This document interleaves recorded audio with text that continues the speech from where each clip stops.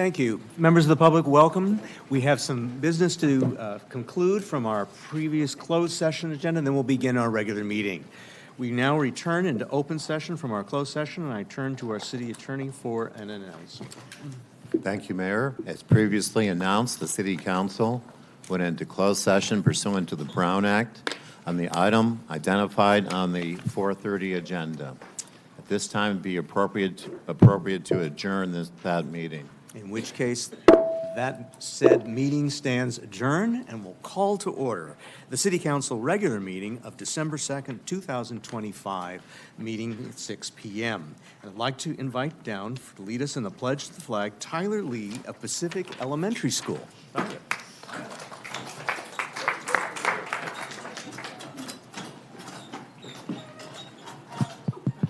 Test. Face the flag.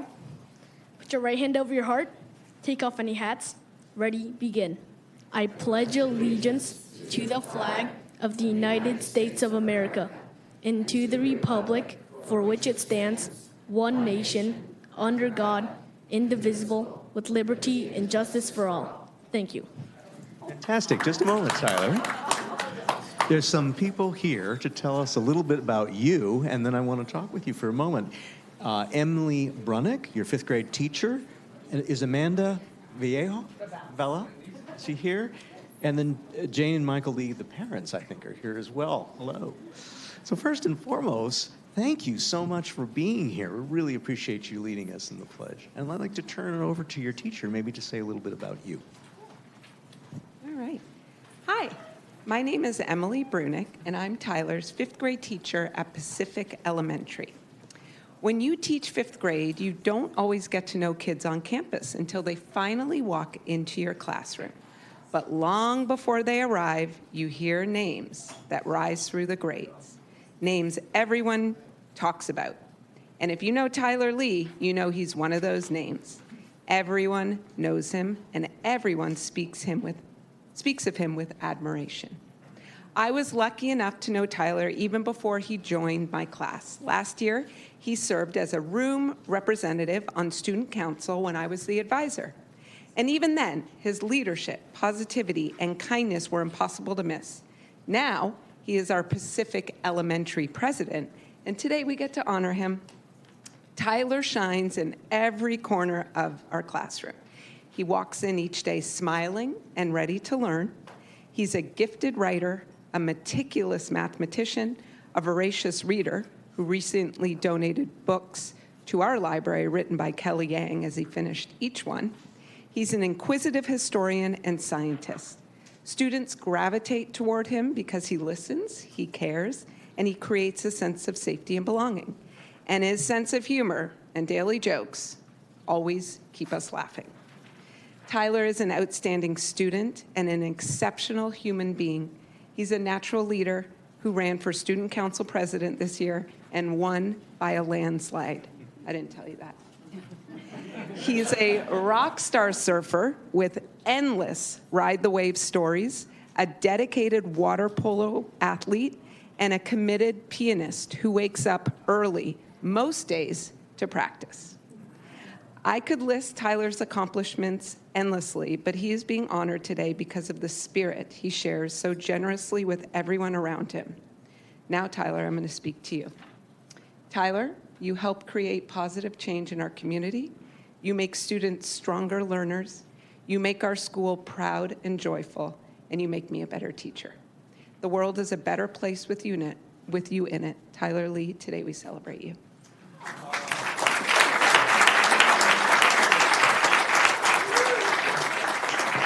Would you like to say a few words, please?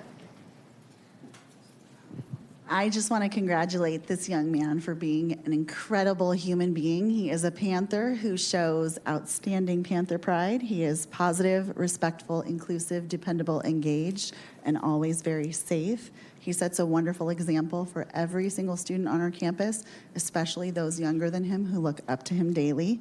He helps me lead every single assembly. We have Wednesday assemblies every single week, and he comes up and helps me lead those assemblies. So Tyler, thank you for being a leader. Thank you for being my sidekick. I'm so proud of you. Keep up the great work.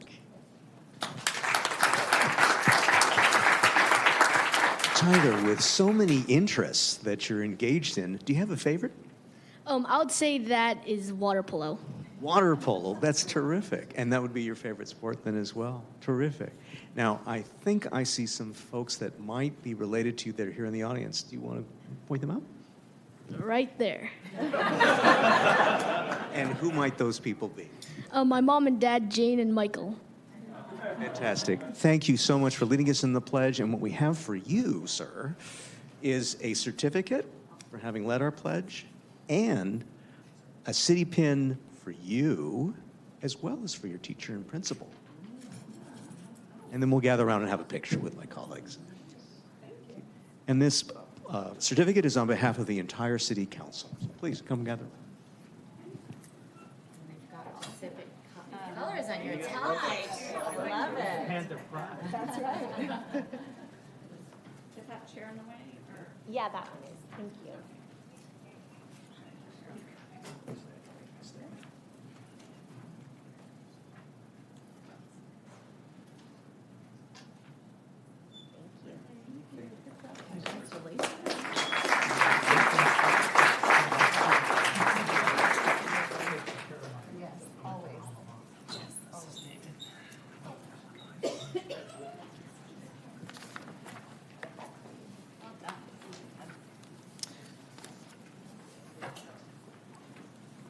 Okay, we'll be getting up again very shortly, but for now, is there a roll call?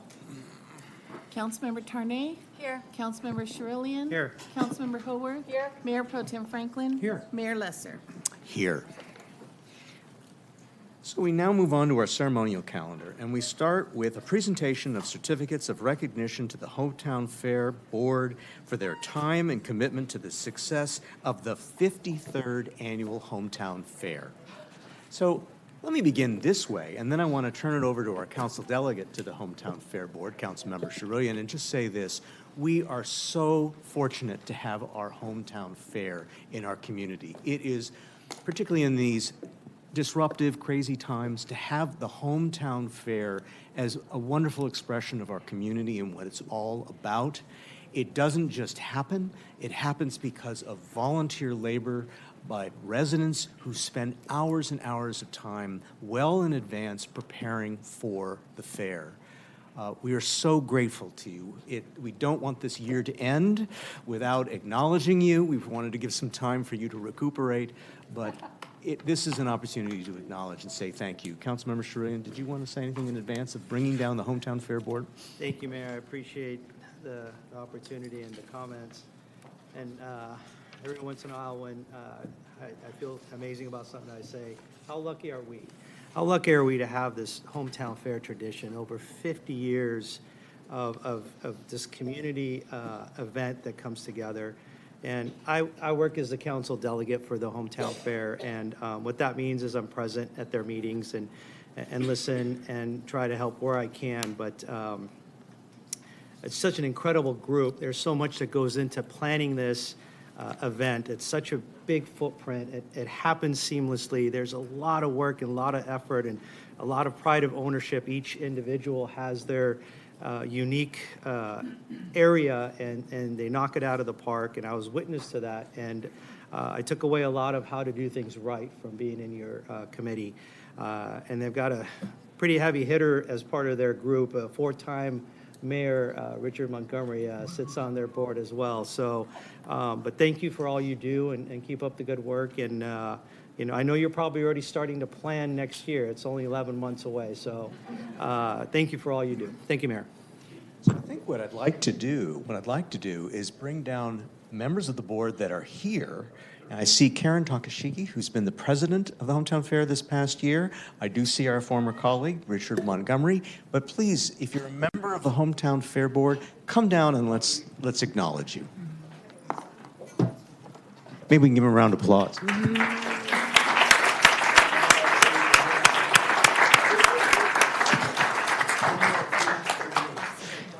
Karen, do you want to introduce who's here tonight and maybe just give a little insight into the volunteer board and how, if residents watching this tonight want to become involved, how they can do so? Sure. Yes, I would love to do that.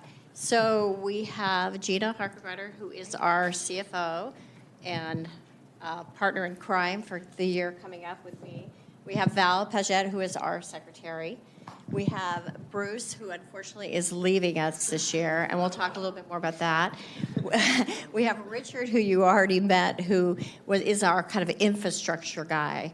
And we have about 5 retirements this year.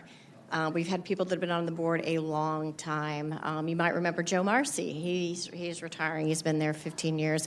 So please, please, if you would like to be on the Fair Board, it's a great group of people. We have 20 people on the board. Unfortunately, we're on the season right now, so we are missing a lot of people tonight. But if you would like to be on the board, please let us know. We'll be putting up applications for interviewing for the board. Probably early next year, January, February, but would love to see more folks from the community on the board. It's a lot of fun. It is some work, but it's a lot of fun. So is there a website or a phone number that those that might be interested should look to be able to get in contact with the board? Go to Manhattan Beach Hometown Fair. Did I get the right website? Fair.com. And yeah, it'll be all on there. We have a great web designer right now who's unfortunately not here tonight, but she'll continue and be updating that with information. Thank you, Karen. So before you go, we have city certificates. And Karen, maybe I'll ask your help to pass these out to those that are here, and then we're going to give the remaining certificates to you unless you would like us to distribute. Maybe we'll keep them for the city clerk to distribute. It's something we'll be talking about city certificates a little later. And then, of course, we have some bling. I don't think Richard gets it. You Sure. still have a bag in your car. I'm sure I do. Thank you. That's everyone? Thank you. And then we'll great. Hold on. Let me give you a city pin. And then I think this is on behalf of all of our colleagues in the city to thank you. And here's my city pin for you. Thank you. Thank you. Richard, do you want a refresher? Thank you, Mr. Mayor. Appreciate that. So for my colleagues, please come gather around. Can we move that chair? Which way? Joe, do you mind moving? Oh, thank you. You need us to even out.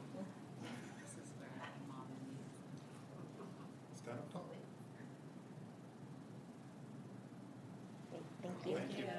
Thank you. Thank you.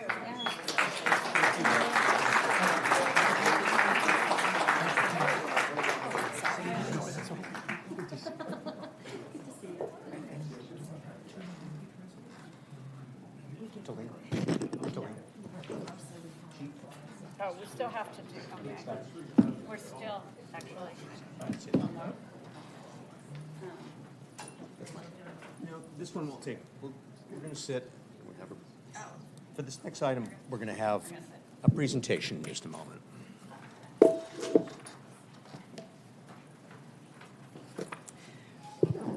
The next ceremonial item is a more serious one, so we'll just take a moment. Item number 2 is a presentation of a proclamation declaring December 2025 as National Impaired Driving Prevention Month. And I'll begin this way. This has been a particularly difficult year for our community, where we lost 2 young adults in incidents involving alcohol on Sepulveda Boulevard. The investigations of those incidents are still underway, and our council will be talking about safety measures with our partners at Caltrans for Sepulveda Boulevard, California Route 1. But there's no question that the combination of fast-moving vehicles and alcohol has had horrific impacts on our community and those of others. Think of the lives cut short. I want to bring down our Chief of Police, Rachel Johnson, to discuss a little bit more about why we're having this ceremonial item tonight and maybe a little bit more of the background. Yes, sir. Thank you, Mr. Mayor, and good evening to the Mayor Lesser and members of the City Council. As a department, I want to reiterate that driving under the influence is entirely preventable, and we remain firmly committed to both enforcement and education to keep our streets safe. So far in 2025, our officers have arrested more than 125 individuals suspected of driving under the influence. We were recently awarded a $66,000 grant from the Office of Traffic Safety, which will allow us to conduct additional DUI checkpoints and saturation patrols throughout the year as we work toward our goal of safer roadways for everyone. The Manhattan Beach Police Department has also significantly expanded its broader safety and enforcement efforts. In addition to conducting a DUI checkpoint in July, we have increased our educational outreach and implemented high-visibility speed and DUI enforcement along the Sepulveda corridor. The department has also deployed surveillance cameras to help monitor traffic and pedestrian behavior. This data, combined with the comprehensive collision analysis conducted by the city and Caltrans, is helping shape a more informed and effective traffic safety strategy. Our community will see increased DUI enforcement throughout the holiday season, including this Friday. Traffic officers will also be conducting DUI enforcement on this day as a part of the Illuminate MAD California initiative, and they will be participating in a joint DUI checkpoint with our partners in Hermosa Beach as well as in Torrance. Additionally, several of our officers recently attended the Office of Traffic Safety's Regional Collaborative Traffic Safety Meeting, working with representatives from the California Highway Patrol, the District Attorney's Office, the Department of Alcohol Beverage Control, MAD, and others to discuss traffic safety behaviors and coordinated enforcement solutions. We ask our community to help us keep Manhattan Beach safe, plan ahead, make responsible choices, and when in doubt, Uber out. That concludes my remarks. Thank you, Chief. Thank you very much.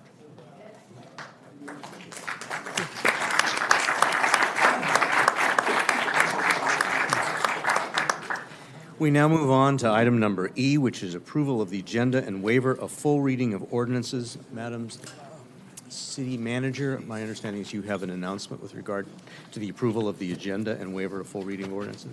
Thank you, Mayor. At this time, I would like to ask the council to consider continuing item number 9 to the next meeting, which is in 2 weeks. Okay. And for members of the public that are watching and in chambers, item number 9 is consideration of resolutions awarding a construction agreement to Zusser Company Incorporated in the amount of $27,839,691, including a contingency and other actions. So that item is proposed for a continuance for 2 weeks. Is that right? Correct. And that would be to our council meeting on December 16th. Is that right? That is correct. All right. In which case, is there an approval to approve the agenda, and that includes consent calendar items? I see there has been a motion by Mayor Pro Tem Franklin. And let me just clarify, does any council member wish to pull any item off the consent calendar?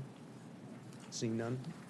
The motion, I presume, is then to approve the agenda as drafted, with the exception of item number 9. I see that it's been seconded by Councilmember Tarnay. We'll call for the vote. Motion passes 5-0. Thank you. We'll now move on to item number F, which is City Council and Community Organization announcements of upcoming events of up to 1 minute, please. Any member of the public care to address council with a public announcement?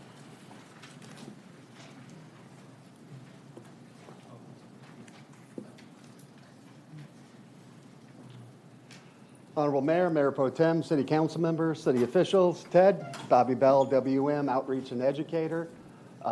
Just wanted to give everybody a heads up. We have our annual WM shoe drive going on at MBUSD. It will start on the 10th and end on the 18th. Every school will have a box in front of it.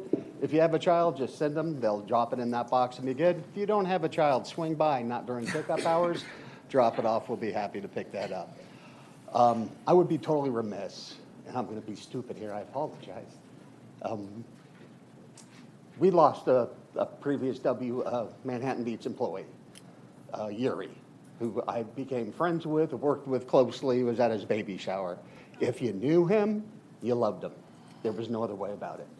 He was the happiest person there is. He loved the Lord. He loved his wife. He loved his baby.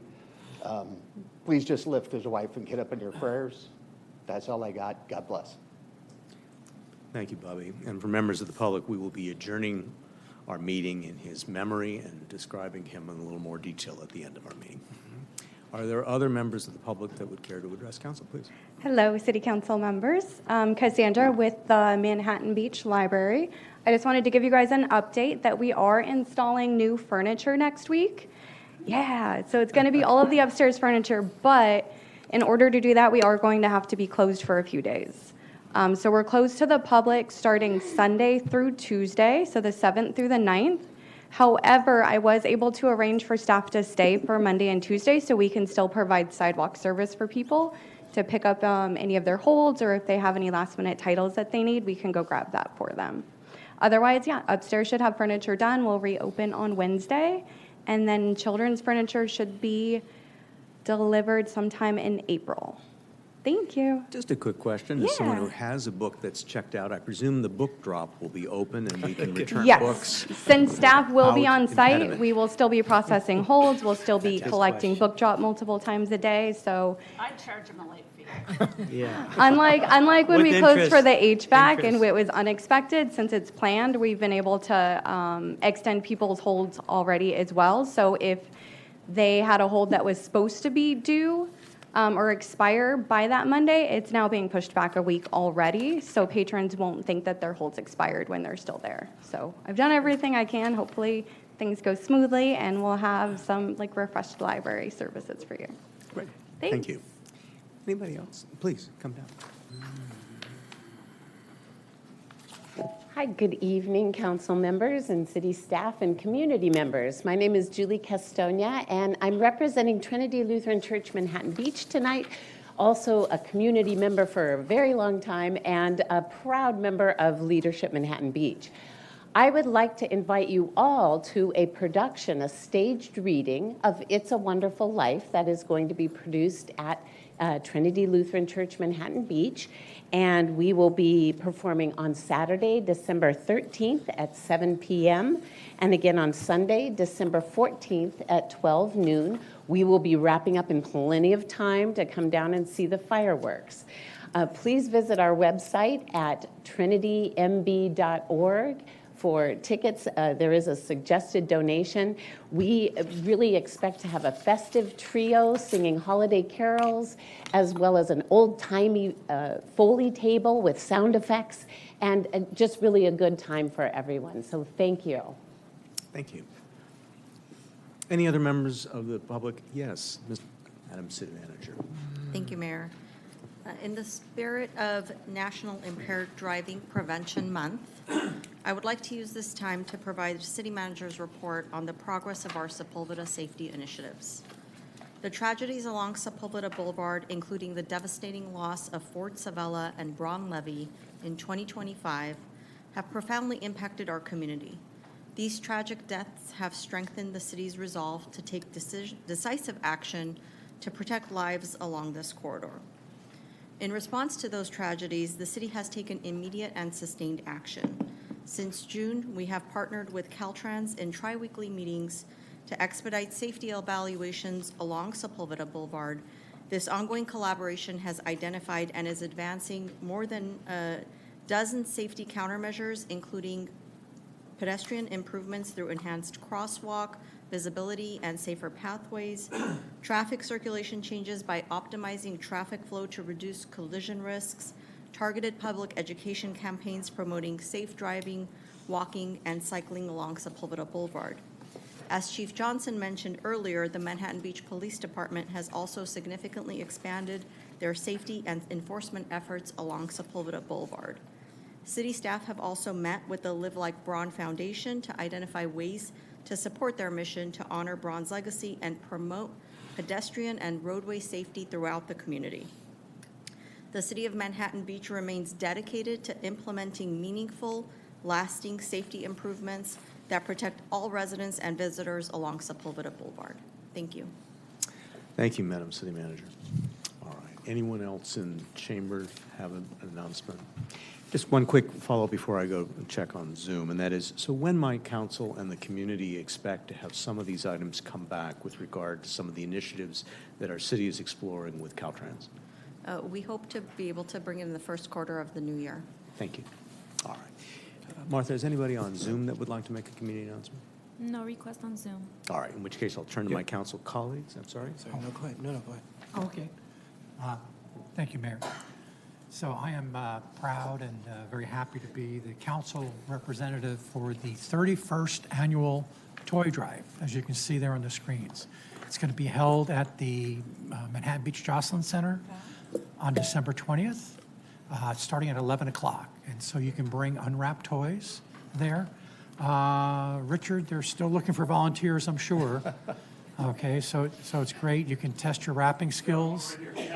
Yeah, we got him. Yeah, he's down. And but it's a lot of fun. It's really terrific, and it's of course it's needless to say it's for a very good cause. And bring an unwrapped toy, as I mentioned before. Tell your friends. Have a lot of fun. I think we're setting up tables to compete with one another. I mean, it's just a fun time. The footballs get thrown around, the new ones and stuff. So come on over and join us. Thank you. Thank you. Other council colleagues? Councilmember Charelian? Thank you, Mayor. Last year, in addition to council, I was the Little League commissioner for Manhattan Beach Little League, and I'm going to be serving in that position again this year. I want to remind all the parents out there to, if you haven't done so already, to register your young ones. The registration opened October 12th and will be ending on December 31st. Go to ManhattanBeachLittleLeague.com or just Google Manhattan Beach Little League and follow the instructions. This is the first year we're going to have the Little League Parade, so we really want to get registration to its highest level. And since COVID, we haven't had a parade, so we want to make sure we have a lot of kids involved, which seems to be a rite of passage for the city of Manhattan Beach community. So thank you. Great. Other council colleagues? I'm just happy the parade's coming back. I'm very excited. Thanks to Park and Rec. Terrific. I have one, and that is that my ongoing series of Coffee with the Mayor, where it's an opportunity for me to speak with residents about whatever issue is on your mind, will continue this Friday, the 5th of December, from 9 a.m. to 10 a.m. in Metlock's Plaza, with plans to move to the east side of Manhattan Beach, probably the beginning of the year, but we'll determine exactly what date we're going to move and where we'll move, and we'll make public announcements, but please come. I want to hear what your thoughts are. Bring a beverage of choice, usually coffee at that hour, and let's talk. Metlock's Plaza, 9 to 10 a.m., the first Friday of the month, and that would be this coming Friday the 5th. Thank you. In which case, with no further public community announcements, we'll now move it on to public comments, where members of the public are invited to address council for up to 2 minutes. 3 minutes, excuse me. 3 minutes of any item that's within the subject matter of our city. Please, feel free to come on down.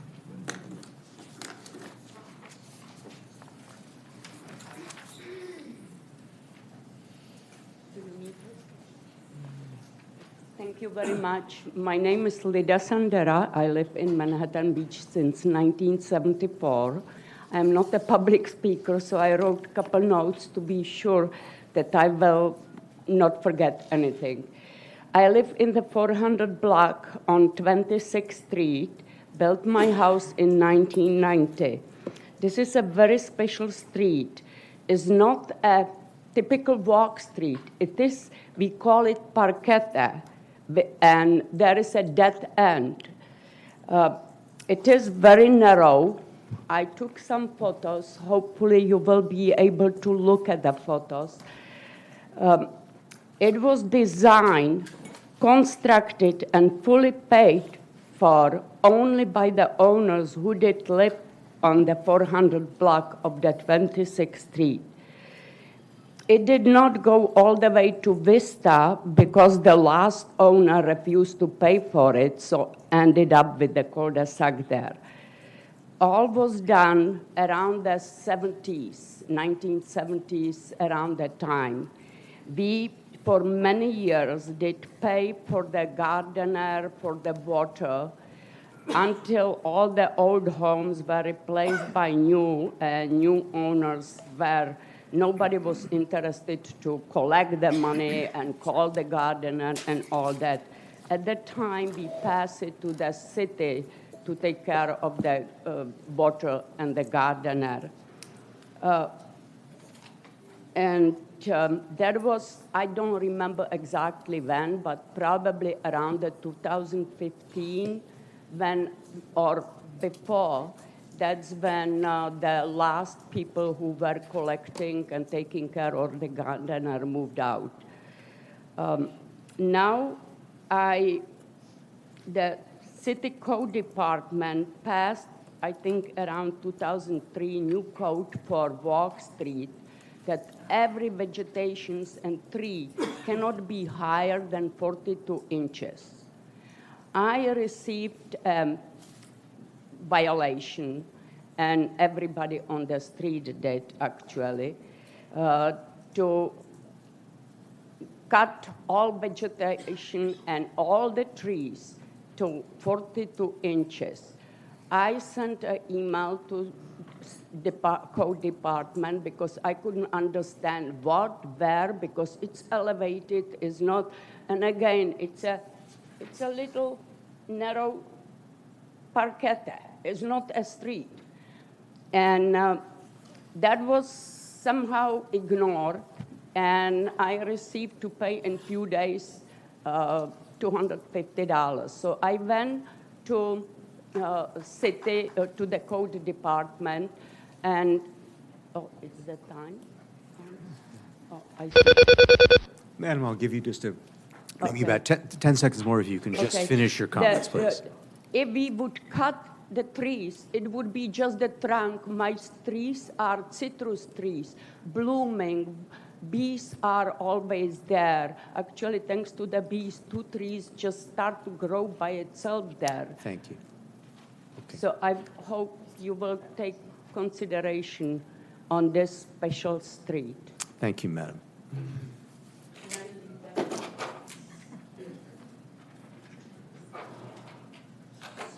That's okay. Thank you. Are there other members of the public that would care to offer public comment?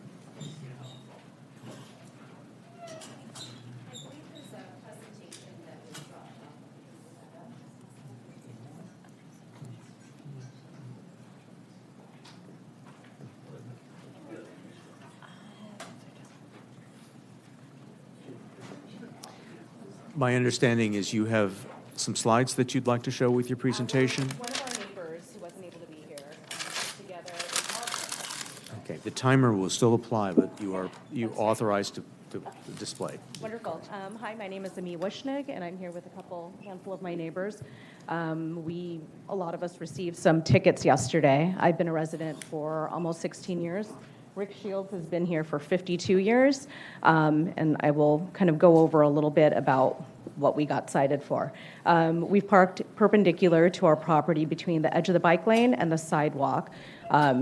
There's a square in between our houses and the sidewalk, I guess you should say, that does not, I'll show a picture in a second. That is 60 inches, allows plenty of room for pedestrians, it's ADA compliant, and no one parks with the, lack of a better word, the butt out of their car. It does not go into the bike lane. Yesterday, we had a newer, I don't think he's new to the city, he's newer to our location, that went on a ticket rampage and ticketed a handful of our cars.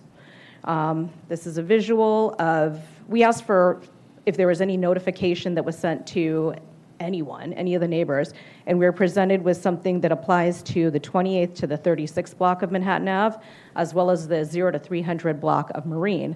We're between 3rd and 5th Street on Manhattan Ave, where the streets as well as the sidewalks are significantly wider. Some areas in North Manhattan Beach have 23 inches of sidewalk. We have 23 feet from the bike lane to our houses. Flyer doesn't apply to us, but we were told that's why we were being ticketed. Oh, can I go backwards?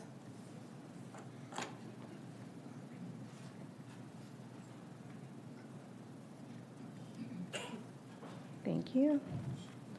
And I want to show you more or less what I am talking about okay, so that's my car. As you can see in the second slide, we do not go into the bike lane. As you can see by the first slide, there's plenty of room at 60 inches that we leave for pedestrians. Tape measurements, and then obviously 23 feet from the property line to the bike lane. When we sat down, we received some notification that the tickets were dismissed, but have no idea what that means moving forward. We were told we could not park in our driveway or block our driveway. So not sure where we're supposed to park, being that construction workers and the city in general takes over all of our parking. So looking to continue what we've been doing for the past 52 years and not get ticketed. Anyone have anything to add? summed it up pretty well. Yeah, I just want to say one thing. Thank you for having us, and thank you, citizens. The biggest thing is the construction going on down on Manhattan Avenue. I know you know what's happening. We're losing all the parking spots because they put a new construction in, and they take away that public parking. So there's no more public parking down there. And then when the street sweeper comes by, all the construction people follow the street sweeper to grab a parking spot, which takes away from all the people that live there. And that's a real common, that happens every day almost through the week. And then lastly, when they have let's say a volleyball tournament here, I've seen people park their car, follow the street sweeper if they can find parking, park on a Friday and not move the car till Tuesday because they don't want to pay for the hotel parking or something like that. So it's really a can of worms down there all along the whole area. It's not just Manhattan Avenue, I think it's Highland too. And it really developed in now the siding, and I've been there, like I said, I grew up in this town. I grew up on a dirt road at 31st and Maple. So I've seen a lot of changes. And I just want to voice our opinion on that about parking because it's so limited, especially if you have a family, where you put friends and everybody on the street. There's nowhere to park the cars. I'll just try in one more second. Yeah, go ahead. Thank you. We were told that they would dismiss the tickets, but we have no idea what to do moving forward. So we've been parking like this for multiple years. It wasn't an issue until yesterday. I think it was done in error, and he's probably in North Manhattan Beach usually and came over to South Manhattan Beach and thought the rules still applied, but we'd like some sort of clarity and also to be told where we can park if we can't park in our own driveways. Thank you. Thank you. At the conclusion of public comment, I will request staff to provide just a little bit of insight on process. Sir, did you want to speak? Yeah, I think the key point is ADA. And from the front of the black car to the structure of our buildings, they're 60 inches, which complies. So we're leaving plenty of room for stroller, wheelchair, or whatever. And so there's free access. Okay, thank you. And we don't impede the bike lane either. Thank you all. And again, at the conclusion of public comment, I'll ask staff for just some further direction on process for all of you. Thank you for coming down tonight. Thank you. Thank you. Are there other members in chambers that would like to address council? If not, Martha, is anybody on Zoom that would like? Well, is somebody else that would like to come down first?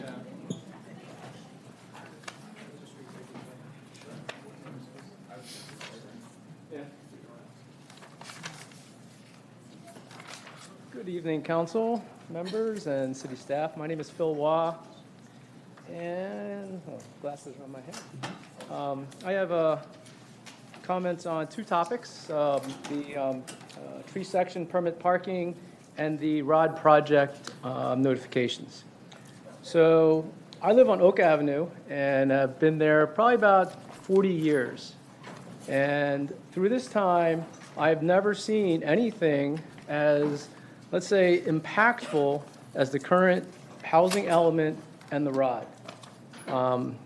And it's clear that the council also agrees with that because the council, recently approved to purchase $13 million piece of property downtown to help ensure future development, quote unquote, respects and maintains the unique essence of Manhattan Beach and complements the city's character and urban landscape. So let's just call it what it is. This whole ROD situation is a huge deal, and I think everyone understands that. And so therefore, it requires full transparency and real public engagement. And yes, I hear you guys when you're saying that when it comes to these high-rise projects, hands are tied, there's state mandates, limited control, but there is one area where the council has full control, and that is how and when to notify the public. And posting documents online, at least to me, is not real public outreach. It's just checking the box so that most people, checking the box because most people won't actually see it. All it does is it gives the city the opportunity to say that they inform the public, even though most residents won't even know what's happening until the project is far along or if it's actually under construction. And so to just post things, online to me is just totally unacceptable. So what I'm asking is pretty simple and straightforward, that the city send out notices to every Manhattan Beach property owner as soon as the city receives a project plan for preliminary review, and include the prospective developer's name and contact information. You may ask, well, why? Well, because if the city's hands are truly tied, then the community needs the ability to step in early and strongly. The Hermosa Beach residents, they made real changes. And I think we can do the same, but we as the residents can only do things if we know what's coming. And I'm urging the council, once again, to provide citywide RIDE project notification of full information, including developer contacts early as possible, preliminary review. Thank you. And just lastly, I do support the tree section permit parking program. Thank you.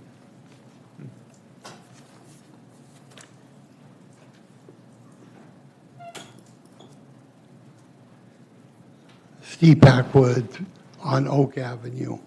I'm going to be speaking under 8 and 10 when it comes up, your agenda items for discussion. But I would just like to urge the council to take a more active role, because I know that we have another ROD development that will be coming up very shortly. As I understand the last... As you know, we request members of the public either address an item now and then not have a second bite of the apple to come back later just by virtue of time management. Are you seeking to address those items now, or just making a general comment? I'm just addressing the participation of City Council in the overlay process that's done by SCAG, that you should have it. And I don't believe, Honorable Mayor, that that's on the agenda from that perspective. Thank you. Please proceed. And I would hope that the City Council would take an active role and designate one of your council members to participate in that process. Last time it was done, there was a El Segundo City Council member that apparently was our designee as well that went forward with it. And the end result was El Segundo got substantially less designation for additional housing than Manhattan Beach did from that perspective. So I hope that you will consider that. It's a very important time for us to be coming up. And I think it's worth the time of City Council to participate in that. Thank you, sir.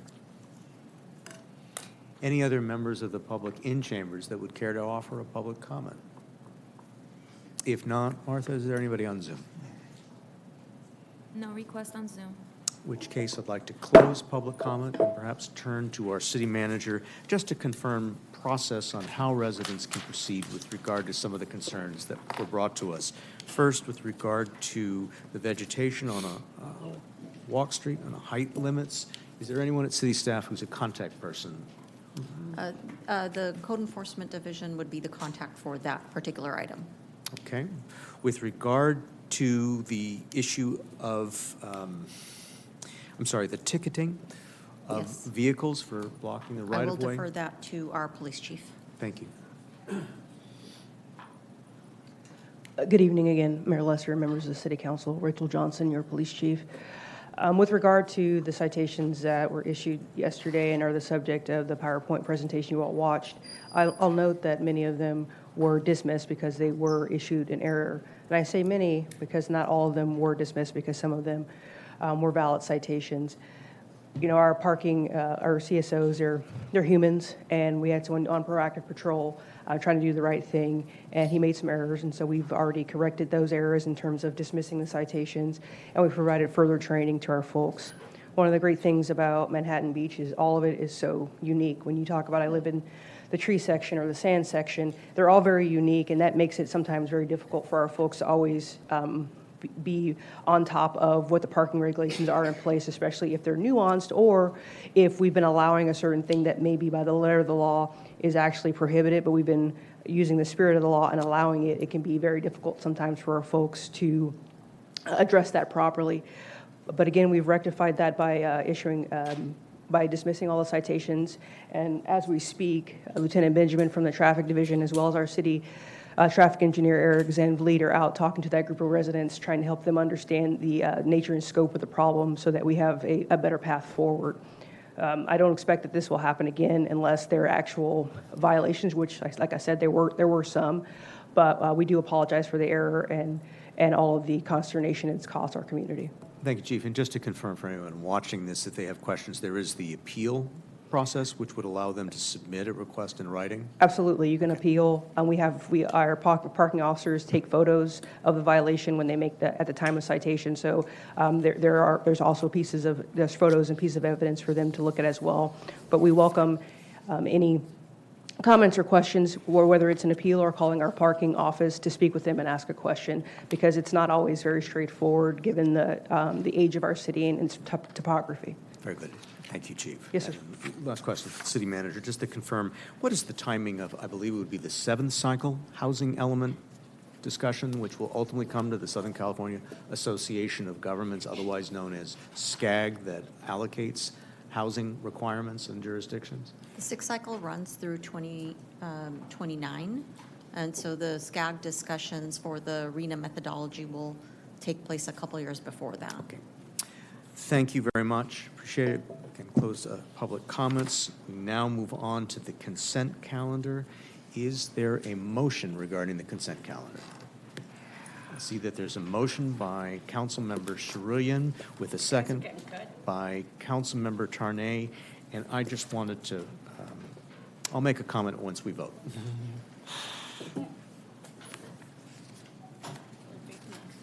Motion passes 5-0. Great. And my comment was simply to acknowledge an Eagle Scout who is with a Manhattan Beach Troop 849 who has just gotten approved a plan to replace the mile markers on our Veterans Parkway. This scout worked closely with city staff the whole way to ensure that these markers met our city requirements and was something that the community can be proud of. It comes at no cost other than staff time to install these markers, all volunteer labor as well as volunteer contributions by the scout and the troop, and it's just it's a great project, and I'm grateful to the scout for all of his dedication. Councilmember Charelian, did you want to add anything more on that? No, at this time I won't, but thank you for bringing that up. I was going to pull the item, as you know, but thank you for bringing that up. Thank you. Okay, in which case we move on to no items removed from the consent calendar, no public hearings tonight. We move on to general business items, and item number 8, which is consideration of a resolution to establish a section residential permit parking program in the neighborhood west of Sepulveda Boulevard between Manhattan Beach Boulevard and 33rd Street. Good evening. Good evening, Mayor Lesser and members of the City Council. Before you begin, yes, Councilmember Franklin has an announcement. Yes. Please. One moment, please. Drum roll, please. So I will recuse myself from this item based upon the advice of the city attorney. I live in the area being considered. Thank you. Don't eat all the M&Ms back. Eat all the M&Ms. So, Mr. City Attorney? We're not certain this is definitely a conflict. It would have to affect the value of his property, but just out of an abundance of caution, Councilmember Franklin will recuse, leave the chambers, and we'll call you on the next item. Okay. And as the Mayor Pro Tem is excused, let me remind for the members of the public that the next item, item number 9, which concerns the 28th Street Infiltration Project contract award, has been continued. It will not be heard this evening. It will be heard in 2 weeks at the council meeting on December 16th, if anyone's waiting for that item. You may proceed. All right, thank you. Yes, Eric Van Sleet, the city's traffic engineer, will be leading this, will be providing the staff report for this item. Thank you.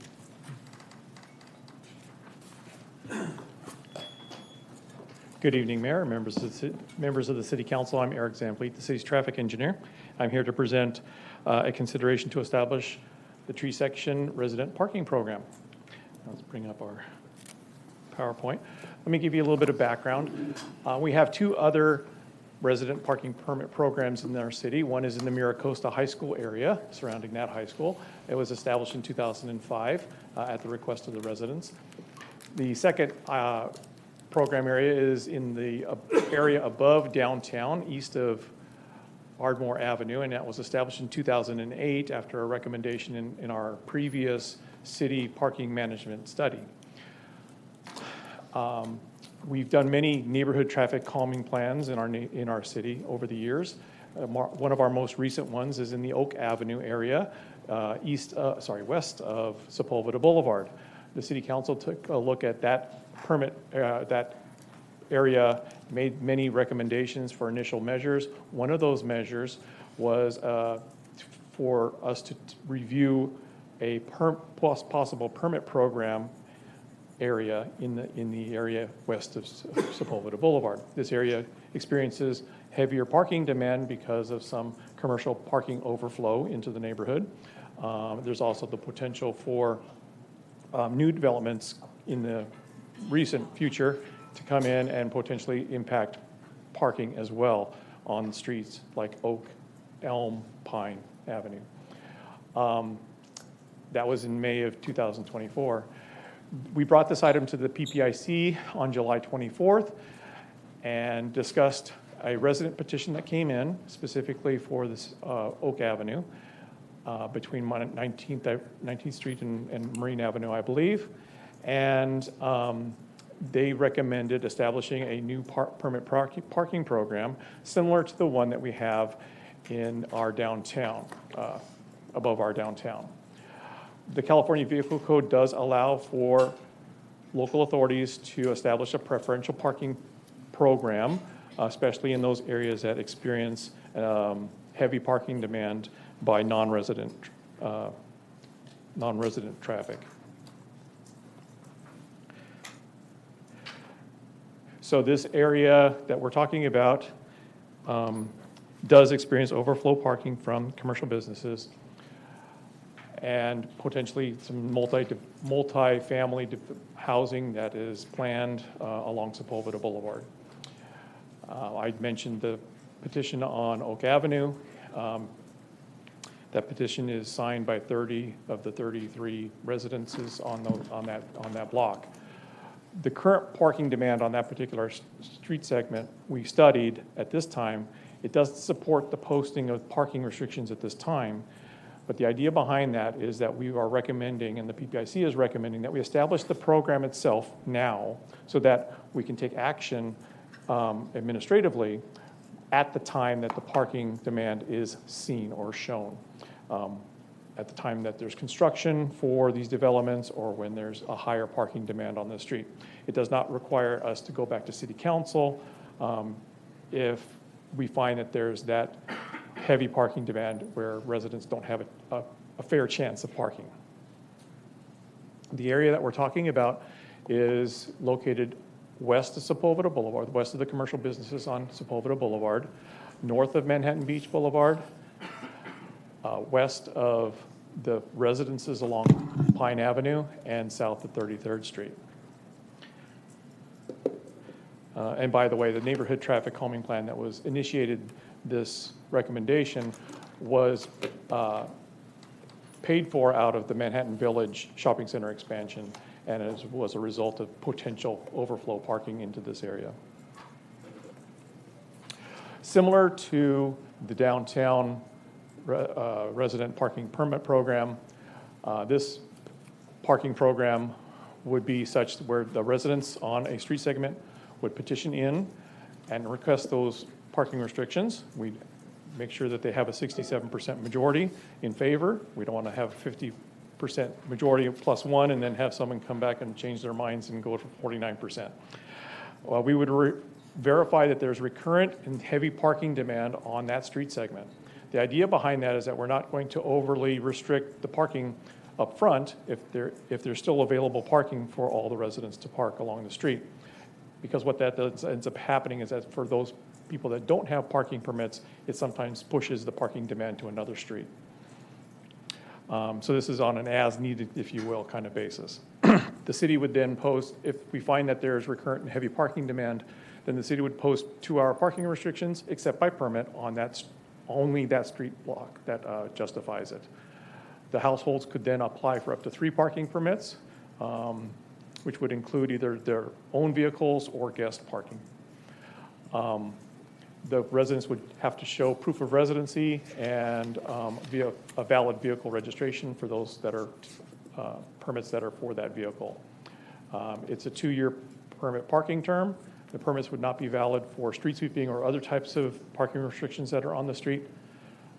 We would use the same fee structure as we do for the other parking permit programs, and they could also opt out with a similar type of petition with, again, 67% majority.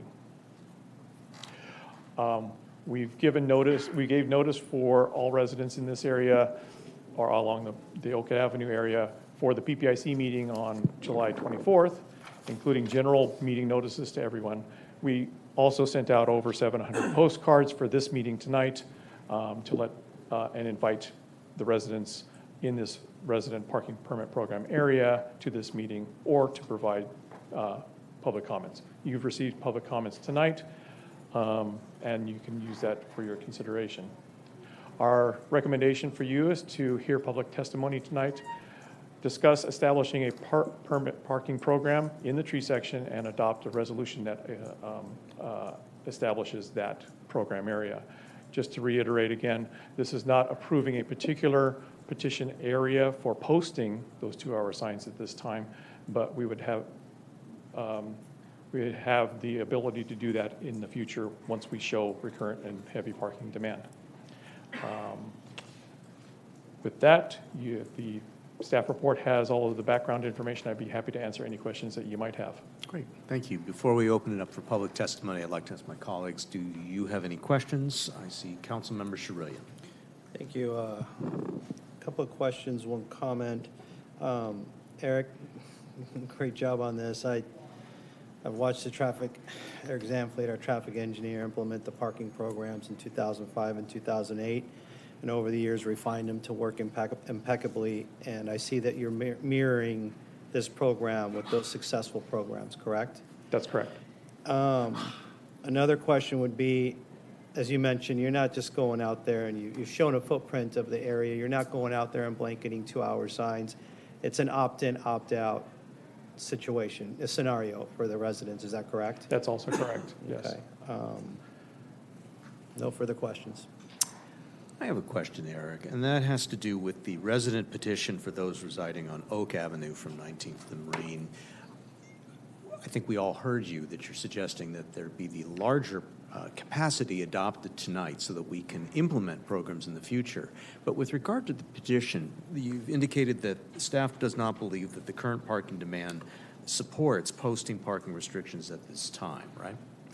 But I wanted to better understand the criteria that's used to evaluate the petition and how long there must be before petitions can be submitted again, to the extent that it's been submitted now and staff does not believe that restrictions are appropriate at this time. Sure, I'll give you an example of what we did when we studied the parking demand now in preparation for the PPIC meeting. We went out there several different times on several different days to kind of cover a range of times and dates, whether it's a Friday, a Saturday, early morning, afternoon. At no time did we find that there was over 50% of the parking filled during the times that we studied it in July. That may change, and so the conditions can change. We can go back out there at the request of the petitioners and to say if we've identified some different change, say for instance that there's construction that's going to be started on a multifamily home or a multifamily building, we will go out there. Once we confirm that there is repeated parking demand from non-residents that is impacting even a portion of that street segment, we can move forward with posting the parking signs. So there's not a time period that not petitioners need to wait? Correct. Okay, not a thank particular time period, but there's also not a minimum time period where we will not review it for a year, say, for instance. Thank you. Councilmember Howarth? My question was triggered by yours.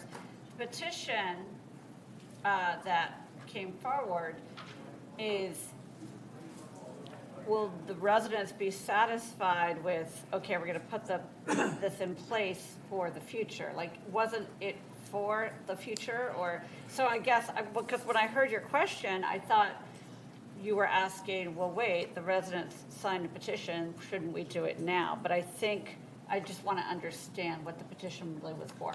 Sure. The way the petition was written in my discussions with the key residents that were on the street that circulated the petition, the worry is what's going to happen with multifamily homes. That was my assumption. And so I think we want to make sure that the program is in place so that we can pull the trigger quickly and not have to wait 3 months. Right, so the folks who signed that petition understood that was their intent, and this is why we're doing it sort of proactively in case of. To be more clear, I'm sure the petition, they would like to have it in place now. Okay. But they also understand that it could be implemented quickly using the format that we're Thank you. suggesting. Thank you. Thank you. Colleagues, any questions? Councilmember Charelian. I just have a quick question. Thank you, Eric. What is the permit fee for, once this gets implemented, how do you determine the permit fee? It's the on most those? reasonable fee that you'll ever see. It's $15 for the first permit, and $5 for every permit after that. Thank you.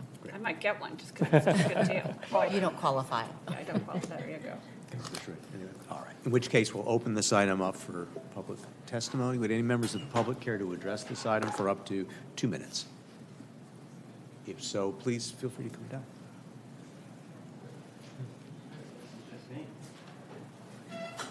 Okay. Hi, Ed Duffy, 3001 Oak Avenue. I appreciate what was just presented, but I have to really take umbrage to our particular area, because if you come by any of our area on a Monday around 30th and Oak, you will find that the trash trucks can't get down the street. A fire engine could never get down the street. Most of the time, a car can't get down the street. The medical buildings completely fill our neighborhood. They completely fill it. They all have their smocks on, so I know where they're coming from. They're there 24/7, from 9 in the morning to 6 at night, 5 days a week. 2 days, they only can park on one side of the street because of street cleaning. Then they have to actually extend farther onto Elm and farther into the neighborhood. It's really, really, really a problem. We've been dealing with it and living with it for way too long. And it's only going to get worse, because when they start building on these streets near us, it's going to be horrible. And it's not that it's somebody going to the store or somebody just casually buying goods at a market or even walking across the mall for an hour. It's literally people staying there all day long. And it's an extreme problem. And if somebody wants me to start taking pictures, I will. I'll send them. You'll see cars cannot get down the street. They can't get around our neighborhood because they're parked on both sides of the street. And it's pretty awful. Anyway, there you go. Thank you, Mr. Duffy. My name is Marilyn Holcomb. I live on 33rd Street, just the first house that is west of Sepulveda. And I want to say thank you that we are trying to be proactive on this, and I do want to support it. I think it needs to be done as soon as possible. On our particular street that is between Sepulveda and Oak, we have 5 parking spots on the opposite side of the street. There is no parking on our side of the street, ever. It's all red. On the opposite side, from 7:30 to 9 each morning, there is no parking. So these people, as was mentioned, that work on Sepulveda, they wait till 9 o'clock to go and park there. And then you see them parking and getting out of their cars right at 9 o'clock. And the urgent care is also there on the corner of 33rd and Sepulveda, and that greatly impacts. And it isn't people who are there, as they said, as Ed said, for a few minutes. They don't know how long they're going to be there. It depends. And it's not that there isn't an emergency or something urgent for them, but we cannot park across the street from our own home. We can't park in front of our home, but we can't park across the street from our own home either. And so this greatly impacts us, and we would like to be able to park on our streets through all of Oak, on 30th, all of them. And Ed is right. You cannot go down 30th. Even to make a circle for me to go around the block, because I can't park on my street, so I have to go down to Elm to get and see if I can come up there on Ardmore. It is horrible there at Elm, between Oak and Elm on 30th. And so thank you for being proactive. I hope that we can make this happen sooner rather than later. Thank you for your time. Thank you, Ms.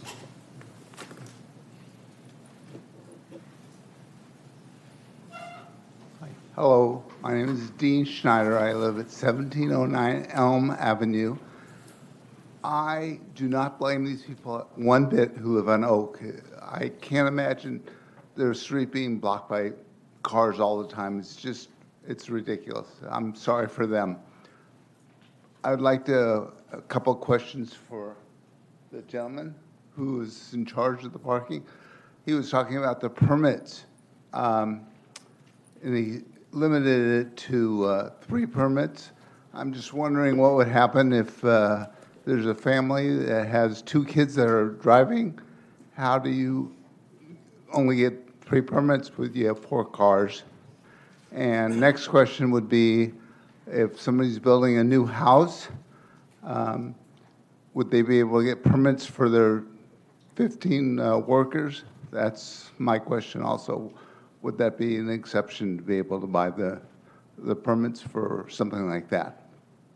Thank you, sir. At the end of Thank public you. comment, we'll ask staff about those questions. Thank you. Next speaker.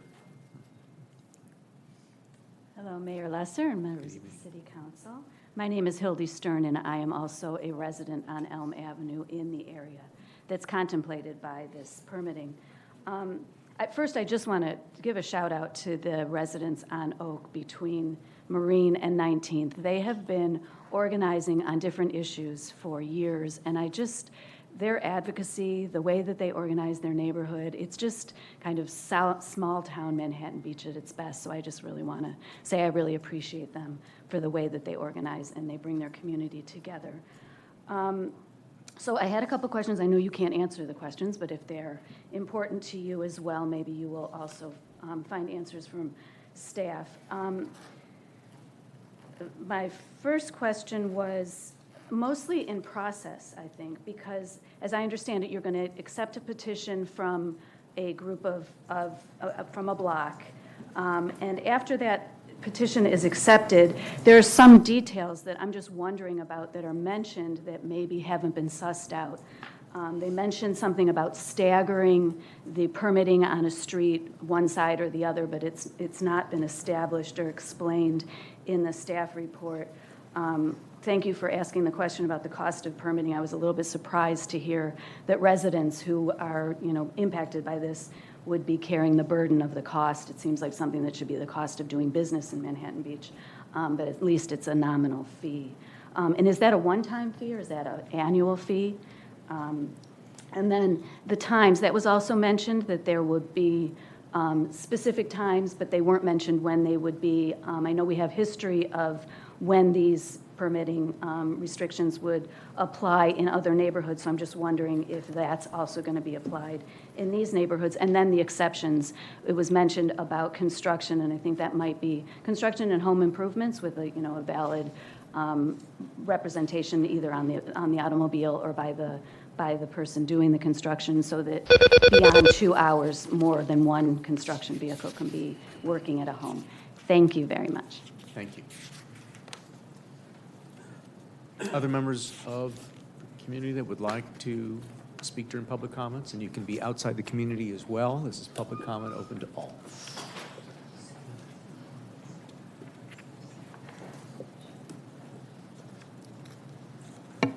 Again, Steve Packwood. I live on Oak Avenue. I've been there since 1994. I have come to different city councils with this issue, specifically on 30th. I have taken pictures of those, what happens on Monday when the trash can comes in. I have warned you that if a fire truck goes by there on Monday and can't get through, I would be the first in line to come and sue the city because they have not allowed for particular safety on that street. I have talked to Eric, my good friend down here, and he says, oh, that hasn't been addressed yet. We have addressed it with a petition for Oak Avenue. I'm a little surprised that now we have expanded it to the next 2 streets because of the fact that, oh, if we don't allow parking on Oak, then they'll just go here and here and here from that standpoint. The Oak residents have requested that this be done. It's a problem now. It's going to be more of a problem when they start to have development. You mentioned construction exceptions. You go by Oak Avenue any time now, and you're going to see at least 3 different construction projects going on. And all of the construction guys are there from that perspective. I tend to question surveys that are done by our traffic engineer because we were also involved with the mall issues, and some of you were on that committee as well. And we talked about the flow of traffic where they used Oak Avenue as a thoroughfare to bypass Sepulveda from that standpoint. I urge you to support this and move forward with it, clarifying any questions. But from an Oak Street perception, I don't believe that it's an issue that we can wait for. Thank you very much.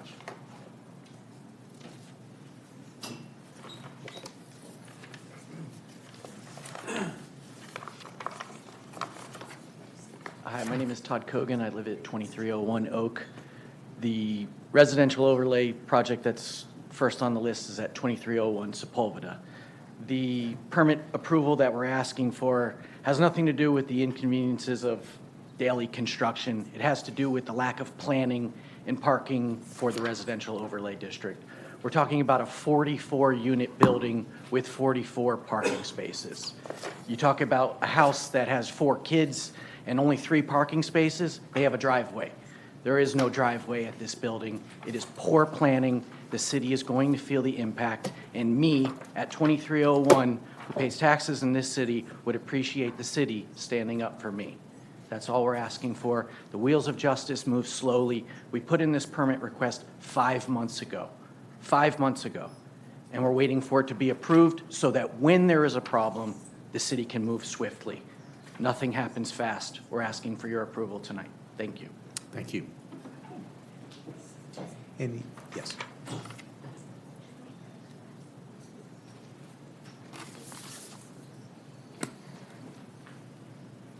Good evening, Mayor and council members. My name's Steve Alexander. I live at 2101 Oak Avenue. I've been there since 1984. And I do live in that area between Marine and 19th. And my neighbor Todd just spoke, and he and I were the ones who initiated the, speaking with Eric, initiated this permit process. We're concerned about this ROD overlay, the residential overlay on Sepulveda, and impact it's going to have on Oak Avenue. So I'm hearing tonight about the area north of us and their unique issues. Ours, what triggered us is not that. But I have seen trash trucks down there, and when I see them, if I have to go north on Oak, I usually go down to Elm and then go north that way to avoid being bottlenecked. Anyway, our unique area it has to do with the fact that if you know the area where that project is going to be built, 7 stories, 40-some units, there is a parking lot that extends onto Oak Avenue. It's blocked off. That's not going to be part of the project. We're assured by the city that's not going to be a staging area, okay? But we would like that to be codified in some way. What we've seen in the past when there have been different businesses on Sepulveda is workers jump the wall and park on Oak Avenue. And we wanted to be proactive, have this in place, and that so it could be implemented soon as they mobilize on Sepulveda. We don't want to start the process and even have to do it. We know administratively it's going to take time. We're not asking for it now, but we'd like to pull the trigger as soon as they start. Thank you. Thank you, Mr. Alexander. Any other member of the community that would like to speak? I'm sorry, member of the public that would like to speak on this item in council chambers? If not, Martha, is anybody on Zoom that would like to speak? I see somebody else who would like. I have one question. Please come down to the microphone, and then we'll go to Zoom. Hello, everyone. My name is Dale Eisenhower, and I live on Pine Avenue between 19th and Marine, 2400. And my question is, how would a person who doesn't live on Pine Avenue know they can't park there? Are there going to be signs? Because my section of Pine Avenue we don't have signs. We don't have street sweeping signs. We chose many years ago not to have signs every 10 feet. So how would anybody know they can't park there? Question number one. Question number two, right now there are 4 construction sites between Marine and 19th on Pine. 4 houses going up. It's a little block. And so where will all those trucks park? It's lots of trucks. It's at least 4 trucks for every property. And where will they park? They will just park. And so how do we know that this process will even work? That's my big question. Thank you. Thank you. Okay. Would anybody else like to address this item before we go to Zoom? Seeing none, Martha, is anybody on Zoom that would care to address this item? No request on Zoom. All right, in which case we'll close public testimony on this item. And I'd like to go through some of the questions that I heard, and feel free to address any that I miss, Eric. Certainly, I was keeping notes as well. Would you like Should to I go address through them, some? or would you like to go? I think I might be able to take a stab at a lot of those. So there was a concern about the narrowness of the streets, particularly on 30th Street. We are aware of that. In our city, we do not require two lanes of traffic on our streets. We can have 1 lane for 2-way traffic, and oftentimes that becomes narrow. The difference about 30th Street is that there's some parking areas that kind of encroach into the lanes a little bit more than others. We can definitely take a look at restricting or removing parking on one side of that street. Also, they are included in this parking petition area, and so they could apply for and request residential parking permits and go through the process. With regard to having only 3 parking permits per residence, we've tested this in both of the residential areas that we have now. It works very well. You are supposed to use your garage. You are supposed to use your driveway for parking. This is for overflow parking. This is for those cars that you don't have in excess of 2 or 3 cars, really. We can issue a guest permit, so you can put it on any of your sons or daughters' cars that happen to be out there. This is also a 2-hour parking zone, so you're allowed to have, people come and take care of your house, or landscapers and things like that. They're not required to have a parking permit to park there. And so it's a matter of, how you, like we did when we were kids, who goes in the park in the driveway, who needs to get out first in the morning, and all the rest. So you have to manage that yourself. With regard to contractors are not allowed to get parking permits. If there is a special need where they need to load or unload or have an equipment in front of their property because they're welding or they're delivering something, we issue street use permits for that. Those are for limited times and for particular reasons. And that's how we manage the contractors with regard to that. Yes, in other areas of the city, we have construction management parking plans where the contractors are not allowed to bring 5 cars with them. And so this may be one of those areas where we look into doing something like that as well. and restricting the number of contractor vehicles. They would have to carpool in the morning, or they'd have to park in a remote location and then have fewer cars on the street. With regard to the cost is a biannual cost. It's for the permits are for 2 years. It's only $15, again, as I mentioned, for the first permit, and $5 for each additional permit after that.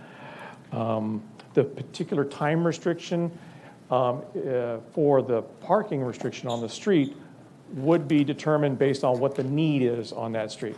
In the Oak Avenue area or the tree section, it would likely be business hours. And so we're trying to avoid the business hours and have the 2-hour parking restriction for that. You wouldn't need a parking permit to park overnight.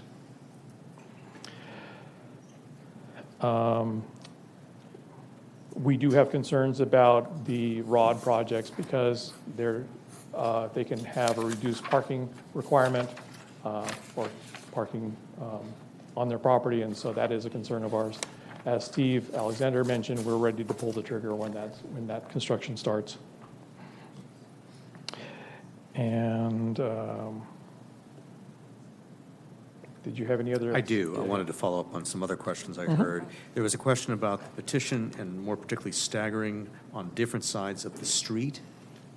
So no, we're not considering a staggering of any parking restrictions. It would be a flat 2-hour parking except by permit. Okay. There was also the staggering maybe yes. is identified in the Miracosta area where there was no parking on one side during certain hours and no parking on the opposite side during a different set of hours. And that's a staggering system. We're not proposing that here. Not proposing it because there are limitations, as was indicated by one resident of the red curb extending for certain lengths that make it difficult logistically to implement? Yes, I mean, there is a segment of Oak Avenue that's red, and so, you know, you want to have more parking available other places along the street. We don't guarantee that you're able to park across or in front of your house. Two other questions. We don't do that. Residents, and then I see colleagues have questions, and I have one as well.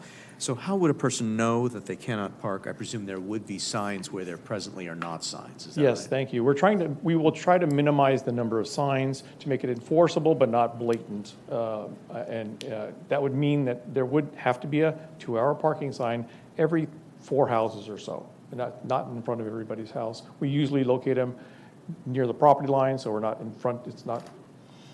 The signs themselves are not in somebody's front yard. Okay. And those signs are required in order to... They are required for enforcement. To enforcement. All right. And finally, with regard to multiple construction sites, where practically will the vehicles park, just from a logistics standpoint? So contractor vehicles, according to the California Vehicle Code, are allowed to park on any public parking space that's on any public street.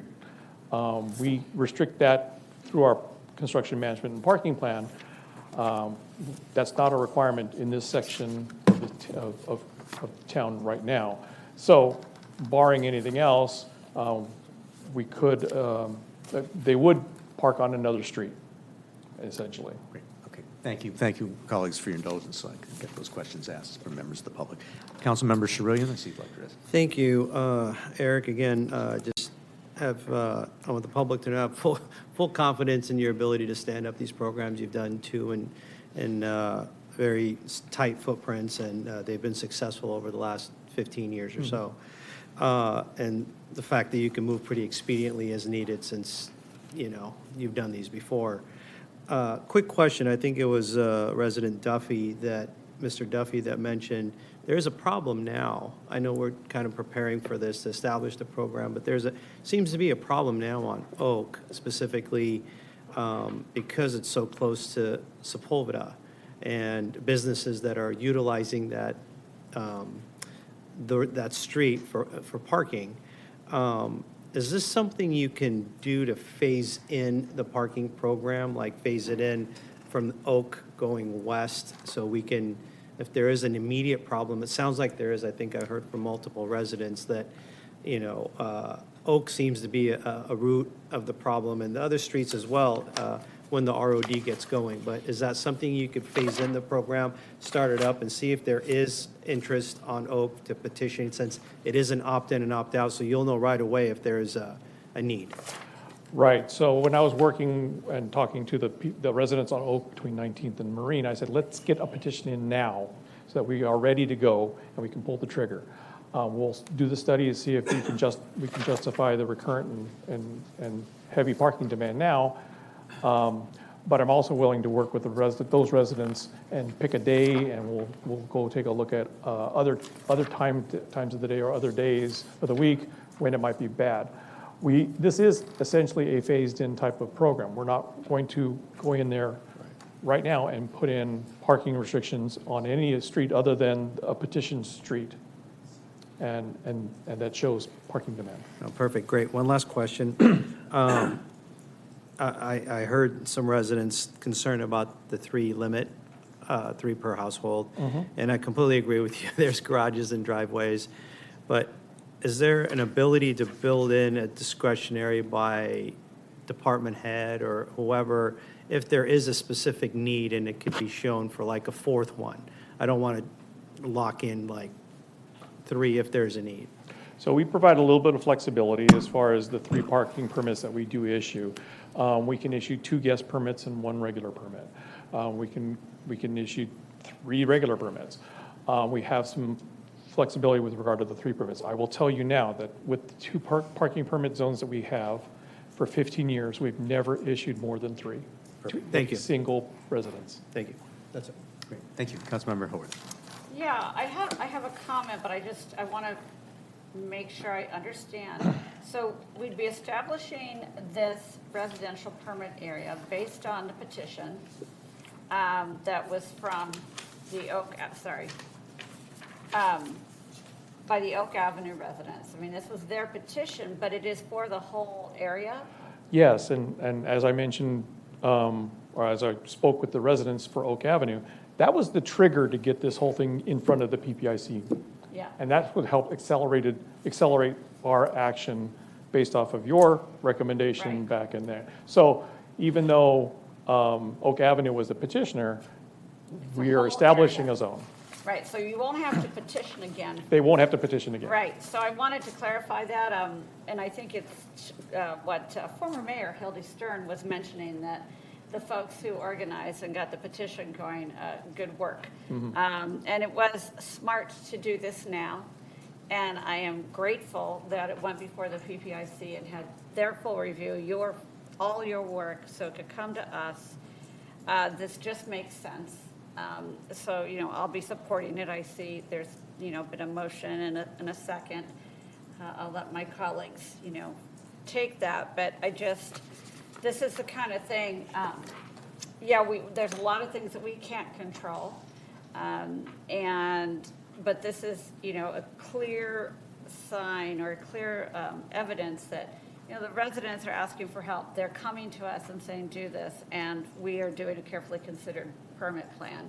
And so thank you to the residents who did work on this, and I'll be supporting it. I have one follow-up question based on Councilmember Howard's comments and something I've been thinking about, and that is, Council could direct that we adopt the program, but then because a petition has been submitted and not to have these residents have to go through the process again, to direct that this item come back once the program's been adopted to evaluate the parking at that time. Can we not? It wouldn't be necessary. It's written into the program guidelines that we can establish the 2-hour zone administratively. It doesn't have to go back to PPIC or the City Council. For my own comments, I'm in favor of being proactive here. I very much am grateful for the residents for filing their petition, getting ahead of even what I know I and I think my other colleagues all want to do in reaction to the state-mandated housing over which we have limited control. As was indicated by one speaker, these state-mandated housing, multi-tenant housing projects are going to be underparked. I think we have a duty to be proactive. I'm very much in favor of adopting this program and to be proactive in adopting the restrictions in advance of construction to protect their lives and their access to their homes. With that, I see Councilmember Charelian. Thank you. Thank you, Eric, for the report, and to all of our residents for showing up today and sharing with us, because what we know about all of our neighborhoods, it's like every neighborhood is different, and we all have different parking issues. So it's really important for council to hear the particular issues within your neighborhood. So it's so impactful when people show up and they share with us their particular concerns and their particular issues, because it is very nuanced. It's not going to be a one, parking solution that fits all of us. So, I echo what the mayor and my colleagues have said, that we are so appreciative of the residents for working with our city staff, and for city staff for being really proactive and making sure that this isn't a long drawn out. It's very frustrating when you can't get parking and you and people who are in the commercial areas are parking in your spot. So thank you so much. I will be supporting this. Great. Councilmember Charelian, I see you want to speak and that you have a motion on the floor. Yes, and I'll take them both at once, if I may.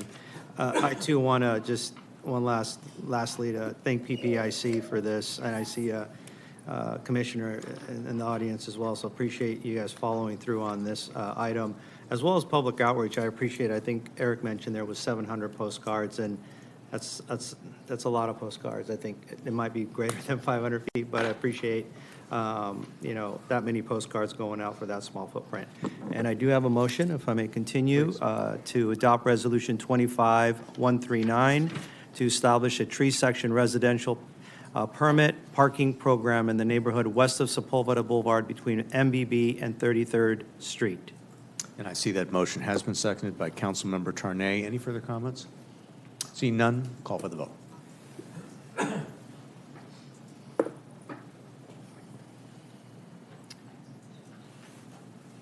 Motion passes 401.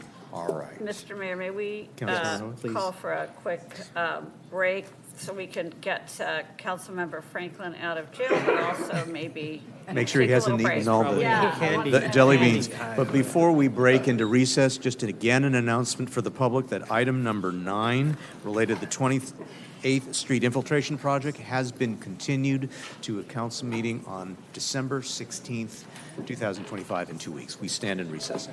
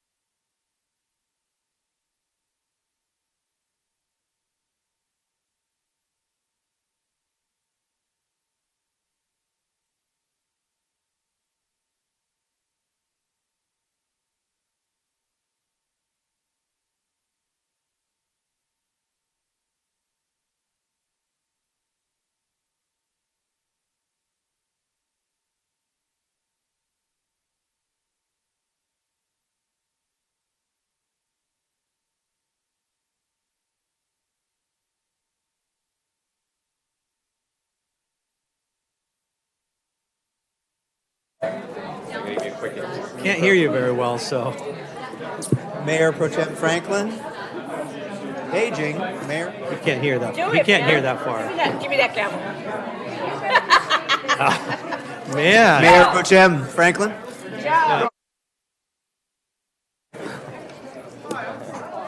There he goes. He was trying to find out what happened.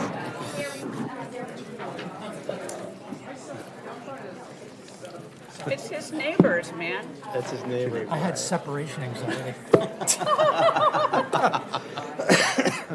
Everybody good? Where's my... Pegasus, can we go live? What are you looking for? So great. I'd like to call back to order our city council meeting of December 2nd, 2025. We move on to item 10. Again, item 9 is being continued until the December 16th city council meeting. This is a discussion of the city's courtesy noticing policy for state density bonus and residential overlay district projects. Great. Good evening again, Mayor Lesser and the full members of the council. This item, Adam Finestone, the city's planning manager, will be presenting it to discuss, as you said, the courtesy noticing process for ROD projects, as well as other multifamily housing projects using state density bonus provisions.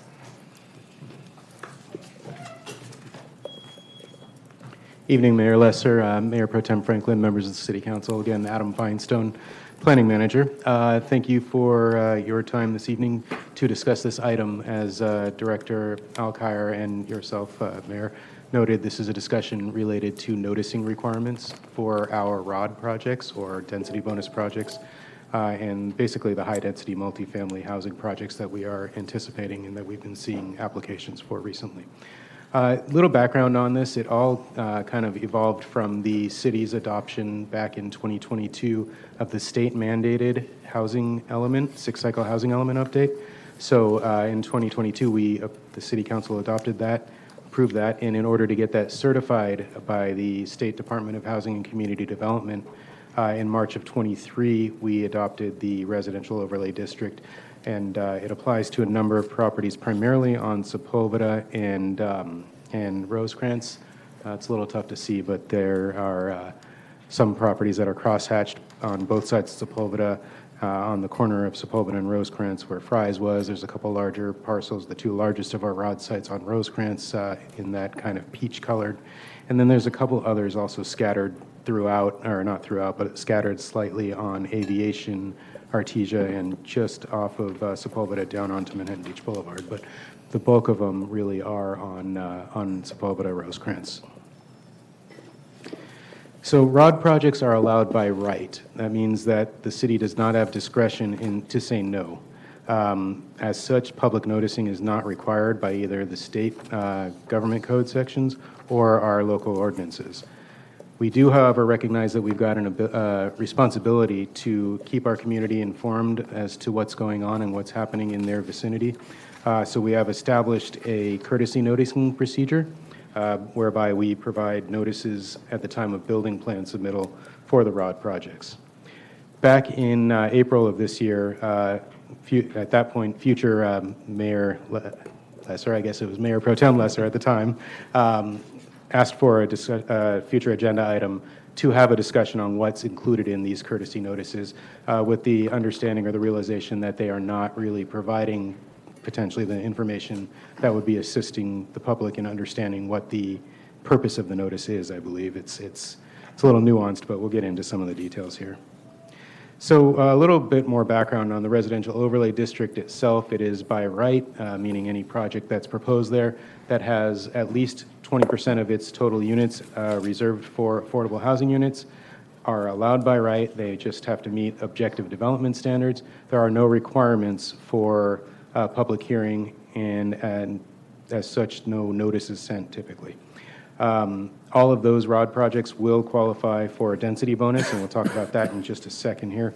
But I did also want to just highlight for those who, those in the audience here, who may be watching, that we do have a website that's dedicated specifically to the residential overlay district. It's www.manhattanbeach.gov/ROD. That's our ROD website, and there's a large amount of information there pertinent to the ROD. So As we kind of transition a little bit of discussion here into density bonus law, so it's the state's density bonus law. It's actually been around for quite a while, I think since 1979, if I'm not mistaken. And the intent there with it is to facilitate the production of affordable housing units. It basically establishes a kind of a trade-off that the developer is permitted additional units on a site in exchange for reserving a certain amount of those as affordable housing units. So the state has mandated to cities that we must allow this additional density if they are restricting a certain number of, or certain percentage of units on the site for affordable housing. The second kind of tier or second piece of the density bonus problem or puzzle, whatever you want to call it, is the issue with development standard waivers and concessions, meaning that applicants can request relief from certain development standards, basically anything that's not a health and safety requirement or issue, so building fire code kind of stuff. The applicant can request relief from those standards or have them waived altogether in order to facilitate construction of the project that they've designed. So in addition to ROD projects, which all, as I mentioned, do qualify for density bonus, density bonus law also could be utilized for development of on any property that could currently accommodate at least 5 residential units. So it's not strictly a ROD issue. It's just that ROD is the new, shiny penny, so to say. It's something that people are aware of and that we're getting a lot of interest in because it's a new opportunity for development. Other properties that have been in the city for, properties that have been here and are developed already, they could have taken advantage of something like this for years. So it's not a new opportunity there as it is in the ROD, which is why we've kind of had the big issue or the big concern and influx of inquiries on the ROD projects. So within the ROD, it's a by right approval, so it is basically submit building plans. There's a procedure for a preliminary planning review, but it's not a requirement, and someone can come and just bring in a set of building plans to build a ROD project. Outside of the ROD, there is a process called a precise development plan. That's kind of a little bit more robust of a preliminary planning review, but it doesn't result in any discretionary approval. It is completely ministerial.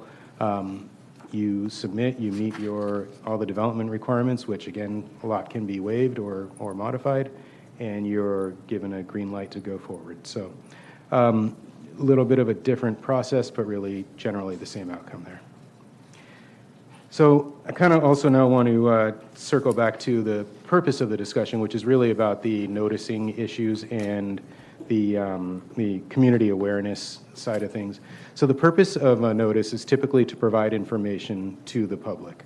For ROD projects, public notices are not required because there's not really an ability to impact the outcome of the project or to impact the decision to approve a project. That said, as I mentioned before, we do recognize that we have a responsibility to keep our public informed and aware of what's going on and what might impact them. So we do send out courtesy notices to residents and property owners within the vicinity of certain projects. Public notices are the type that are required by law. So those are ones that we in the planning world, in my kind of world, are used to using for public hearings. They typically would require, identify the project information, and then also information as far as what, when, where, how the public hearing will be facilitated. Depending on the application type, whether it's a minor exception, a use permit, a variance, a coastal development permit, that dictates the distance, the radius around a project site that is required to be noticed. So for most projects, the max, and you see that for variances, use permits, I think a couple of the others, is a 500-foot radius. So that's the highest or the largest radius that we have for any of our formal public hearings or public notices in the planning world. So courtesy notices are a bit different. The intent is still to bring awareness to a project, but the outcome is such that there's not an ability to, we're not holding a hearing, we're not asking someone to provide comments that we can take into consideration to make a decision. Of course, we are more than willing to and desire to hear what our community has to say about the projects, but unfortunately, it's nothing that can be done, and that input cannot be used to deny a project. So that's kind of the crux of the issue, is that we send out notices, and I think to your point, Mayor Lesser, back in April, we sent out notices and tell someone, hey, sorry, and it's really not communicated in necessarily the best way, I think, is what I was kind of picking up over the past couple of months as I've been reviewing things. So the courtesy notice, it's mailed out to residents and property owners and residents, both, within a 500-foot radius of a project site. It's also then posted on our website too. And it's sent out usually, or it's sent out once we have building plans in hand. The reason we don't send it out earlier or later, I'll get into that in a minute, but I want to kind of walk you through this first as far as what's in the notices. So they basically have a brief bit of information on the ROD and density bonus law itself and the inability to influence the decision on a project. They have a table with project-specific information on there. There's a notice or basically information telling the reader that the project as described may change as it goes through the review process, because comments that come up might mean, hey, wait, I'm going to lose a parking space, or I can only do 39 instead of 40 units for one reason or another. Those types of issues are identified during primarily the first round of a building plan review. So the projects may change, but once someone's in the process, we do get those notices out there. And then finally, the notice does include contact information for a member of the planning division staff that's been assigned to these projects. At this point, to date, we've sent out 2 notices, one for project at 2301 North Sepulveda, and the other for 3600 North Sepulveda. That's the former Fry's site. This is the one that was sent for 2301 North Sepulveda. You'll see it does have the kind of the information that I had mentioned. I'm not going to go through it in any detail here, but it was included also with your agenda packets. So you do have that for reference, and it's posted there online as well. What we are looking for here is some input on potential changes to the noticing, to the content, et cetera, that's in there. And kind of, I'll walk through a few things here. So as far as the content that's in there, there is kind of the issue of strengthening the density bonus language. And I want to just kind of scroll back to this one real quick. In that first paragraph there, there is language, it's in, probably starts in the middle. It says, as a result of this state mandate, the city is required to review projects which meet the requirements of the ROD and other applicable sections of the MBMC for conformance with strictly objective development standards without public hearing or discretionary reviews consistent with state housing law. And then it provides the government code citation there. It's followed then by a statement saying provisions of state density bonus law and another code section also apply and significantly limit the city's ability to regulate projects. So that information is there, but I understand that it's not necessarily as prominent and as direct as potentially it could be. As I was preparing for this tonight, one thing came to mind as an idea that I put out there just initially, and as you kind of discussed after I'm finished with the presentation, so I'm going to maybe think about.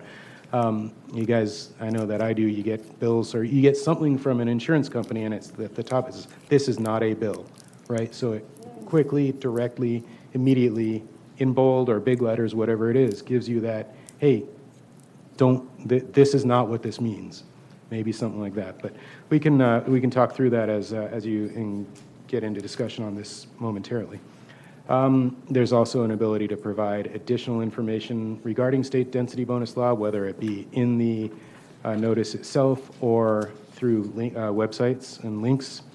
And then one other idea that someone had potentially floated is the idea of putting our local representatives in the state legislature, so our assembly member and state senator, providing their contact information on the notices, because the state is where these laws are made and the state is where these laws can be affected.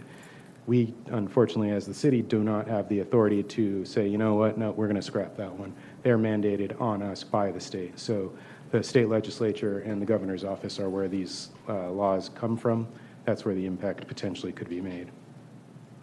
And then finally, there's also potential for adding or modifying some of the project-specific information that's on here, that's on this table. Whether that's necessary or a big deal or not, we can talk about that, but that is something that could be considered as well. So a little bit briefly now about the procedures and how we go about the noticing. So timing, I know I had mentioned previously that we currently do that at the time building plans are submitted. There's two other options, either before, which would be during the preliminary planning review phase of our project. A couple issues with that are, one, that there's not even a requirement that a preliminary review be conducted, so this may not be even an option on some projects. There's also the potential that projects change significantly between when the preliminary planning review comes through and when a building plan is submitted. And also that projects just don't ever get submitted at all. That's common in this industry. Someone is prospecting, looking at properties, goes and does a little bit of due diligence and spends a little bit of money, and it's like, you know what, not worth throwing my money into that basket. By the time someone prepares their building plans, their full sets of construction drawings, at that point, we are pretty certain that the project is moving forward. Or at least that they've made a substantial investment, significant financial investment. For most of the projects, at least 6 figures, some of the bigger sites, probably 7 figures to have full construction drawings drawn up. So it's not chump change. It demonstrates that they are serious about the project. That's where we think that it's appropriate to pull the trigger, or at least that's what we've been doing through staff, as waiting until that point so we know, hey, we're not putting out misinformation on a project that may not come to fruition. Another option is to even think about doing something later, which I don't think is appropriate because it does not provide sufficient notice. However, what that discussion internally with my team led me to is that maybe this is an opportunity for a second notice, for a, hey, construction's going to be starting on this project in the next couple weeks or something of that sort, whatever that would be. But that would be an opportunity to send a second touch point and say, hey, we know that we've talked to you, we've informed you that this project was proposed, it's happening, it's going to be starting soon, so just heads up on that. So it could be a secondary piece of outreach and notification, but it is not sufficient in and of itself if we were to wait till the time of or immediately prior to permit issuance. So currently we post our notices on the website, on our ROD webpage, and we also mail them to both property owners and residents within 500 feet of a project site. Most of the notices are provided only to the formal public hearing notices that I was mentioning before. Most of them are provided just to property owners. We do send them to residents as well here. And this 500 feet is consistent with the largest radius of any of the mailings that we do for public hearings. So there's other options that we can look at to do for distribution of the notices. That could be through publication in the Beach Reporter or through posting on social media. Not sure if those are or are not appropriate, but we can discuss that. And then the other idea or the other thing to consider is potential for increasing the radius and expanding the notification. So, for example, we've kind of looked at something with one of the notices. So the notice we already sent for 2301 North Sepulveda, it was initially sent, or it was sent, I should say, to property owners within 500 feet. It went to 119 properties, and that's 119 times 2 or whatever when you get a resident and an owner. And then if you were to double the size of the radius, it quadruples the number of properties. So it's an exponential increase, and you'll see it here. The orange dot, or the orange square, obviously being the project site for the 2301 property. On the 500-foot radius, it encompasses both sides, or it encompasses almost all of Elm to the west, goes to Cedar on the east. To the north, it extends just a bit beyond Marine, and to the south, it's a little bit beyond 19th. The area of the mall is all generally highlighted because that's one parcel, so when you touch the corner of a parcel, the whole thing is going to light up. So clearly a lot of that is outside of 500 and even 1,000 feet.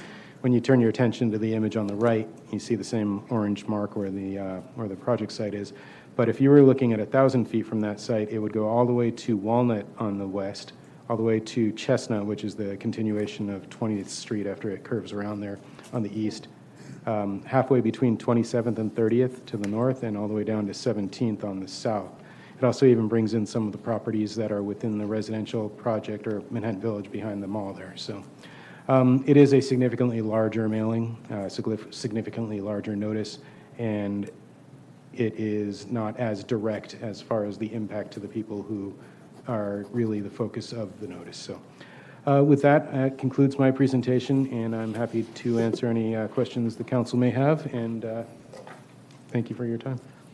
Thank you, Adam. That was an excellent presentation. Really helpful with different ideas floated. Councilmember Howarth. Yes, thank you, Mr. Mayor. And yeah, terrific presentation. And I appreciate that you, are talking about different ways we could say some of the stuff that, there's different things that we could say. A couple questions first. I assume that we checked that we were even kind of allowed to do this under state law, right? Because Yeah, so there's not a prohibition to do this where we eat the cost ourselves because we have not verified that there's an ability for us to charge an applicant, so it's on our dime. so on those other ones, on the ones that we are, that we do have to send out a typical development, a typical, project, we can charge it off to the developer. That's interesting. Correct, and the fee is in our fee schedule based on kind of an average of properties, how many are within X feet radius, et cetera. Okay. Can I'll ask the mayor this. Can I ask or make a couple suggestions on some of the wording? I mean, I think it's appropriate now. I think that one of the things that I'd like to see is a little more like plain speak, or like, get beyond government speak, if you will. And I know it's really hard because one of the reasons we have to do that and sound like we do is because of all the legal requirements, and little words could actually, be a problem. But for instance, like the first sentence is fine. I mean, you're receiving this notice because you're within, say, 500 feet of a proposed multifamily residential development. I think we all know what that is. But in the city's residential overlay district, I don't know that everybody knows what that is or why that's important. I think it might be helpful to say, and I had it written down, that it's at 1601 Sepulveda, which is, and this is allowable, or this is by right because it is in a residential overlay district, which was required by the state mandate, or then explain what it is. Because I feel like by just leading into, it's in the city's residential overlay district, if I wasn't on council, I don't think I'd understand what that really is. So, a residential overlay district allows us to approve residential, blah, blah, blah. And then I think that, so also we say, as a result of the state mandate, the city is required to review projects which meet the requirements. That makes it sound like there's an option for people to make changes. Like the city is required to review. That, I think you mentioned that, and I see my mayor nodding. I bet you've had this discussion. But, I don't want to give residents a false hope that, well, we're going to review it, right? So I think we got to be a little more direct. And I'm not going to wordsmith the whole thing, and I know, Then the last thing is that, before you get into the chart on this, oh yeah, I'm sorry, thank you. That was very helpful. Look at that. The line right above the kind of graphic area, as an extension to the city's commitment to engage with and inform the public, I think that and I love your idea about this is not a bill, but some other language, but I think also there we want to say, though this notice is not required, the city is committed to informing the residents you know, I just make it warm. You know, we are committed to informing the residents, not engaging, you know, and we're not, it's not an extension. That's what we're, so those are my suggestions. I appreciate my colleagues who brought this forth. We are not required to do it. It's important. So. For my comments, again, thank you, Adam, for your presentation and your suggestion of different options. I want to echo Councilmember Holt in my questions. What is wrong with the plain language in the staff report, which speaks in plain English, versus the qualified language in the notice, which realistically sets expectation? And particularly, I'm looking at page 2 under discussion. It has a qualifying clause to meet the requirements of state housing law, which could be turned into a positive. It states, the city is required to process qualifying multifamily residential or mixed-use projects by right, period. By right or ministerial processing means that qualifying projects must be reviewed strictly for compliance with objective development standards, and we can even say set by the state. I mean, because isn't that where they originate? And that they must be approved if they meet said standards, or however he wants to put it in plain English. So someone receiving this has a realistic expectation of what it means. What's wrong with that language, or is that something that staff can consider? It's something that we can definitely consider, yes. I wanted to have a better understanding of what other jurisdictions in California have done with regard to courtesy noticing. This law doesn't just affect us. It affects every jurisdiction throughout the state, and I have to assume that other jurisdictions have some form of courtesy notices. So I'm wondering, to what extent has staff evaluated what other jurisdictions do? I'll acknowledge I have not done any research into what other cities are doing, although I may defer and find out. Do you know what in the previous jurisdiction, if you had any? I didn't mean to put you on the spot, but it just strikes me as we're talking about this as though we're the only city dealing with this. I mean, other cities still might have, based on how their housing element went through, a discretionary review process for density bonus. However, when you go to hearing, it is so constrained that you actually end up in a situation where you end up with the same sort of decision-making criteria.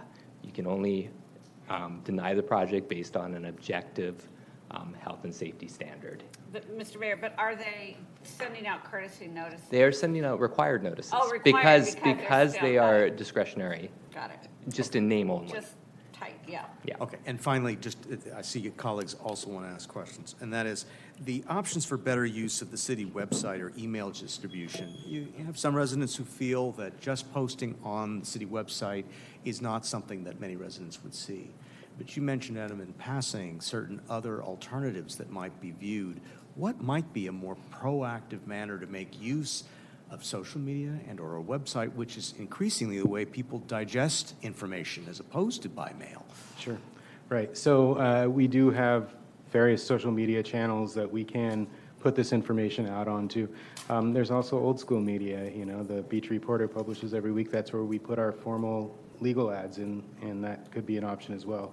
We use that for courtesy notices or courtesy ads for policy discussions, you know, for study sessions and things like that. So it's not only for legal ads, but we do that. We do have that for larger issues as well. I'm sorry, colleagues, one brief follow-up on that. You, I think, answered a question of Councilmember Haworth with regard to whether or not we can charge developers for the costs, because there are certain costs that we have to incur, particularly as the radius increased by U.S. mail postage, as well as other means. Can you confirm whether that's even an option for us? We'll have to. We're figuring that out. We don't have a firm answer on that, but our understanding currently is that we cannot assess a fee. Thank you, Councilmember Charelian. Thank you, Adam. Can you share with us approximately how much it costs whenever we send a mailing within that 500 feet radius? Yeah, so there's the fee that we identified through through our fee schedule, and the work done there was $237 for the average property. That could be anywhere in town. We took you know, a dozen properties picked out of a hat around the city and said how many parcels are within that distance of it. The dollar amount there, though, clearly there were more than the 119 properties identified here, because that dollar amount, 237, that's just the postage. It's not the notice itself. Preparation of the notice, that work is included in other fees that are associated with entitlement projects. So the notice cost to prepare and then staff time to deal with the mailing is not incorporated in that. If you were to look at it all said and done, I would say you're probably $1,000 at least in staff time and resources. For each notice, thank you.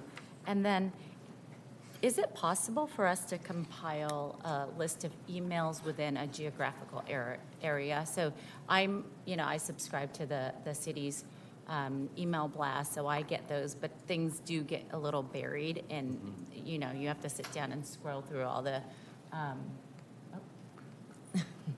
She was reading my mind because I was like, I think Thank Allie's you. here. And so if you can share that information with us.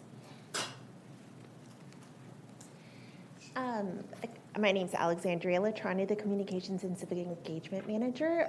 We don't have a capability right now to directly email people within a certain geographic area without them first subscribing to our e-notifications. So what we could do in this situation, if we are aware that there's going to be a certain geographic area that we're going to want to communicate with, we'll create a topic. We could send out notices to them saying, hey, sign up to receive email notifications and updates via our website, have them sign up, and then we can maintain that list and send out notices that way. But that's really the only possibility that we do have. So it would be some manual labor involved in compiling that list, because I can see a situation where when you send out the paper notices or when you send out the email blast, that there would be inclusion of a follow-up, hey, if you want to track these projects or this particular project, sign up here and we'll email you additional information. Absolutely. It wouldn't be so manual in that all of that is automated, so we can create a QR code, a link for them to quickly sign up on there, and it's all automated on our website, and we would send out the e-notification through that. Okay. But it's fairly easy on our end. We would just have to do the initial outreach to get them signed up and ready to go. Okay, thank you. Mayor Pro Tem Franklin. Yes, thank you, Mayor. And thank you, Adam. Appreciate that, and your team, too. Appreciate the good report. Is there, I'm sure we could put a QR code on this to point people back to resources on the web? Absolutely. Okay, that'd be great. In terms of going to the map on slide number 18, where it shows the radii, or sorry, the radius or radii, plural.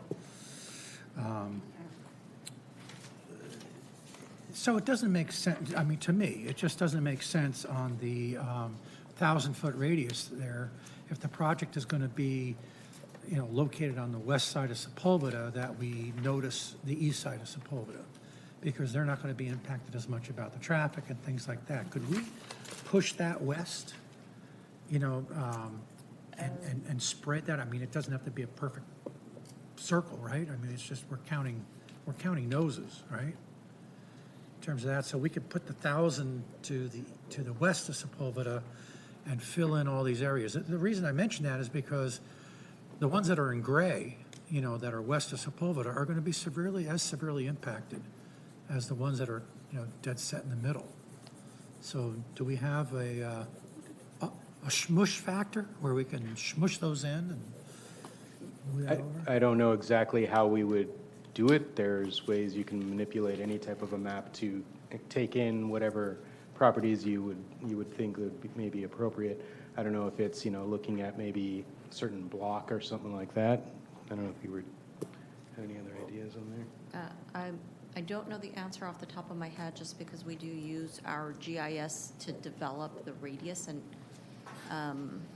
I'd have to talk to IT to see if we could do a one-sided, it's not called a radius anymore at that point, right? Because it's not going around the project. Mm-hmm. So I'd like to check with IT to see if we have the GIS capability to do that, because we do all this mapping through GIS, and then it generates the labels for us. Okay.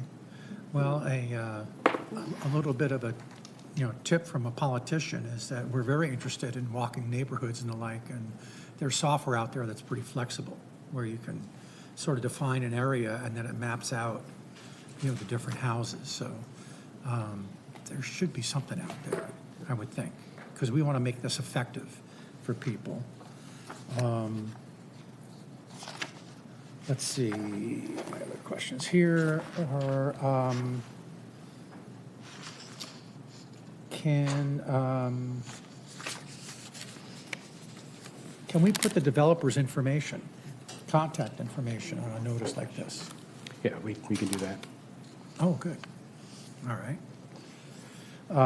And then maybe we can coordinate with the water billing? I mean, if that's, I don't know if that's GIS or specific, but, or maybe just a generic message. Somehow, because every household gets a water bill every 2 months, right? So maybe maybe we can get them to sign up for the, I mean, for the residents that don't know it, we've got a very robust email notification system based upon different topics and subjects and the like. And Ally over there helped put it together, shaking her head, or I'm sorry, nodding her head. And so maybe we could put a message on the water bill, hey, to see, because a lot of people say, hey, what's going on over there? They see the lines spray painted on the pavement and things. And so maybe we can do some messaging on the water bills and already have the postage paid for. And I see you nodding your head, so. Could work. Adam. Could have to talk to our utilities folks, but. Okay. And let's see, I think that is it. Okay, thank you. Councilmember Charelian. Thank you, Adam, well done. And I was one of the council members that wanted to bring this forward to expand the outreach. Because you currently do 500 feet, is that correct? Correct. So the cost that you're talking about to do 750 or 1,000 is mainly you're doing the work for 500. It's just adding postage and material and a little bit more time to. I mean, you're already investing in the 500, so it's just the extra increment, which seems to be a lot more because it goes up. Right. So yeah, I mean, the postage and the number of properties goes up exponentially with the distance, but I get what you're saying is that the work to prepare the notice is the same for 500 versus 1,000. So yeah, you're not 4 times as expensive to do they're still stuffing the envelopes and the like, but there's a little bit of savings. And I get it, but thank you for answering the question. And I think, and I don't know if we use this, but finance, I don't know if it's still the case, but they have a really good mailing company that mails out notices, and it's high bulk, like low bulk rate for postage. They do the inserting and mailing at a reasonable cost. They do our utility billing. So again, that's just an option, just throwing things out there. You mentioned something about putting a snipe. What a snipe is a message on the envelope. You said this is not a bill. Not a bill, but maybe you could say something like important city notice, whatever the wording might be. And instead of that, we did that in the past in finance and read that important city notice, and we got some people to react to that. I heard someone, I think it was the mayor, indicate other jurisdictions, what they do. I think this is, again, one of those moments that, yes, we can find out what other jurisdictions do. It's like, what is our jurisdiction going to do? What's our responsibility? I think, public outreach on ROD, and I agree on putting it in layman's term, is of the utmost importance. I think every community member would say yes. It's not really a time to pinch pennies, I don't think, in something of this magnitude. And then you mentioned something about potentially putting the assembly member or the state senator. Is that correct? Correct, that's an option. Okay.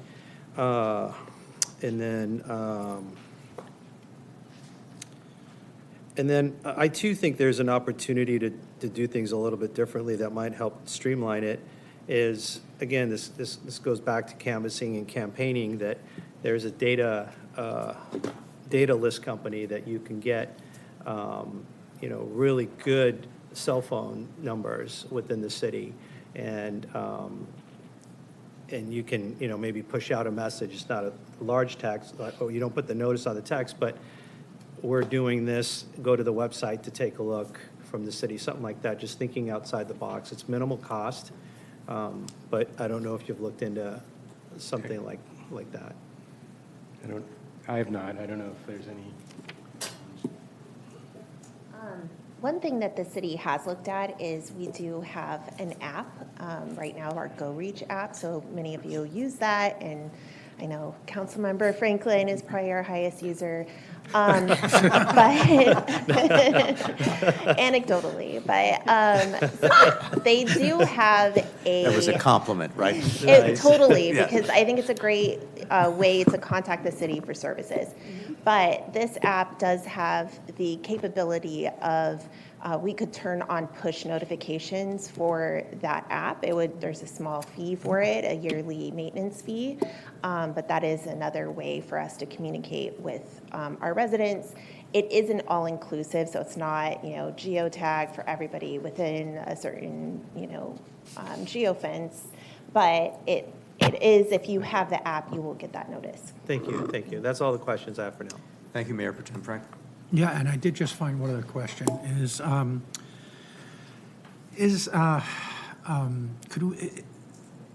adding information on potential impact. And what I say by that, I always look at these already, and the first thing I look at is parking spaces relative to the number of total bedrooms, so the pro forma of the unit mix.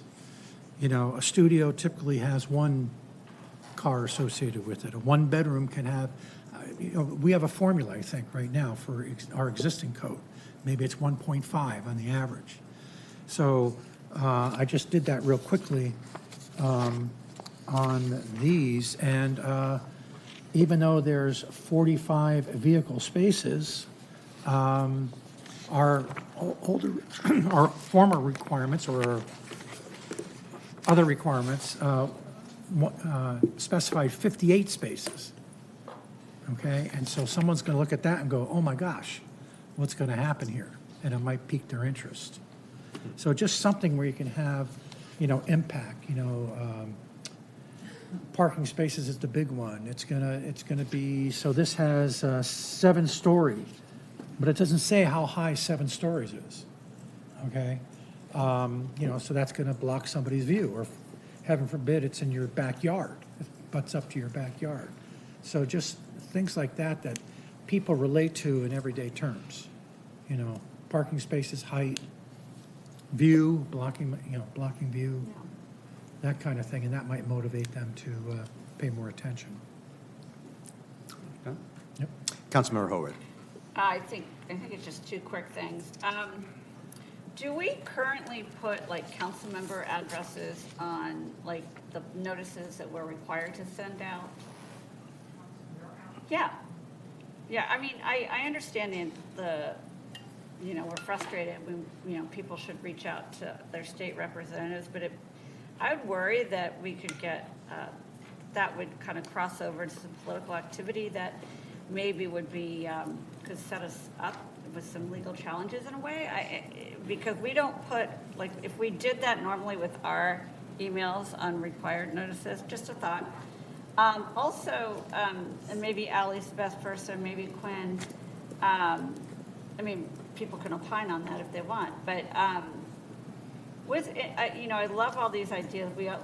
I love that Joe mentioned. I'm sorry, Councilmember, Mayor Pro Tem Franklin mentioned all the politicians and how we use the databases, et cetera. Are there any restrictions on how a city buys or uses or gets data and then you know what I mean? Because I'm just curious. So we have different rules because public entity, you know what I'm saying? I understand what you're saying. Right now, we have several different data sets. So we do have GIS, which shows us all the addresses in the entire city. So we can pinpoint exactly what address we want to send a hard mailer to.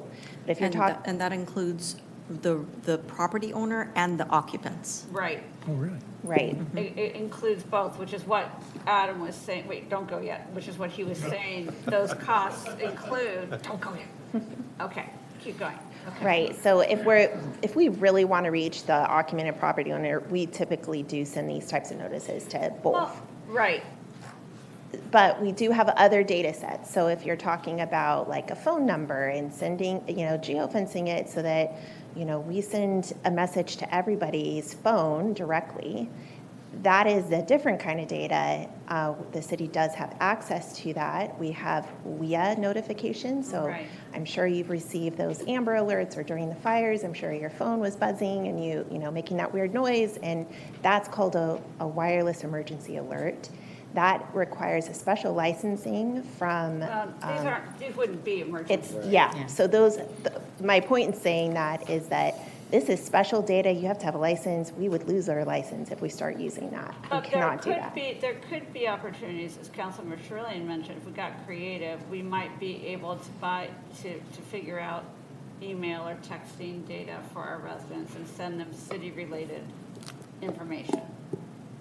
We would have to get back to you on that. Yeah, I guess that would be the direction, like, we would want to know that, right? Because I'm concerned about how we acquire and use data, but that would be a good question.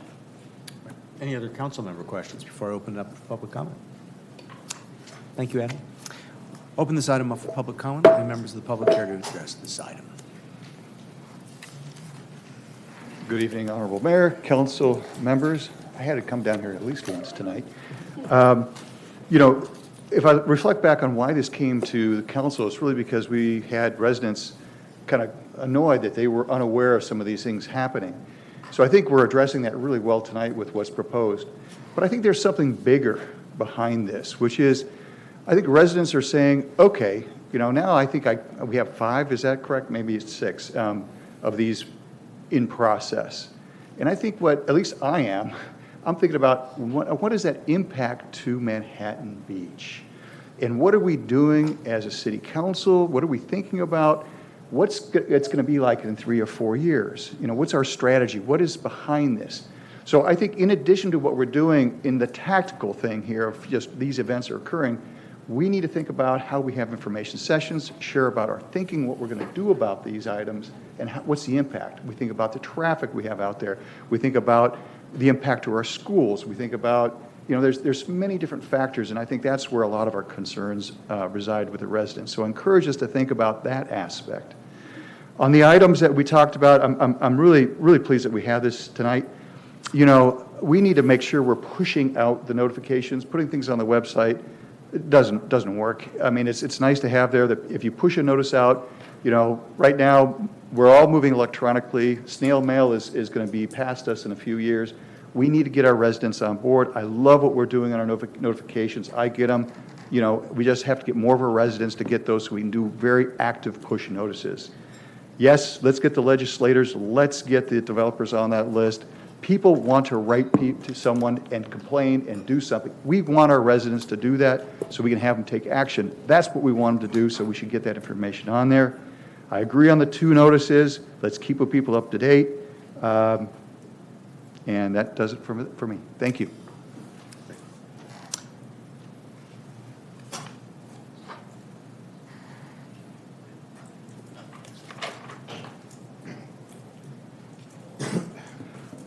Steve Packwood. I'm glad the agenda's coming to an end, so I won't have to get up and speak anymore from that perspective. I want to just refresh your memory to a meeting that was held. The most people ever attended in Manhattan Beach, to my knowledge base, was on this topic and the communication and the transparency of what was occurring from that perspective. I'm thinking more in terms of we get a notification. You get an application request, okay? We bypass that because we don't know if it's going to go further. What's wrong with putting it in the Beach Reporter and saying, what's happening in the planning division? Oh, we've got we just received an application of a 14-story building going here. Here's the developer, and you know, and any other pertinent information that you're talking about that the citizens can understand. You should be well aware that they didn't understand anything about the ROD from that meeting, pure and simple. Start talking to them in their language so that they can see what the impact is as early as possible. All we're doing is complying with old rules that we have here. Okay, we feel comfortable that they're moving ahead now. Well, that could be too late. And I know we can't change things, but at least you have done your duty as early as you know it's coming along to let the citizens know what's happening from that perspective. Who cares if the developer drops out? There's no requirement by the state that we do it or don't do it, or what we say in these courtesy notices. And I would strongly urge you to take a look at that. Thank you. Thank you. Other members of the public that are here at council chamber?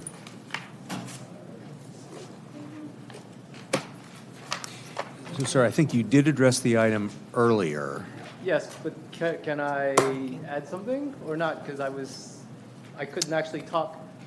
So we typically have a restriction, otherwise meetings would go long, but if you have a very brief comment subject to council approval, because there are not that many other members of the public, we'll give you a moment to make your other comments. So I think we're talking about two specific things, the timing and who to actually send or, let's say, make aware. Timing, I've heard excuses for not to do it because they may fall out. And by the time you send them in and it's a done deal, it's too late. Because I think what we're seeing is that the council's hands are tied. The only way we're going to make changes is through the residents. And so from my perspective, I think the council, the city, needs to do as much as it can to inform the residents, because council says, and the city's saying, their hands are tied. Otherwise, if you don't do that, then you're not actually helping us, because we need your help. And you guys, I think, have an easier way to actually reach everyone. And also, with regard to to who to go to, I think I'm hearing, well, who's impacted? Like, let's make the radius, west of Sepulveda. Well, this ROD thing is going to impact the whole city. It's not just 1,000 feet, 500 feet. We're talking about the whole character of the city. And if the council cares about the whole city, I just encourage the council and the city to increase the awareness to everyone in the city, because that's the only way this is going to get changed. That's it. Thank you. Any other member of the public who's in chamber?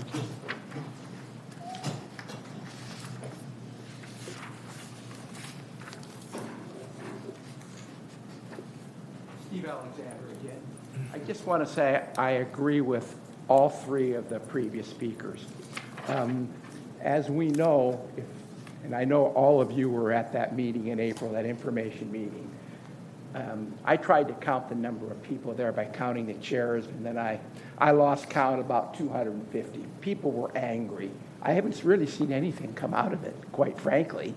But no matter if it costs $250, $1,000, or $2,000, how can you equate that with being, you have to notify the public about something that's going to impact this community. I've lived here since '84. This is the biggest thing I've seen. This is going to permanently change the character of Manhattan Beach. All we've said for as long as I've been here is small town atmosphere, small town atmosphere. That's about ready to change. This project on Sepulveda, 2301, someone asked, by the way, what was on the screen is no longer even correct. How about changing that on the ROD site? It's no longer 38 units, and it's not 45 parking spaces. It's been changed to 40 units and 47. Let's get it right, at least. Can't we do that? So since this is going to be put the biggest impact on our city, let's let everyone know about it. Let them know as soon as possible. Hey, give us the opportunity to contact the developers. Maybe they'll change their mind. They did that in Hermosa Beach, and the people there are much happier about it. So I say as early as possible, as many times as possible, hold nothing back. Thank you. Thank you. Any other member of the public that would care to address this item in chambers? No. Martha, is anybody on Zoom that would care to address this item? No request on Zoom. Okay, I see council members who want to speak. Councilmember Charnay. Actually, I'll close public testimony.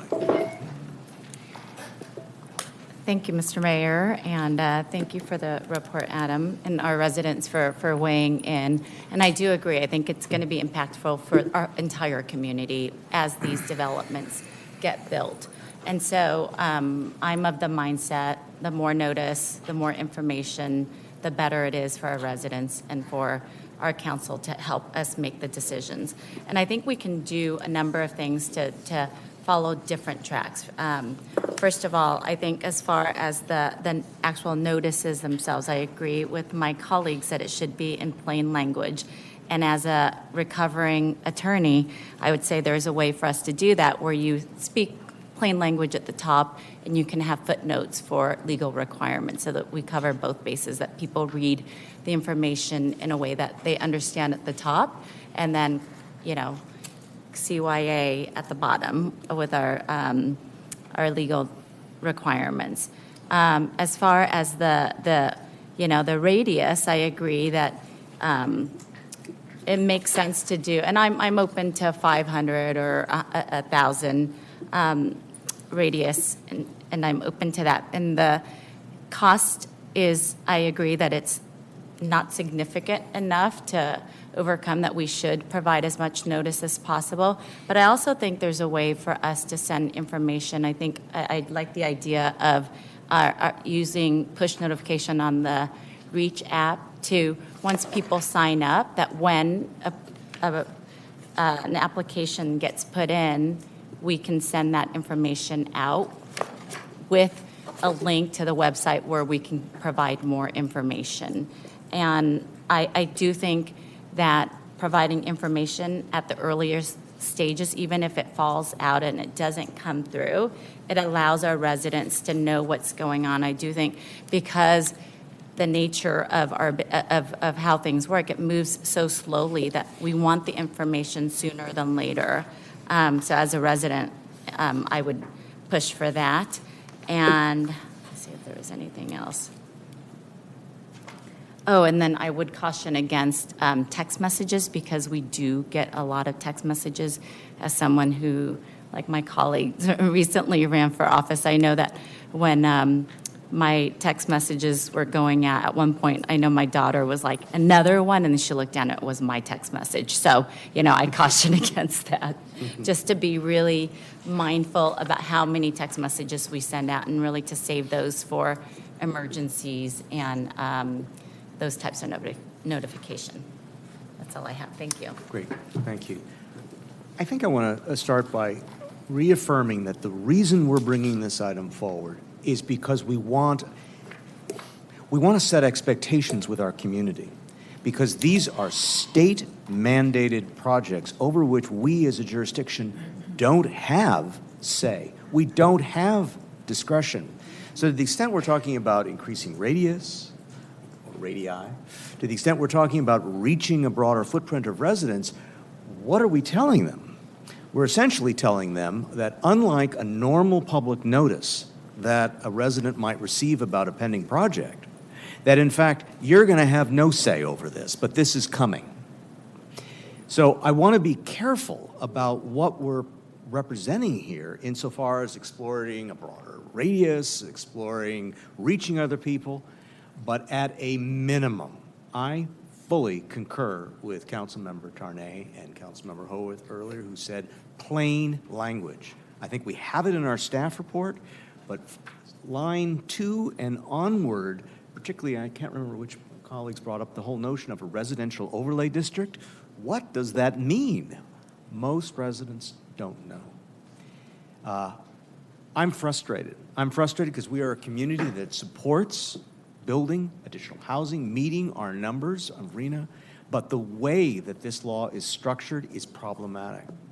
I want to give more courtesy notices to our community, but I also want to make sure that we're clear on what we can and can't do. And maybe I end my comments by just asking the city attorney to confirm within what area can we come up with direction here, or what can we not go beyond, given that this is governed by state law, where we don't have any discretion, where it's subject to ministerial approval of these projects.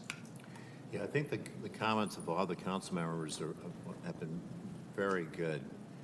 So two aspects. Definitely making it very clear with plain language that this is ministerial projects. I mean, some of the speakers have spoken, they understand that.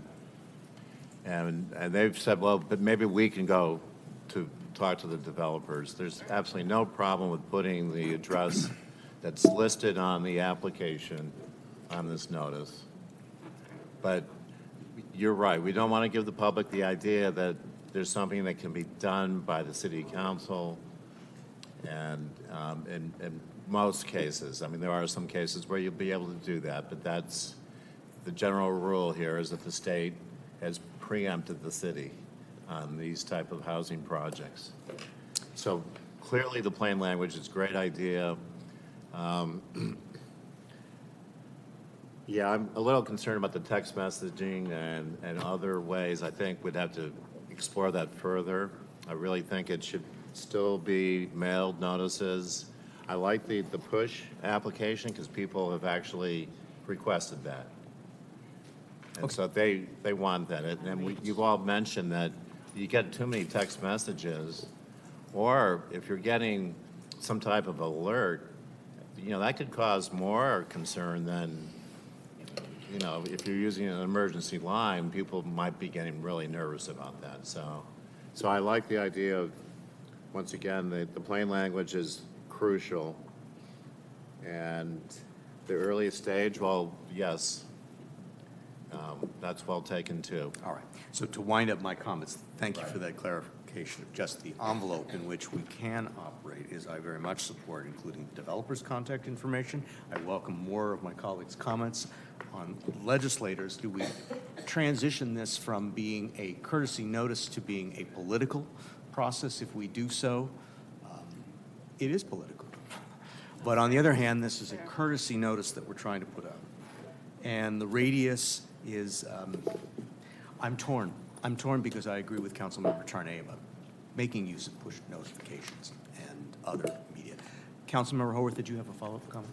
I do, and I see there's a couple other colleagues. I'll tell you what I mean, there's nothing, I don't disagree, I don't think, with anybody. I think it was Mayor Pro Tem Franklin who mentioned developer's address, or maybe it was a member of the public. That's such a great idea, because to the member who spoke about Hermosa, I mean, that's where people, you know, do feel some pressure and potentially could change their minds if you get, so that's really great. And I'm okay with our representatives' emails or whatnot, but I just want to give direction. I think that's what you're trying to do, Mr. Mayor, to staff and to our legal team. And the reason we're couching these things for the public, I want to give direction to make sure that that is not seen as a hostile action. And so obviously we're mad and we want to get more local control, but we do have to be careful of the ramifications of that, because we would not be good stewards of the city if we were all of a sudden fighting several lawsuits because of that. I'll leave it at that. So, you know, I understand what Mr. Waugh, I believe, was talking about the whole city. I totally get it, but I think 1,000 feet, we could start there. And to Joe's point, I'm sorry, Mayor Pro Tem. That's okay, Amy. You know, it's interesting to explore with the shapes. I don't know how the software works, but if we can, fine. if we can, we'll do our best. I mean, the problem, there is a problem or a potential for a problem, or as a recent movie showed us, no good deed goes unpunished. In that, I do hope that we are clear in our language so that people don't get the false expectation that we can do something. And then, to Stefan, to Mr. Campe's comments about impact to the city in general. It would be really interesting to have some sort of visioning or workshop public forum where we start to talk about, you know, we're going to need X amount more fire or police or, you know, money in our budget for roads or the schools, even though that's not our purview. I mean, it would just be an interesting thought exercise, which is always super fun in government. But I do think it's important to think about. So I really appreciate that comment. So again, I'll be supporting it. I'm fine with 1,000 feet, absolutely earlier in the process, developers, and get that language simple, cover your CYA, that's great. Councilmember Charelian, thank you. Thank you. I think we're all frustrated. I 100% agree with plain language, and not just for this, but any notification that goes out in general in the city should be plain language, because there's government talk that it's not sometimes recognizable to most. I think at a minimum, 1,000-foot radius. We have, 13,500 dwellings thereabouts, and 1,000 feet would reach 472 properties. But those are the properties that are mostly going to be impacted by, the whole city will. I'm not for all city noticing yet, but I think 1,000 at a minimum, but I wonder if there's a way that it could be phased upward if it's a larger project. I'd like to, maybe have you, Mayor, since you're making the motion, consider that. If it's a, whatever the criteria is, if it's a larger dwelling or larger footprint, more radius, right? So, but 500 is too little. 1,000 is, bare bones in my opinion, but it'll work if that's the consensus. Again, I don't think it's a money thing. I think it's finding a way to use our city internal resources, and I don't want to hear that staff is stuffing these envelopes. Like, we have systems in place and contractors in place that can help us get these out. I might have heard the city manager say we might be stuffing envelopes. That's just not good practice, and I think that, and I do agree. I do agree with what Mayor Howard said. We don't want to get in a battle with the state, but, Adam's maestro with the pen, you could plainly put on there if you'd like to reach out. We don't have a lot of control. You'll know how to say it, articulate it in the best way, but we definitely should, put the developer, the assembly, state assembly member, as well as the senator, in the way that we're not just flooding them, just find the best approach. That's all I got. Thank you. Great. Mayor Pro Tem Friend. Thank you. I'm going to start off by respectfully disagreeing with my colleagues on either side, Mayor Lesser and Council Member Haworth. You can do something about it. LA County got tired of crime. What did they do? They got rid of Gascon and they voted in Nathan Hockman. That was a sea change of what's happening out here. Same thing with our elected officials. Okay? They're not listening to you. Okay? They want to come in and impose their will on our city, which has never been done before. They're going to change the character of it. They're going to change the nature of it. They're going to change the safety of it. Having all these big buildings along Sepulveda, which has always been a problem. So you do have a say. Vote. Vote. Ask the candidates. Vote for the ones that are going to help you. We reached out to our local assemblyman and state senator and got nowhere. Nice little kabuki theater and things like that, but we got nowhere. Bottom line.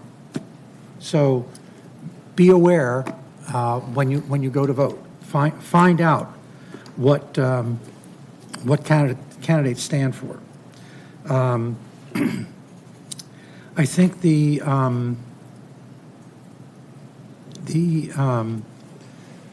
developer information on there is very important. They're not your friend, okay? Yes, they're providing housing, and yes, affordable housing, but I've said it many times from this position on the dais. There's plenty of affordable housing in California. It's just not in the coastal areas. People can make a good life where there's more jobs, more opportunities to buy reasonably priced food, closer to work, things like that. The state is forcing us to provide affordable housing in an unaffordable area. And I'm sorry, when I came to the area, I didn't live where I live now. I lived further away. I had to work and get myself in, you know, along with my wife, and then ultimately, you know, came to Manhattan Beach. That's what you need to do. I know it's a daunting process. I know we would love to have our children live close to us, you know, but they have to discover their dream. They have to fulfill what they want in life, and it can't always be where you can't afford it, period. So I think the 1,000 feet, I agree with Councilmember Charelian. I think 1,000 feet is just a start. It should be a little bit bigger. I think we can reduce the cost on these. We got to make use of this technology, QR codes. The developer information, let me go back to that just for a second. You can talk to that developer. You can organize a group and go as a group and talk to that developer. I went to each of the owners of 3 of these ROD properties along Rosecrans. What are your intentions? What are your plans? You going to build out to the max?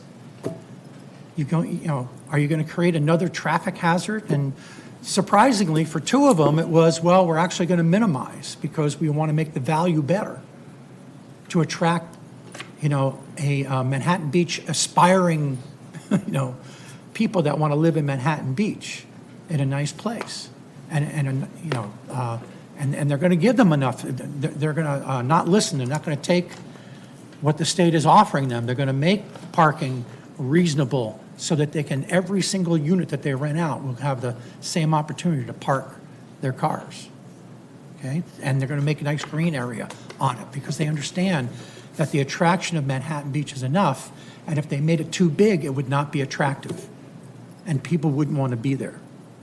So those are the kind of developers that you want, that are responsible.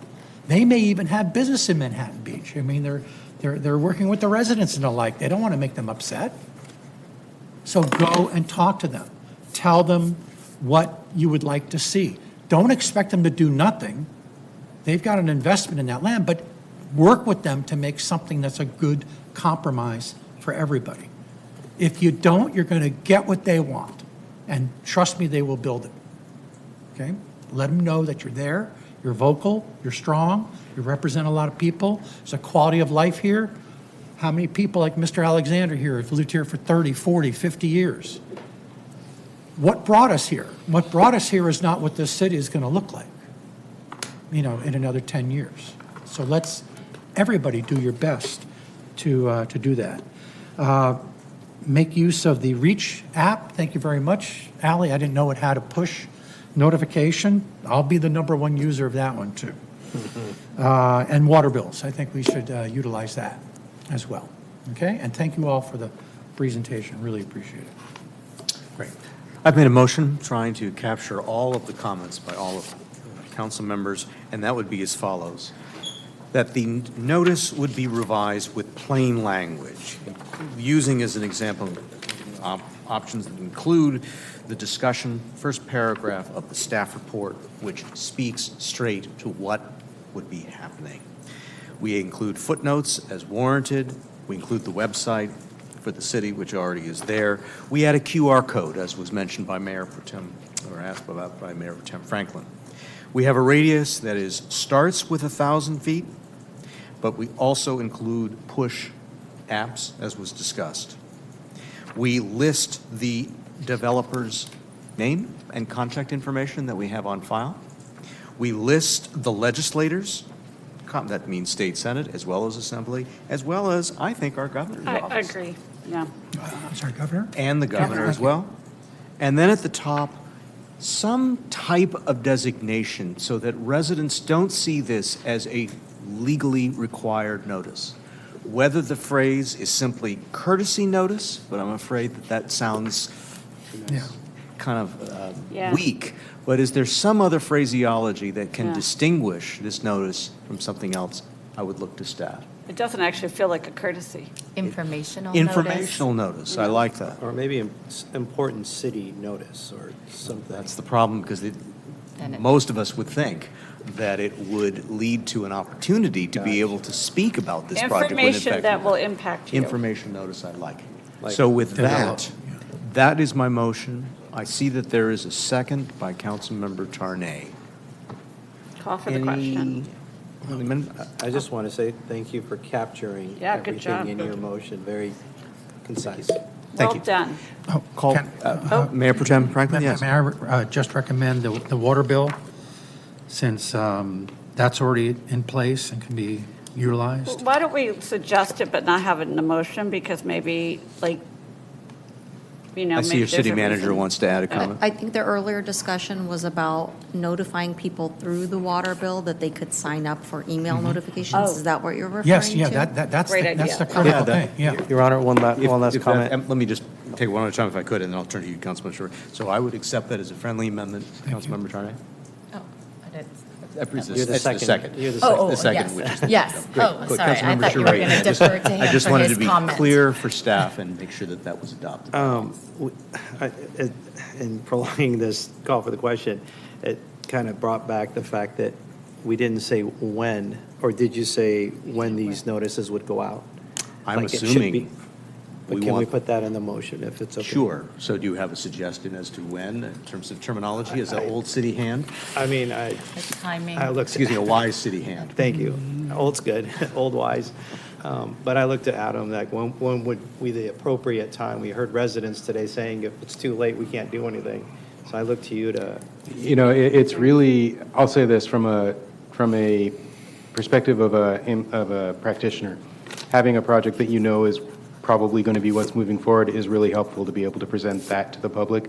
Although, if the council so desires, we've definitely been hearing from the community that they want to know sooner than that, even if it means that we're putting out information that could be stale within a couple weeks or so. I'm inclined to support staff in sticking with what they now do, because that is the project that's actually moving forward. The question, though, is, do we want to give them advance If we do notice? it earlier, sorry for Then not they have an president, then opportunity. they have an opportunity to Right. impact it. Got it. And so maybe they won't move forward. So I think I get you, and I know that for our normal project where we have to give notice, I think that's appropriate. But for this, I think we got to go earlier. Do you want specific terminology then as to that date? You know, I think if it was at the time of a preliminary planning review submittal. Thank you for making that comment. Thank That would you. be a friendly amendment, and I would accept And that. just to clarify And that as Councilmember well, not all projects will be going through a preliminary planning review, so it is possible that nothing would be sent out until we have a building permit in hand. Understood. Thank you. Call for the vote or question.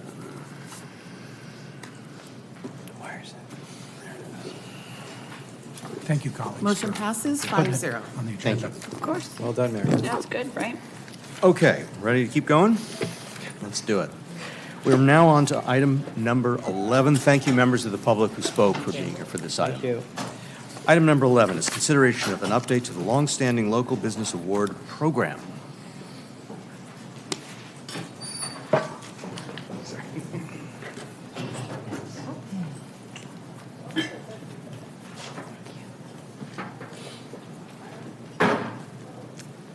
Red. All right, good evening, Mayor Lesser and council members. I'm Libby Bretthauer, your finance director, and I'm happy to bring you this lighter, feel-good topic now. So before I turn it over to Emmy Rose Hanna for the presentation, I just want to take a quick minute to explain why we're bringing this item before you tonight. Currently, the highest milestone award is 50 years in our program, which is an incredible achievement. But as you know, in Manhattan Beach, we're also fortunate to now have multiple businesses that have actually surpassed 50 years in business. And staff has often received feedback and questions from the community on how we could recognize them as well. So our first goal in taking a holistic look at the program was to see how we could add milestones beyond 50 years. However, as we add more milestone awards, this also increases the staff time and the hard costs involved with the program. So that's why we thought we'd bring it before you tonight. And therefore, we're seeking council direction on the award program parameters, which will then inform the level of resources that we continue to dedicate to the program. So with that, I will turn it over to Emmy. Thank you, Libby. Good evening, Mayor Lesser, Mayor Pro Tem Franklin, and members of City Council. I'm Emmy Rose Hanna, Financial Services Manager, and I have the pleasure of providing an update on the Longstanding Local Business Award Program. All right, so just a brief overview. This award program was actually established over 30 years ago in 1993. It was established by council in an effort to recognize and applaud long-standing businesses that have maintained, provided continuous service in a commercially zoned premise in our community here in Manhattan Beach. To be eligible for the award, businesses must meet specific qualifications such as maintaining compliance with business license, tax code, and other criteria. Additionally, the award is a months-long coordinated effort involving the Finance Department and City Clerk's Office. And additionally, I wanted to add that upon request, City also supports the Chamber of Commerce at ribbon cuttings and other events providing recognition of businesses for reaching certain milestones and achievements. Moving in to just a little bit more background. Over the years, the program's evolved and expanded over recent years in 2018 and 2021. Back in May of 2018, Council expanded the program to recognize 5 milestones, including the 10, 25, 30, 40, and 50 years. And then in September of 2021, Council expanded the program by adding 3 more milestones to recognize the 5, 10, and 15 years. These incremental changes to the program overall have substantially increased the eligibility of the award, where more and more businesses are recognized each year. And this has increased the resources and the complexity of managing the program. On this slide, we include our current 8 milestones that we recognize, ranging from 5 years to 50 years. You'll notice the 5, 10, and 15 years, those awards are presented through a certificate that are mailed to the businesses.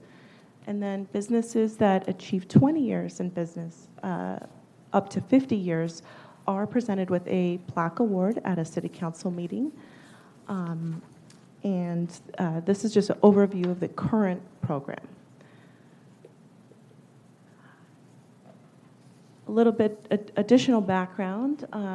For context, we provide some visuals. On the bottom left-hand corner, you'll see images of our certificates that are presented to the 5, 10, and 15 years, which are mailed. And then the bottom right screen, you'll see the 5 milestones that receive a plaque award. And there are different sizes and colors that are incrementally higher milestones. I will add that these businesses are typically invited to attend a City Council ceremonial item in January of each year to accept their recognition awards.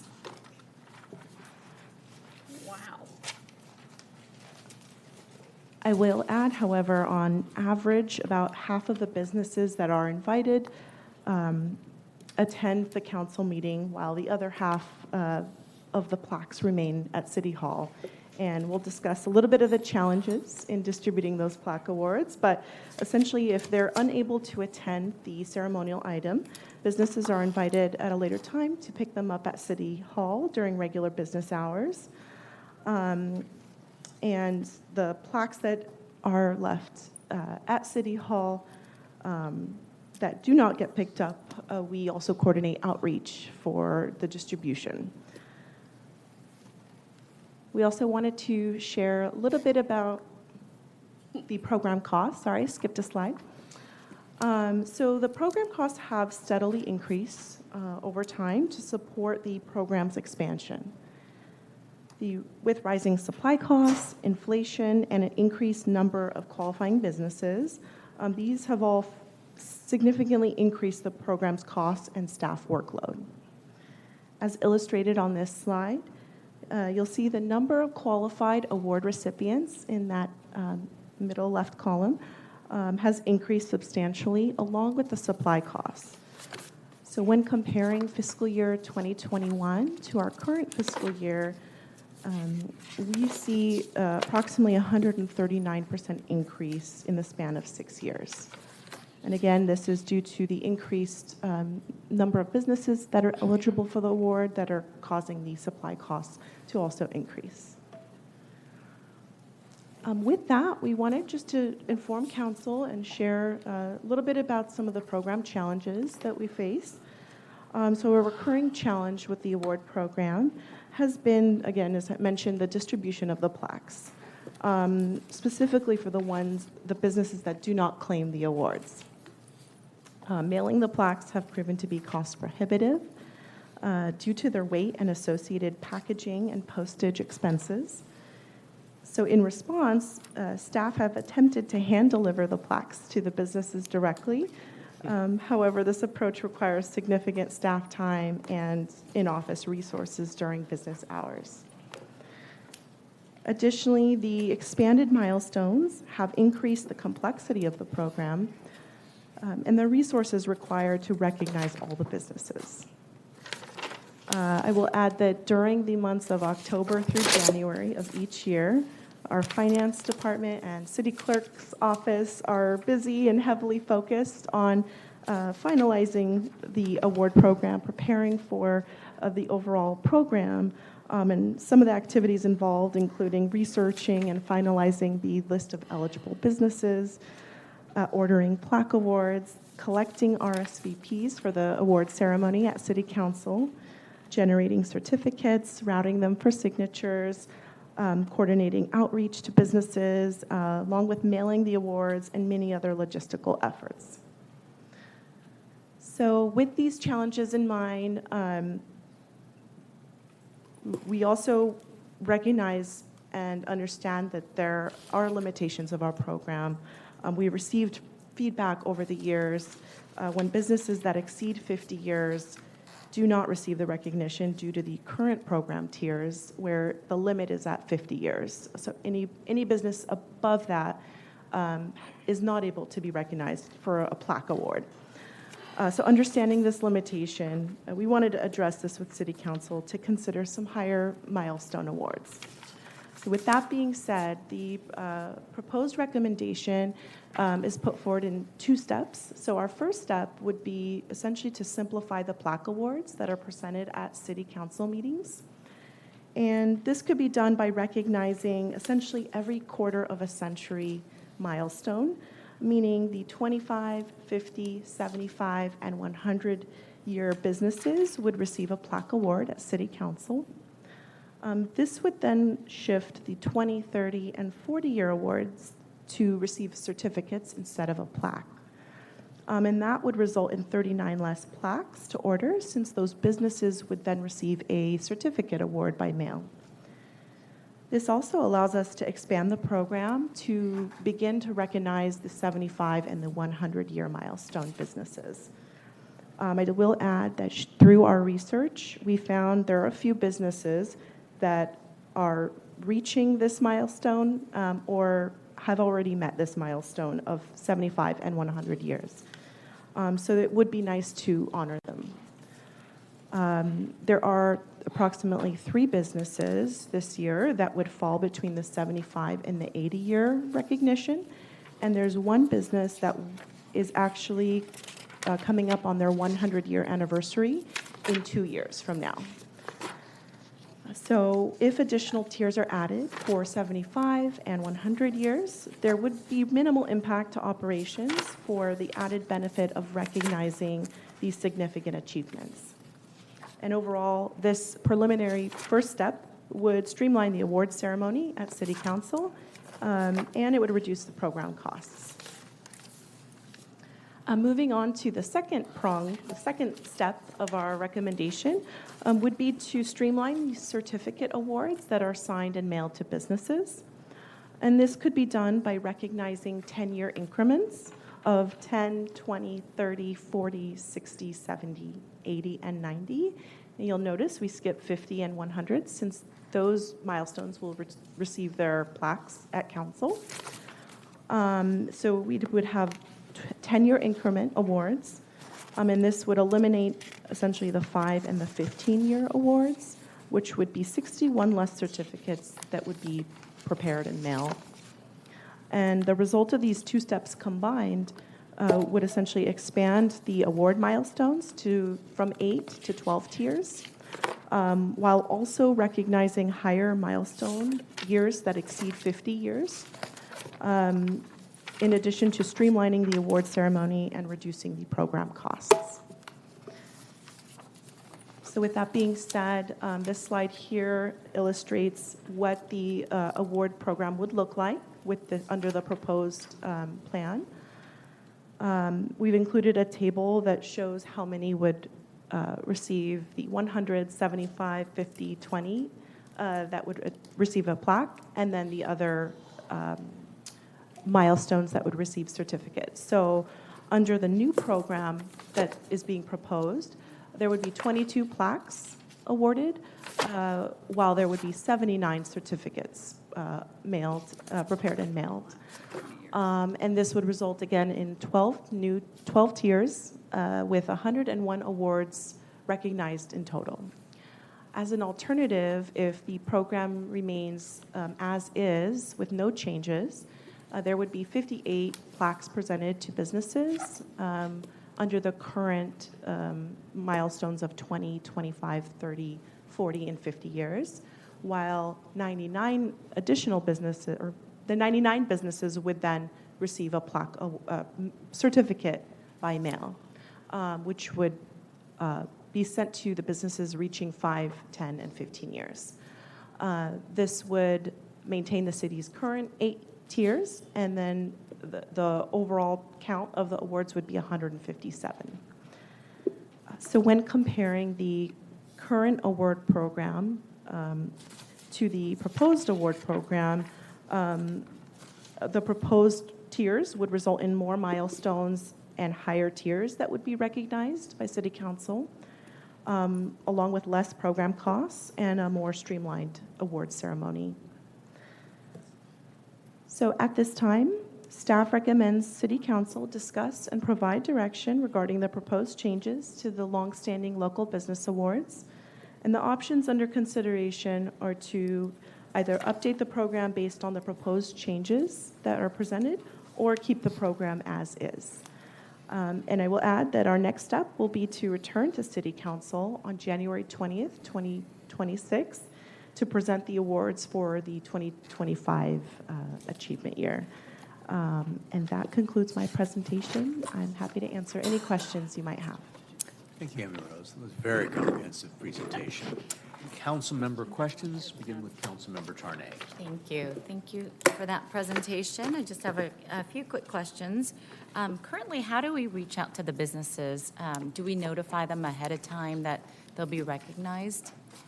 Thank you for the question. Yes, we coordinate a series of outreach efforts. We actually prepare mailed invitations that are kind of formalized invitations to the businesses that are recognized at council with the request to RSVP. We send that by mail well in advance of the ceremonial item. The second outreach, we also send email notifications for businesses that have an email on file, which most do at this point. We send an email blast notifying them with a request to RSVP. And then as we inch closer to the award ceremony, we also coordinate outreach phone calls to confirm whether they'll be in attendance. That way, we know how many to expect on the day of the ceremony. And then if a person doesn't respond, do we still prepare a certificate or a plaque for them? Yes. So for the plaque awards, we actually have all of them available at the day of the council ceremonial item in the event they show up without giving a RSVP. And for the ones that don't show up, we take them back to City Hall and outreach further after that award ceremony for them to collect them, although we've had challenges with that. And then the certificates, we mail them directly to the businesses, so all of them are received for the certificate. And so on our mailers and our outreach, we don't give them the option of checking a box or replying with a, oh, no, I'm not interested in, receiving that recognition.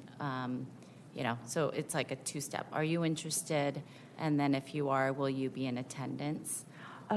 We have not considered are you interested in receiving the award? They're eligible under the parameters of the program, so we automatically include them as eligible businesses. But we could certainly incorporate that in the outreach going forward if they want to opt out of the award. However, at that point in time, the plaques are already in production and the order for the plaques is already underway.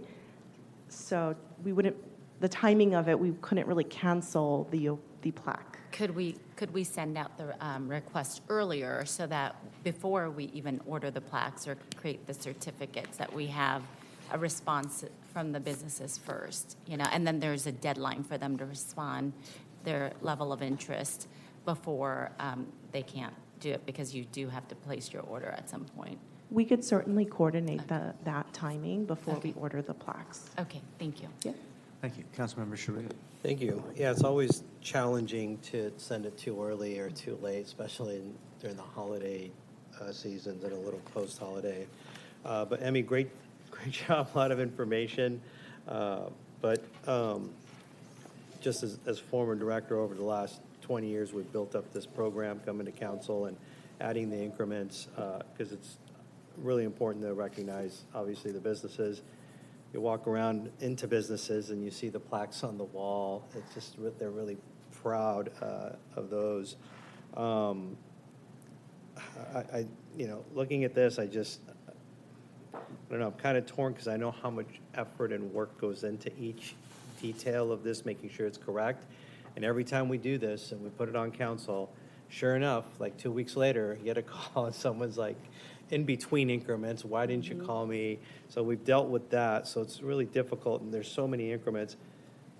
I want to hear what my colleagues have to say, but I think it's an important program for something that generates $6 million in business license taxes that they're celebrated. But as far as the increments, I'd want to hear a consensus. Great. Mayor Pro Tem Frank. Yes, thank you. Thanks for the presentation. I'm sorry, I was going through my briefcase. I have the budget snapshot brochure I was looking for. How much do the businesses pay overall in business licenses for the city? Thank you for the question. I don't have the number spot. offhand, but it is upwards of 5.5 million in business license taxes that are budgeted for current fiscal year. Okay. And then how about sales taxes? How much are they Sales responsible taxes are for 11.4 million for our standard sales tax and 5.9 million for our Measure MMB special sales tax. Okay. And that's, but those sales taxes are generated at the stores? The businesses. And businesses, yeah. Okay. All right, great. Thank you. Thank you. Any other council questions at this time? Seeing none, we'll open it up for public comment. Anyone in chamber that would care to address this item?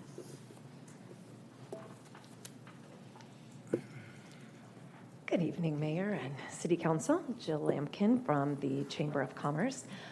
You knew I was going to come down here because I couldn't let this pass.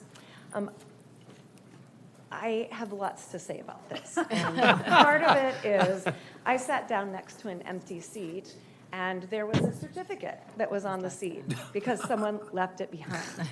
So I am all about recognizing the businesses, but I think we need to find out what businesses, how they want to be recognized. Because if 50% of the people aren't showing up and 50% of the people aren't picking up their plaques, I don't think that we're recognizing them in the way that they want to be recognized.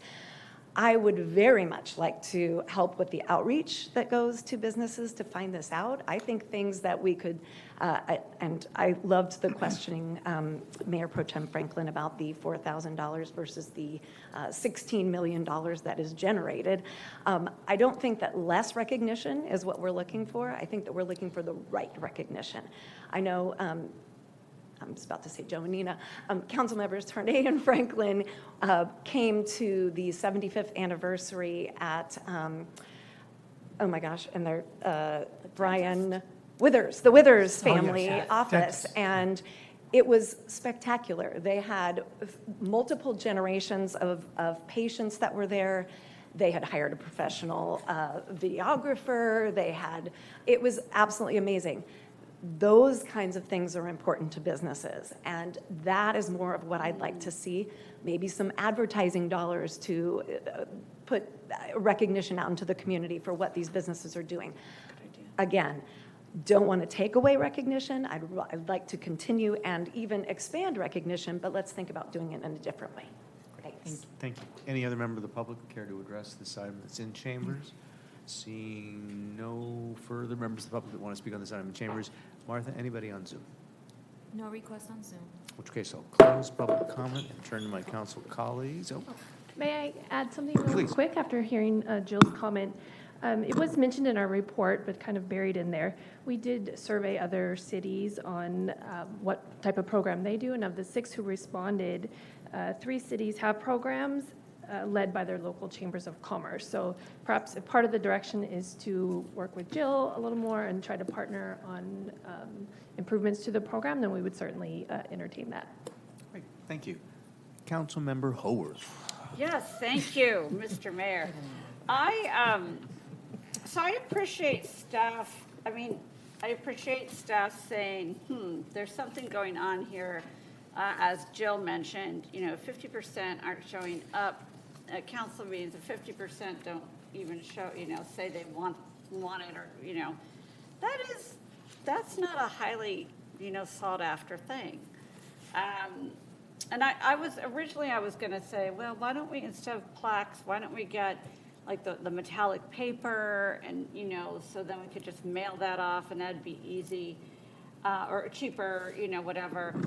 But I can see all the gathering of, are you going to come? Who's going to be there? What do we do? That's actually really, it's more tedious and laborious than it's represented in the dollar count, I think. And you do want to get it really right. To my colleague, Councilmember Charelian's point, though, it is a small price to pay for what they do. So I'd like to take Jill up on her offer, though, because I really, and I would want to support that with, additional monies. I'm not saying just go do this, but I really think there could be a different kind of a program. And maybe we do still do certificates and do at some point, but yeah, I think that's a great idea. And it's notable that 3 of the cities that responded, it was through the chamber. So I think that's a terrific idea. I do think when you're talking about, 20, 25, 30, 35, it just becomes like it loses something in a way. At least, I don't know, that's what I think. But yeah, I love the idea, Jill. Thank you. That's it. Mayor Pro Tem Franklin. Boy, Jill, you've just been volunteered. You wouldn't do well in the Army. You're not supposed to volunteer. But thank you you. were supposed to volunteer. Thanks for the presentation. I put down, I wrote this down, our lives are measured by these friends. in these businesses. Think of Uncle Bill's, right? The counter. You start with your kids on the rotating stools, around the counter, and then you eventually graduate to a table. You go out in the patio and things like that. I'm on my third generation. I'm counting me as the first generation, then my kids, and now my grandkids. It's just a fixture in our lives, and so is the kettle. So is Hennessy. So is Erkley. So is, even the new ones, can start new. I went down the path with the amount of money that they present. Look at the challenges they face. Our streets are clogged with Amazon trucks. Amazon trucks don't pay a business license. Amazon trucks don't even pay sales tax. I mean, somebody's told me that we collect something from the state. I guarantee you it's not what, if that item were sold at a store, it's not what Amazon is paying us, for the sales tax that they collect. Somewhere it goes into a deep void. So these businesses and the people that run them are the lifeblood of our community. This is it's a wonderful memento. I sense they're not coming because they're busy. I mean, look at how many challenges they face and the like. So I'm going to propose that, and it's a little tongue-in-cheek, but I will actually do it. I will deliver plaques, okay, to stores, and we'll let them know that someone from the council is coming to them, and they can go ahead and plan anything or nothing around it. It's what, 30, I heard like 39? It'll be a great way for me to get my steps in. There are 39 that haven't been delivered or weren't picked up or... So I will add, typically about half of the plaque awards are not they're not picked up at council. So whatever the number is this year, for whatever program we go with. So I think the current milestones, there would be around 58 plaques. So about half of those. Okay, so 30. 30. If we change the program under the proposed structure, there would be about 22 plaques presented at council. So I also want to leave it the way it is and then add to it after 50 years, just copying from the new chart. You got one at 60, 70, 75. You know how hard it is to stay in business for those extra 5 years? Look at the holes that we have in our businesses here already. I mean, and people that have been here a long time. What's happening to Gumtree? Okay, how long have they been here? That kind of thing. Or Beehive, and they had to, suddenly leave. So I think anything along the way, we could make it, we could get the Girl Scouts, Boy Scouts involved for delivering them. I'm serious about me. I will do it. I would nominate that the new city council members do it. We not count their votes, no. But it's a great way to stay in touch. I think it's a great sign of respect and admiration for them. And I think overall be a great program. Thank you. Councilmember Charelian. Thank you, Mr. Mayor. Thank you for the presentation, and I would definitely agree with Jill. I know she's had a business, I've had a business. My business lasted about 5 years before the housing crisis. And so it's so important to be recognized because it's really, really hard to have a business. And so I think we all recognize that, and this is a great program. I think we're here not to find out if we're going to do it, but a meaningful way to do it so that the businesses feel seen and that they're actually celebrated in a way that works for them. So I fully support staff working with the chamber, with Jill, to develop a meaningful way. And she's got, her connections to other businesses, and she'll be able to talk to them and find out what it is that they, whatever way that they want to be recognized. I think that's important. And that way we can really streamline and minimize the staff the staff time and money that's being put into things where people aren't picking up the certificates. They're not showing up to the day they're being recognized. So that would be my input. Thank you. Thank you. Councilmember Sherwood. Thank you. I think the one thing that, and I agree, I think the program needs to be refreshed. I like the way it is now, but I like it for this year because we don't have enough time to really change it. I would, whoever's making the motion, I would ask that, maybe we continue it this year, leave it as is, and then come back to us in the springtime and tell us what the new proposal would be with working with city staff and the chamber. And I do appreciate Jill coming and volunteering her time. Maybe you could deliver them too, but She'll have to fight Joe's Joe going to for do that. that. Okay, he wants to get the T-bird out.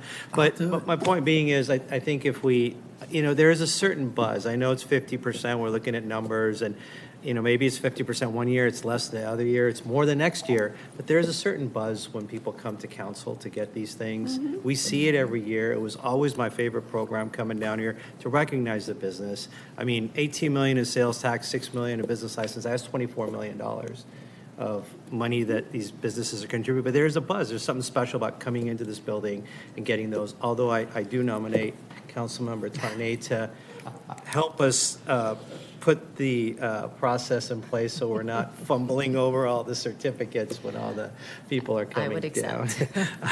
Call for the question. But in any case, my point is that let's get through one more year. Let's work with the chamber, come back in the spring, and tell us all the wonderful new things that you're going to do to celebrate, because these businesses need to be celebrated. And they do put the plaques up. Some of them don't get them. And Jill has one certificate. But I kid you not, you walk into the plaque, there's a 50-year, walking to Uncle Bill's. Those are our bread and butter, small city atmosphere, hometown. See, I'm starting to lose this, getting close to 10.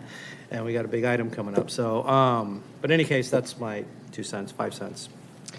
So I see a motion, but I just would offer my 2 cents, and that is I really do want to hear the motion, and I support what Councilmember Charelian just said, particularly because he has experience in this matter, having worked in the finance department and headed it for a number of years. I've had 2 businesses in Manhattan Beach since the mid-1990s, and while it has been my privilege to serve the community, I have to be honest, I would not have necessarily wanted to come down to council were I not serving here, and I was happy to get by mail certificates in those early years. Mainly because I had family, I had kids, I had other business obligations, and it wasn't always practical to come to council. So I appreciate what staff has done here to take the initiative to look at, well, wait a minute, can we mail certain of these certificates and limit the number of actual plaques that are handed out?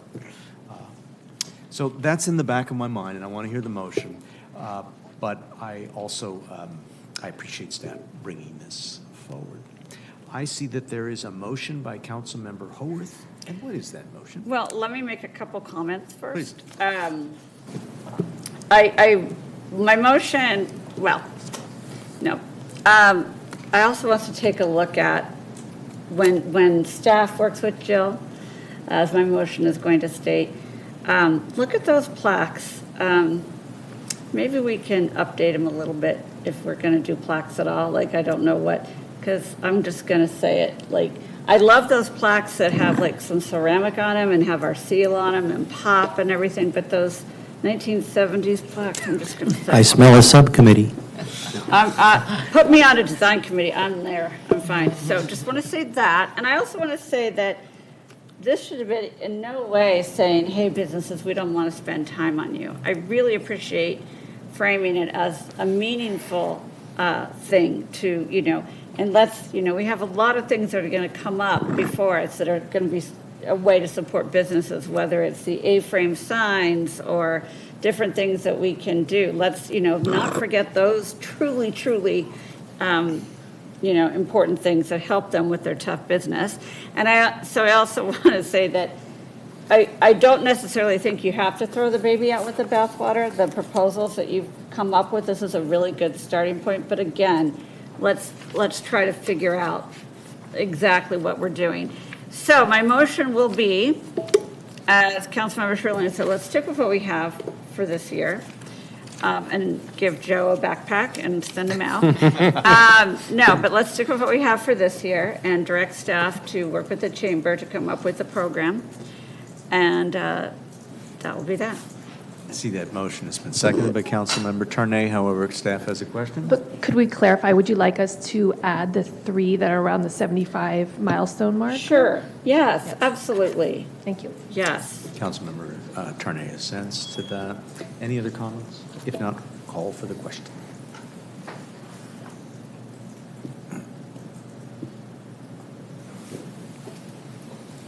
Motion passes 5-0. Thank you. Before we move on to item Do we- number 12. Yeah, do we need a motion? Oh, Well, first, do we want to take any sort of break before, or just Yes, simply please. keep going? In which case, we'll stand in recess before we move on to item number 12. Stand in recess for a short break. thank you.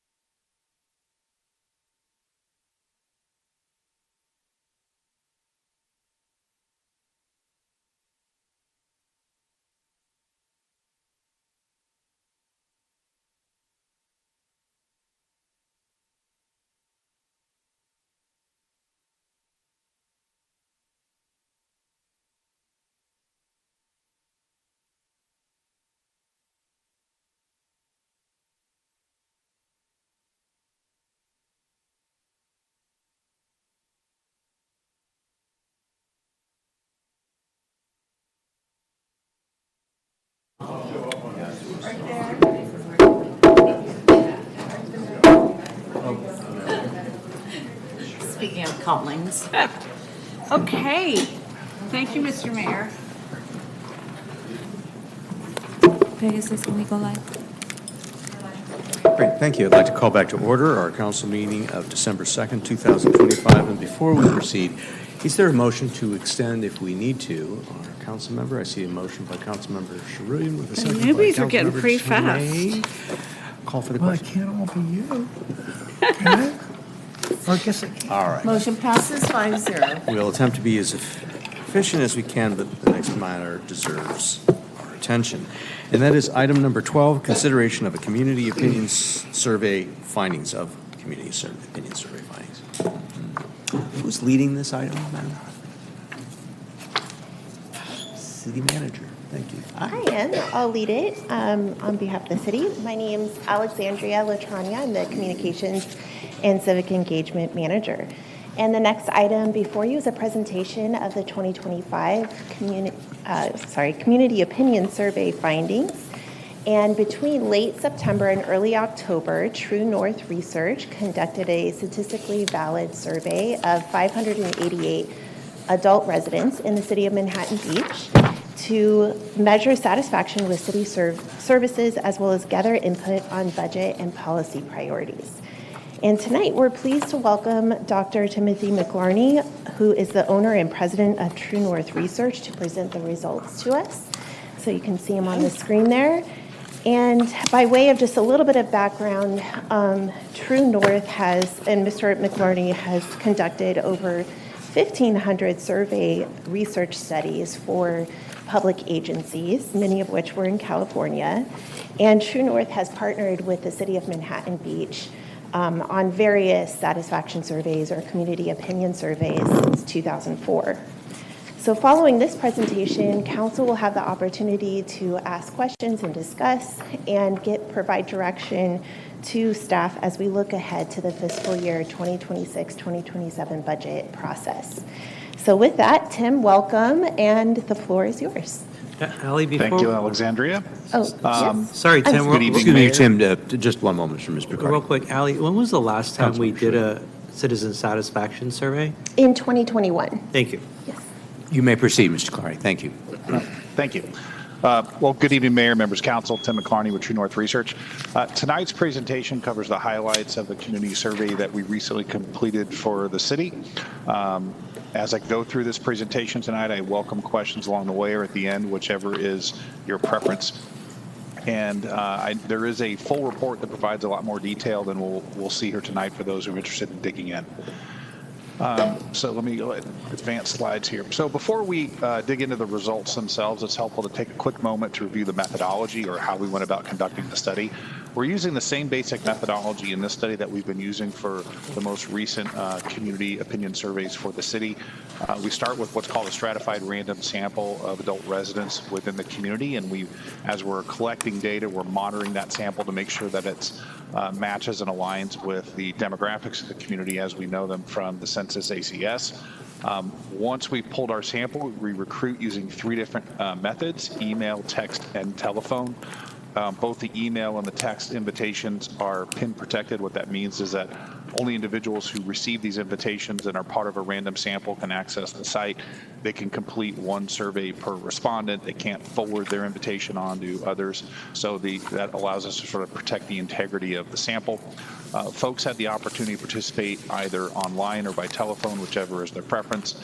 Now, we had actually contracted to do 400 completed interviews, which allows you to achieve the academic standard for statistical reliability.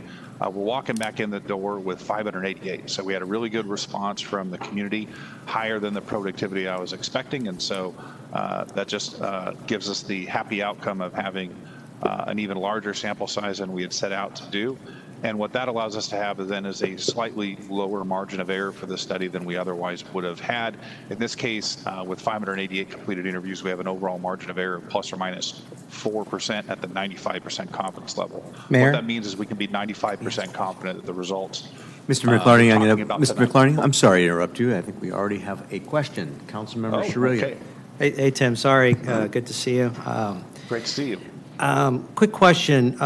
Since the survey was a little bit different because it included some different items such as the Project Pulse with our the buildings, you're familiar with that by now, I'm sure, what that is.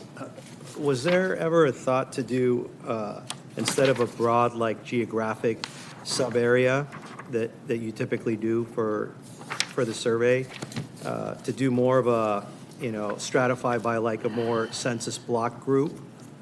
Because a lot of the information that, you're gathering from our residents, but not specifically those that are around the properties for Project Pulse. Like setting neighborhood boundaries or doing census block groups to stratify by that instead of a broader geographic sub-area that you typically do for general community surveys. This had specific elements on it that was specific to footprints that are not throughout the city.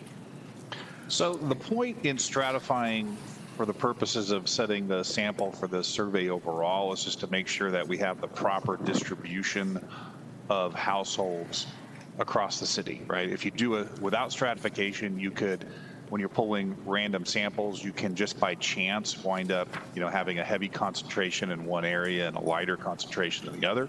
The purpose of stratifying is to make sure that we get this balance geographically.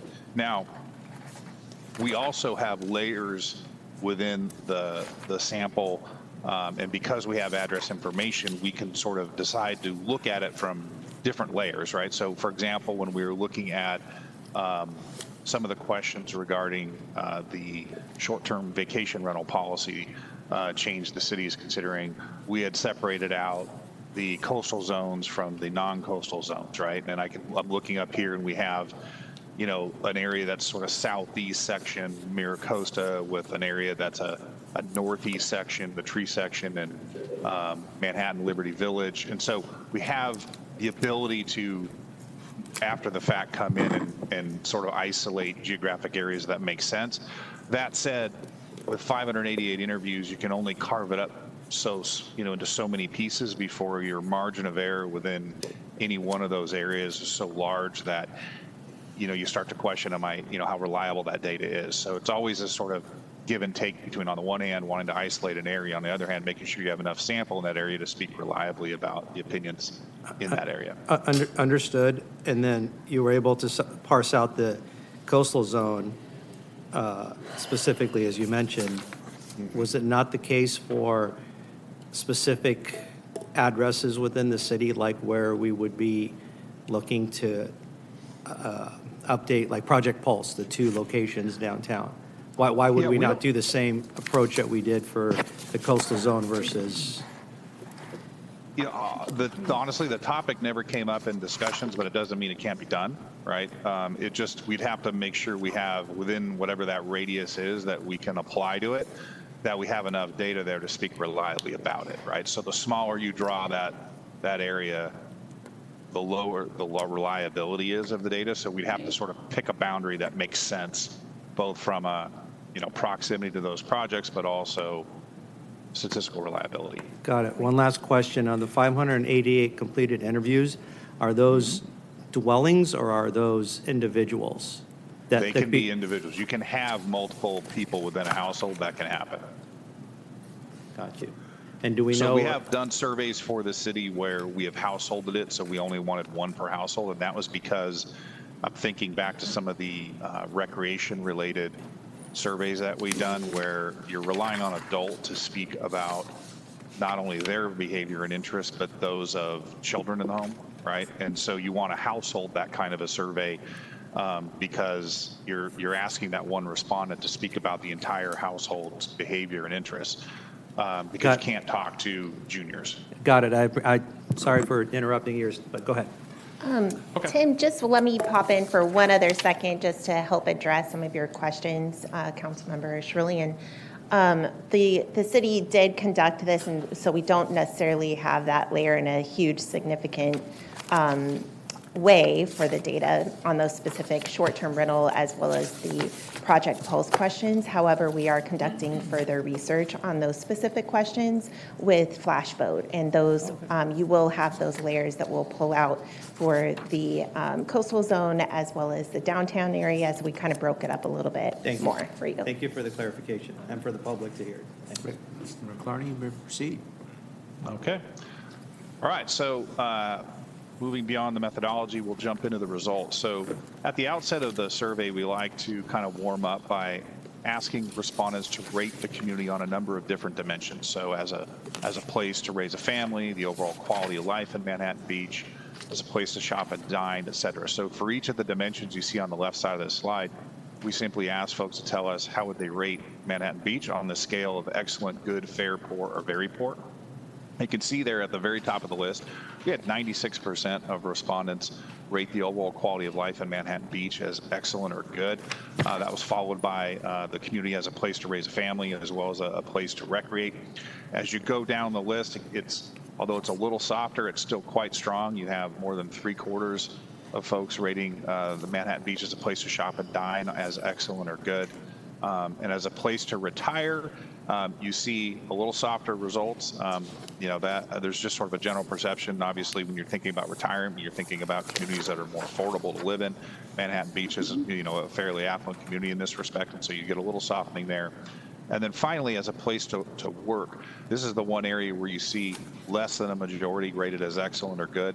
That's in part, though, because you have about 1/3 of folks who don't know, right? They're probably either haven't searched for employment in Manhattan Beach, or they're retired and no longer seeking employment. So they respond, don't know, no answer. When you compare these results from 2025 to the 2021 results, we saw some small upticks in the overall quality of life, as well as Manhattan Beach as a place to raise a family. We saw a somewhat larger downtick on that Manhattan Beach as a place to work item. Again, though, that was driven largely by growth in the percentage who said they were not sure. After that question, we have 2 open-ended questions in the survey. The first of which is, asking folks to tell us what they like most about the city of Manhattan Beach that should be preserved in the future. By open-ended, what I mean is we didn't share with them that list of options and say, choose among these. We simply asked the question and let them tell us in their own words what came top of mind about what they like and want to preserve about the city. We went back and reviewed those verbatim responses and grouped them into the categories you see here. So top of the list, 21% mentioned sort of the small town feel and charming beach community vibe that you have in Manhattan Beach.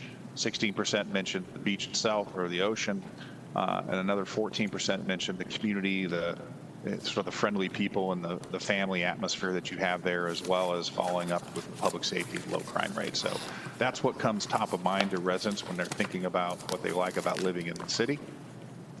Once we'd asked about what they wanted to preserve, we followed up by asking them if the city government could change one thing to make Manhattan Beach a better place to live, what change would they like to see? Here again, open-ended question. They got to just tell us in their own words, and we reviewed the verbatim responses and grouped them into the categories you see here. Top of the list, about 12% mentioned addressing parking issues. Now we have our pesky e-bikes and enforce traffic and e-bike laws at about 11%. You're going to see e-bikes again here in a minute.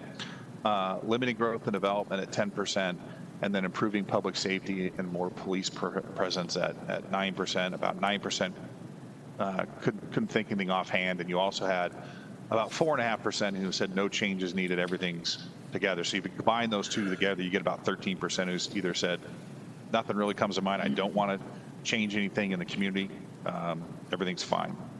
So when you compare these results to 2021, 4 of the top 5 are also in the top 5 from 2021.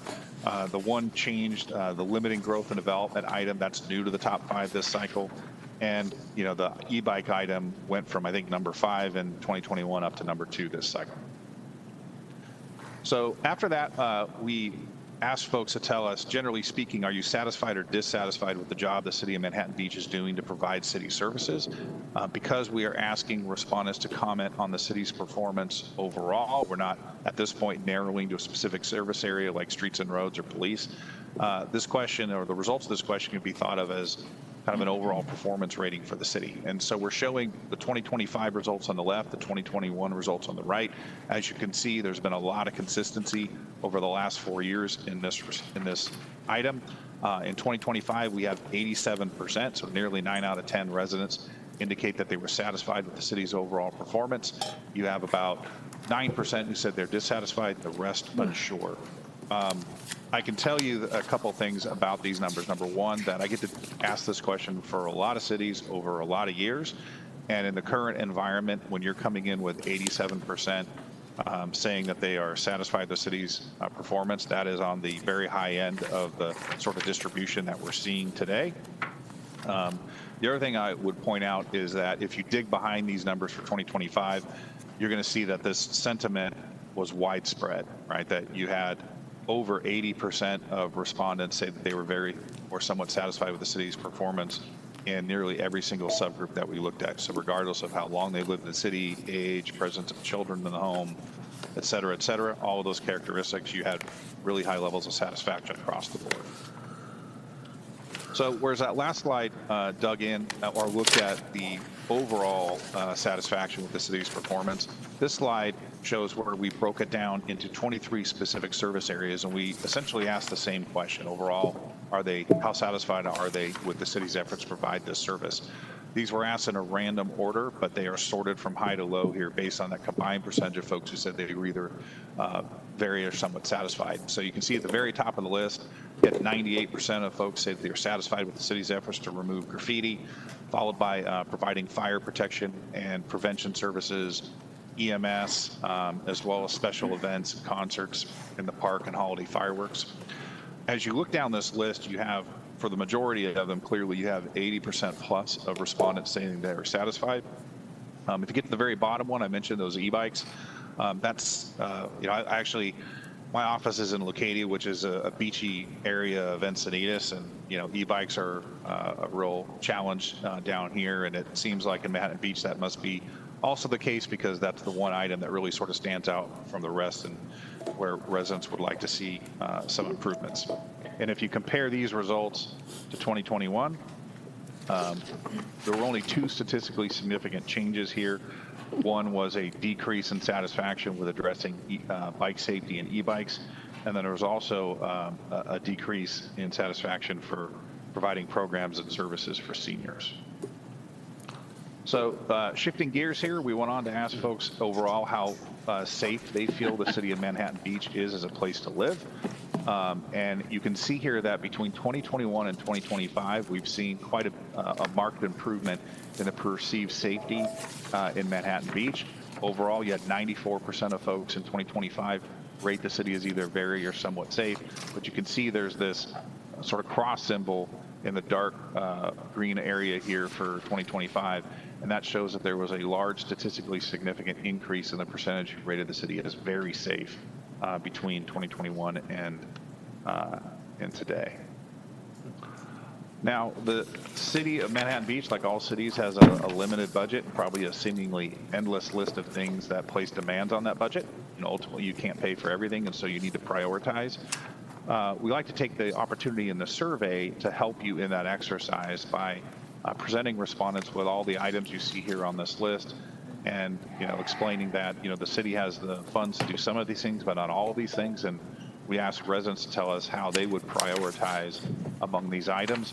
And we just introduce a sense of competition. We just inform them that not everything can be a high priority. And so, when you phrase it that way and construct it that way, you can see your residents do a really good job of prioritizing. Some things rate pretty high in this list, other things are lower. When you go to the top, what you tend to see are projects that have really wide appeal, meaning, for example, the number one, fix potholes and repair and improve city streets and sidewalks. Well, everyone, drives or travels on the streets and probably uses your sidewalks, and so that, has an item that would affect a lot of people. That was 92%, either high or medium priority. followed by improving the maintenance of parks and park amenities, including restrooms, sports courts, dog runs, as well as repairing and upgrading the city's sewer and wastewater systems, and then restoring and enhancing nature areas. As you go towards the bottom of the list, what you tend to find are items that probably have appeal to a narrower audience to begin with, right? So, talking about, replacing the pay and play at Marine Avenue Park with open space with the possibility of adding a futsal court. Not everyone plays futsal, and so that item's gonna be a high priority for a small group of folks, but probably less so for others. And so that's kind of how you can understand in some ways that distribution that's on that list of projects on this list. Yes. Hey, Tim, before we move on, Mayor, if I Please may go ask right ahead. questions. Thank you. So on some of the slides, you did a comparison of the 2021 survey against the 2025. What were our spending priorities in 2021, just to kind of see the correlation? So different list this time than in the past, and I don't have that open right now. We could. Okay, that's I can't fine. do now, but I can look at it. But I know that there's items on this list that weren't on that list before.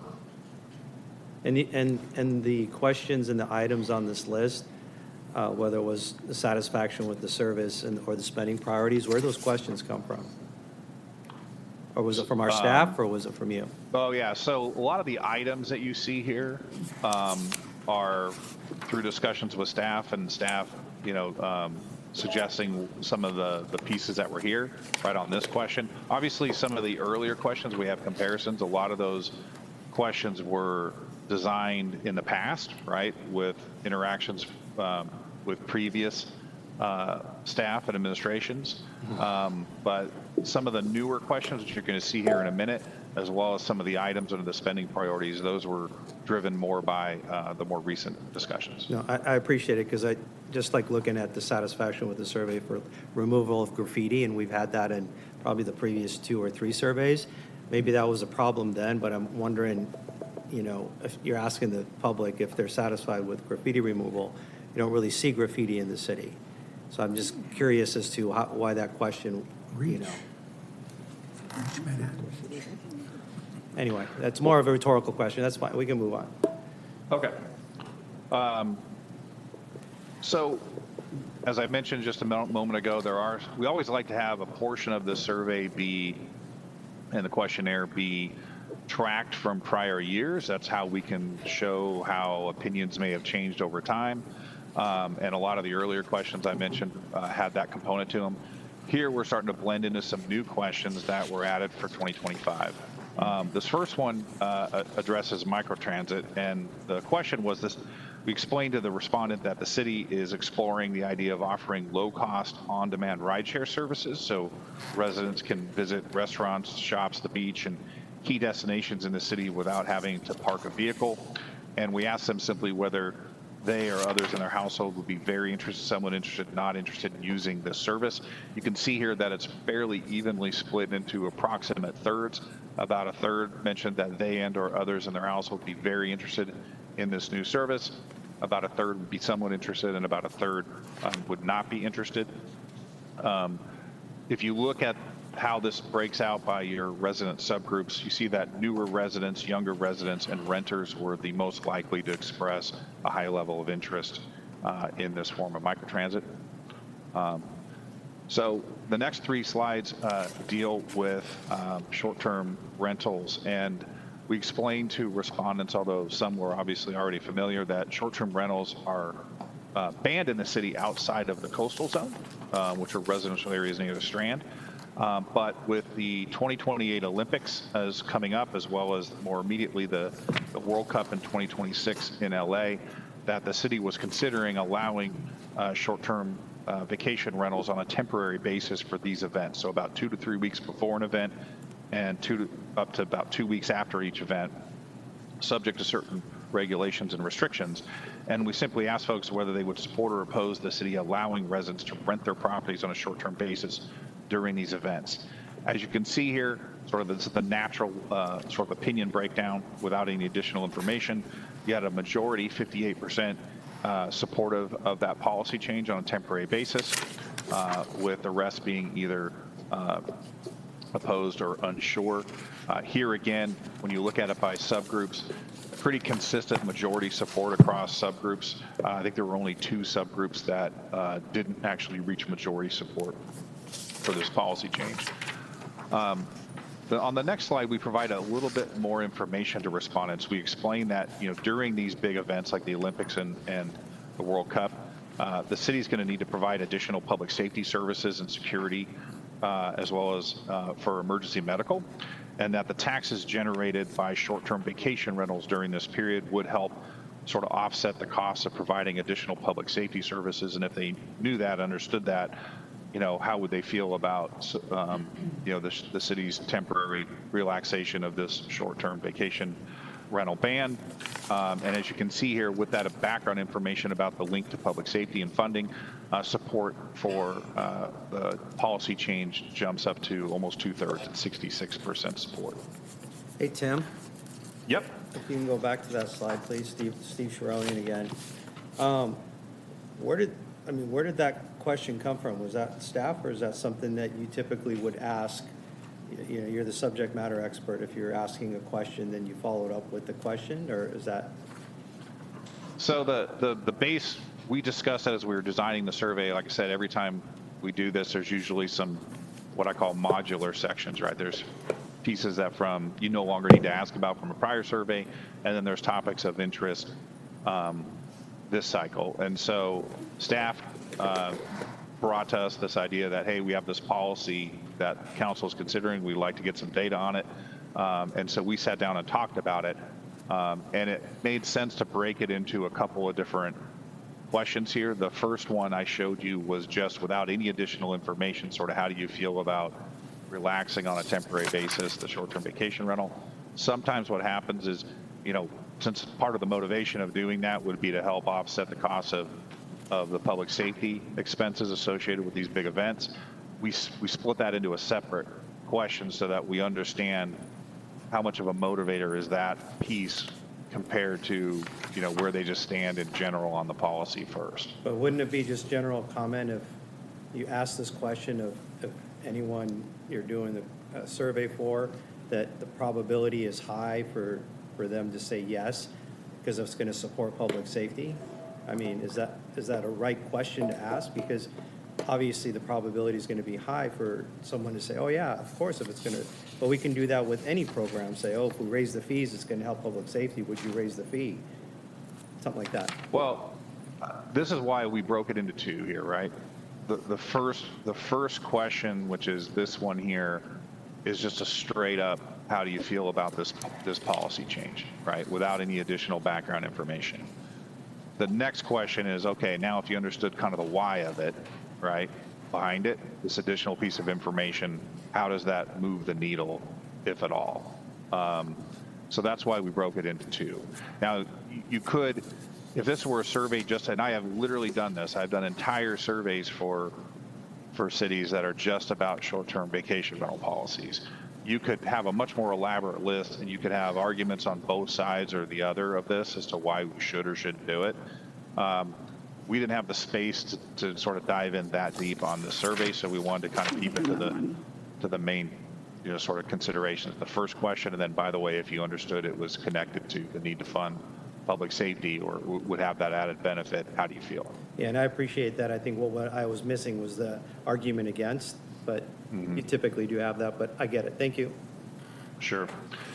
So one of the things that's interesting, though, is, you look at the levels of support here that are majority and at this point almost supermajority support for temporary relaxing that policy. But we went on to ask folks, if the city were to allow short-term vacation rentals during these events, are you likely to rent your Manhattan Beach property on a short-term basis during these events? Only 12% of respondents said yes to that. So what I find fascinating is that the high level of support for relaxing the policy isn't being driven by people thinking, oh, now I can make a bunch of money by renting out my house on a short-term basis. It's obviously being driven by something else, because very few residents would plan to rent out their own homes during this period. It may be perhaps that they, have family and friends that want to come visit, rather than they needed some place for them to stay while they're attending an Olympic event or FIFA. I don't know. But it's clearly not just linked to their personal interest in renting their home. Tim, On to Tim, project. Mr. McCartney, just one Yeah, Dr. question. Yeah. So it's Joe Franklin, Mayor Pro Tem. Thank you. So on the question with additional public safety cost info, couldn't you have also asked, which I think might have been a driver for the last one, but the predominant no, was, also saying, given the challenges that short-term rentals present, such as late check-ins, loud, being loud, having parties, not respecting neighbor boundaries, would you, support short-term rentals? I mean, what would that look like? Yeah, I mean, like I said, we could go in and dig in and do pros and cons on all this, and we could look at how that shapes up. I will say that, and this is why, this question right here was phrased perfectly neutrally, right? We didn't provide any sort of pro or con related to it. We simply described what the policy change would be and asked where they land. And you can see that on that basis, you had, roughly 58% of folks say that they would support it, right? We get some positive movement on the public safety side. Question on the next one, you're right, we could have, it's possible to throw in cons and see how much we shift them the other way. What is interesting though is, and I'm just sort of thinking out loud here, if you take these questions, and although some of the community doesn't have to deal with short-term vacation rentals because there's a ban on them, right? But within the coastal zone, they do, right? I know that the ban doesn't apply there, and so if there are going to be some short-term vacation rentals in that area, we do see that support for allowing short-term vacation rentals among people in the coastal zone who have some experience with this personally. It is also actually a majority. It's 52%. So we're not seeing, that the folks who have to deal with it on a daily basis are wholly against it. We're seeing about, half of them supporting this. It's a little lower than everyone overall, but it's about half. Thank you for explaining that, Tim. That's interesting to dig in for those near the coastal zone. But just to answer your question, Mayor Pro Tem Franklin, we are going to do an additional survey that is going to address some of those more negative externalities that might arise from a short-term rental policy. How many short-term rental licenses do we have now in the coastal zone? I believe it's 100. I don't want to speak out of turn. I'll let our finance director answer that question. I mean, just generally. 1,000, 100, or the exact number that's coming up right now? Currently, we have about 170, 180 that are licensed. However, not all of them are active and operate every month. And a guess as to how many are active? We're currently pulling those numbers for the staff report that's coming at the next meeting, but probably half, or a little more than half. Okay. We'll confirm next meeting, though. Okay, so about 70 or 80 are active. So a lot of people don't know what it's like to be next door to a short-term rental, all right? Because we have thousands of homes in the coastal zone. Yeah. Okay. Thank you. You may proceed, Mr. McCartney. Thank you. Thank you. Okay, I think we're on to the Project Pulse slide. So another new question for the 2025 survey. We provided some background to respondents about how the city is exploring the redevelopment of 2 properties in downtown, the Parking Lot 3 site on Morningside Drive and 400 Manhattan Beach Boulevard, which is formerly U.S. Bank. Both of these properties are across from Metlocks. We explained that the city has started a community outreach campaign to explore future land uses, and then we wanted to know from respondents their opinions about potential redevelopment options being considered for the properties. And so for each of the items that you see here on this slide, we simply ask folks to tell us do they think should be a high, medium, or low priority for the community at these sites. You can see here that respondents kind of single out 3 potential uses as being the most popular overall. You had a majority plus saying a parking structure, open space, park, and commercial development like Metlocks with retail shopping and dining and restaurants as being either a high or medium priority, followed by cultural arts and community space and multi-residential housing. Less interest, significantly less interest in a hotel, a private social club, or a visitor center. Now, most of the questions in this survey are either focused on services, or we just went through some slides that were focused on policy. But we also want to take an opportunity in the survey to understand kind of how residents view the city government in terms of governance questions, as well as to profile their interactions with city staff. And so the first of these questions showed respondents the statements you see on the left side of this slide, and simply ask folks to tell us whether they agree or disagree with these statements about the city of Manhattan Beach. And you can see that you've got almost 3/4 of folks say that they trust the city of Manhattan Beach. 64% that agreed that the city is responsive to residents' needs.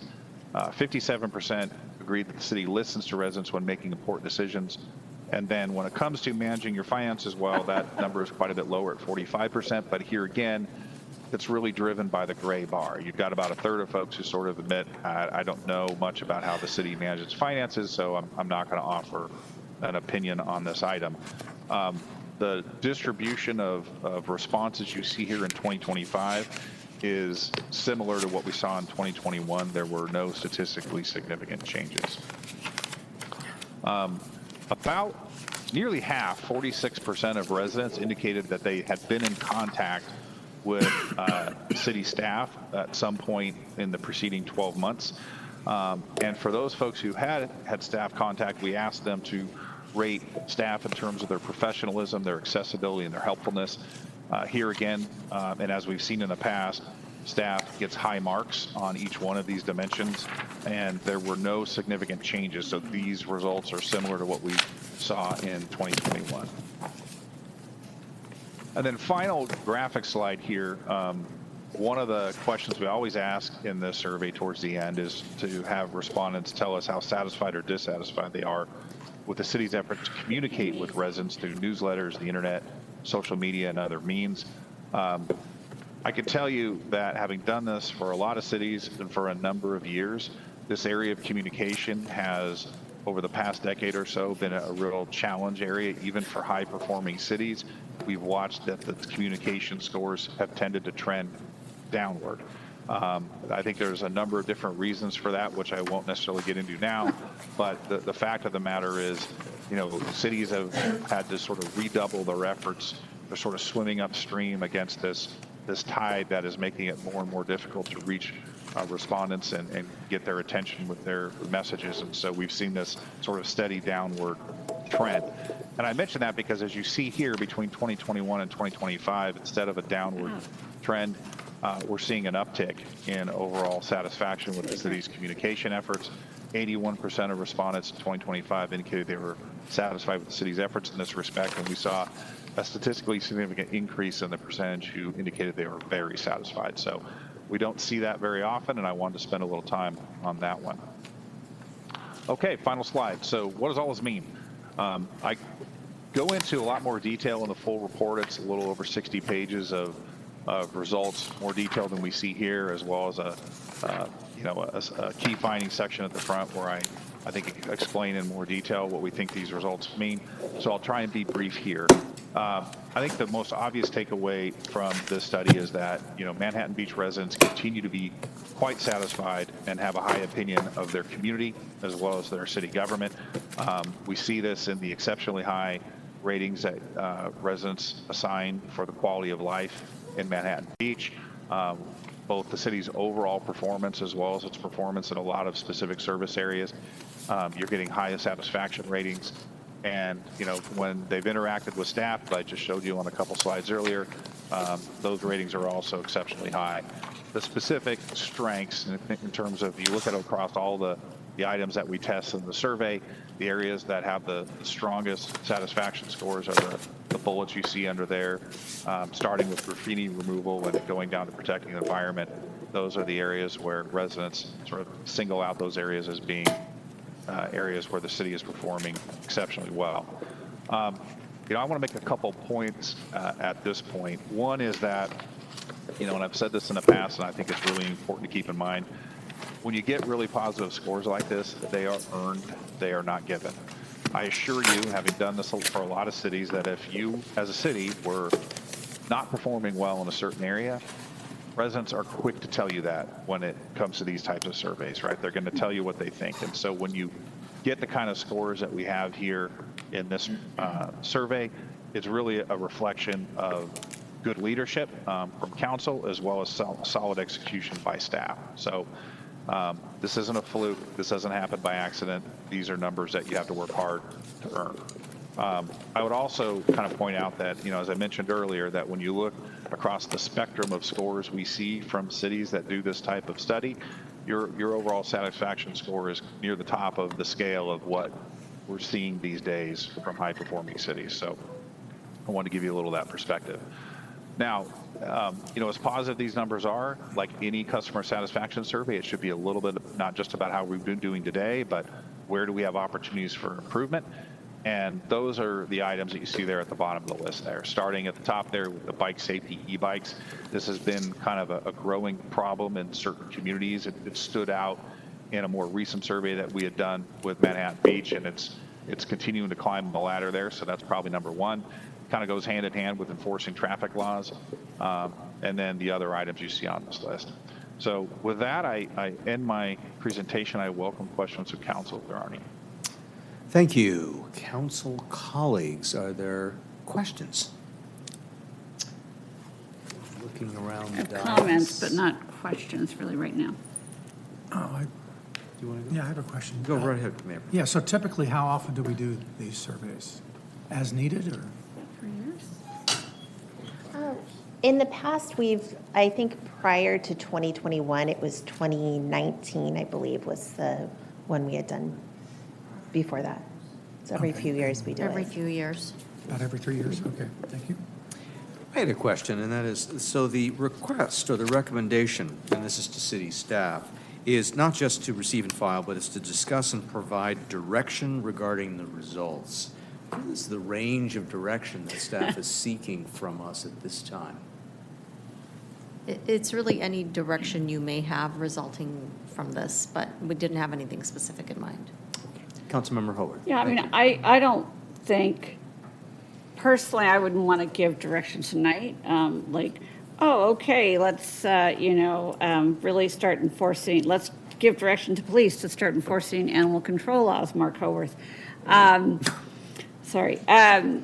So I wouldn't want to give that direction tonight. But I think that we should look for opportunities. I mean, I think this should inform, budget and CIP and where we direct things to. I won't make comments yet. Sorry, I almost did. Thank you. Councilmember Charelian? You know what, I don't have any questions, I have comments. Okay. All right. Actually, one more question. Sure, go ahead. Yeah, so he had indicated that he had gotten direction to ask a question about short-term rentals. Did we as council ask for that? We did.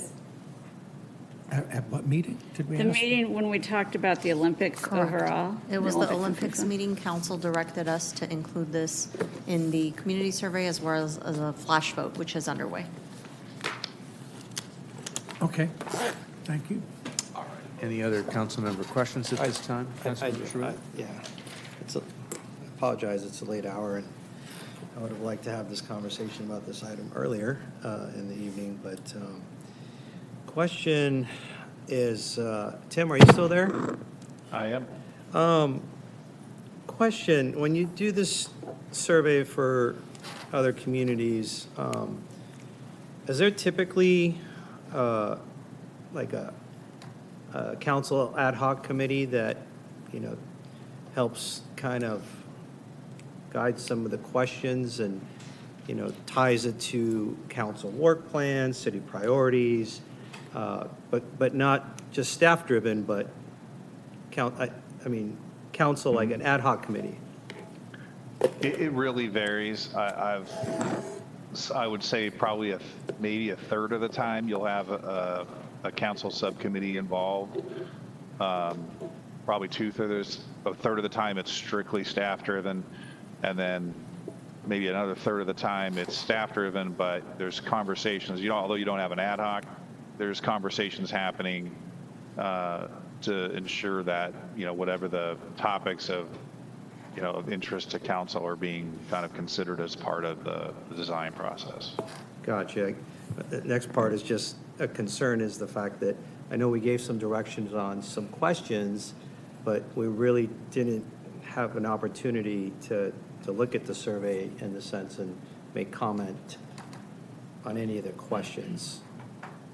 So just like Tim said, a third council ad hoc committee, third no, but a third utilizes council to take a look at the questions and send them out. Have we ever done that? My question would be, I don't think we've ever done that. But once again, we're looking like backwards if we've ever done it, like let's continue doing what we've done. I'm addressing. Yeah, and I'm asking Tim the question, and he answered it because 1/3 has an ad hoc committee and a third has some oversight from council. That's 66% of the time there's some city council oversight, just for the general math. Yeah, I understand general math, but can I clarify with Tim? Did you say a third of the time there's council oversight of the questions? I didn't understand. I didn't hear that from you. Yeah, I would say the third is you have an ad hoc. The third council's completely not in the loop, right, on it. It's strictly staff-driven.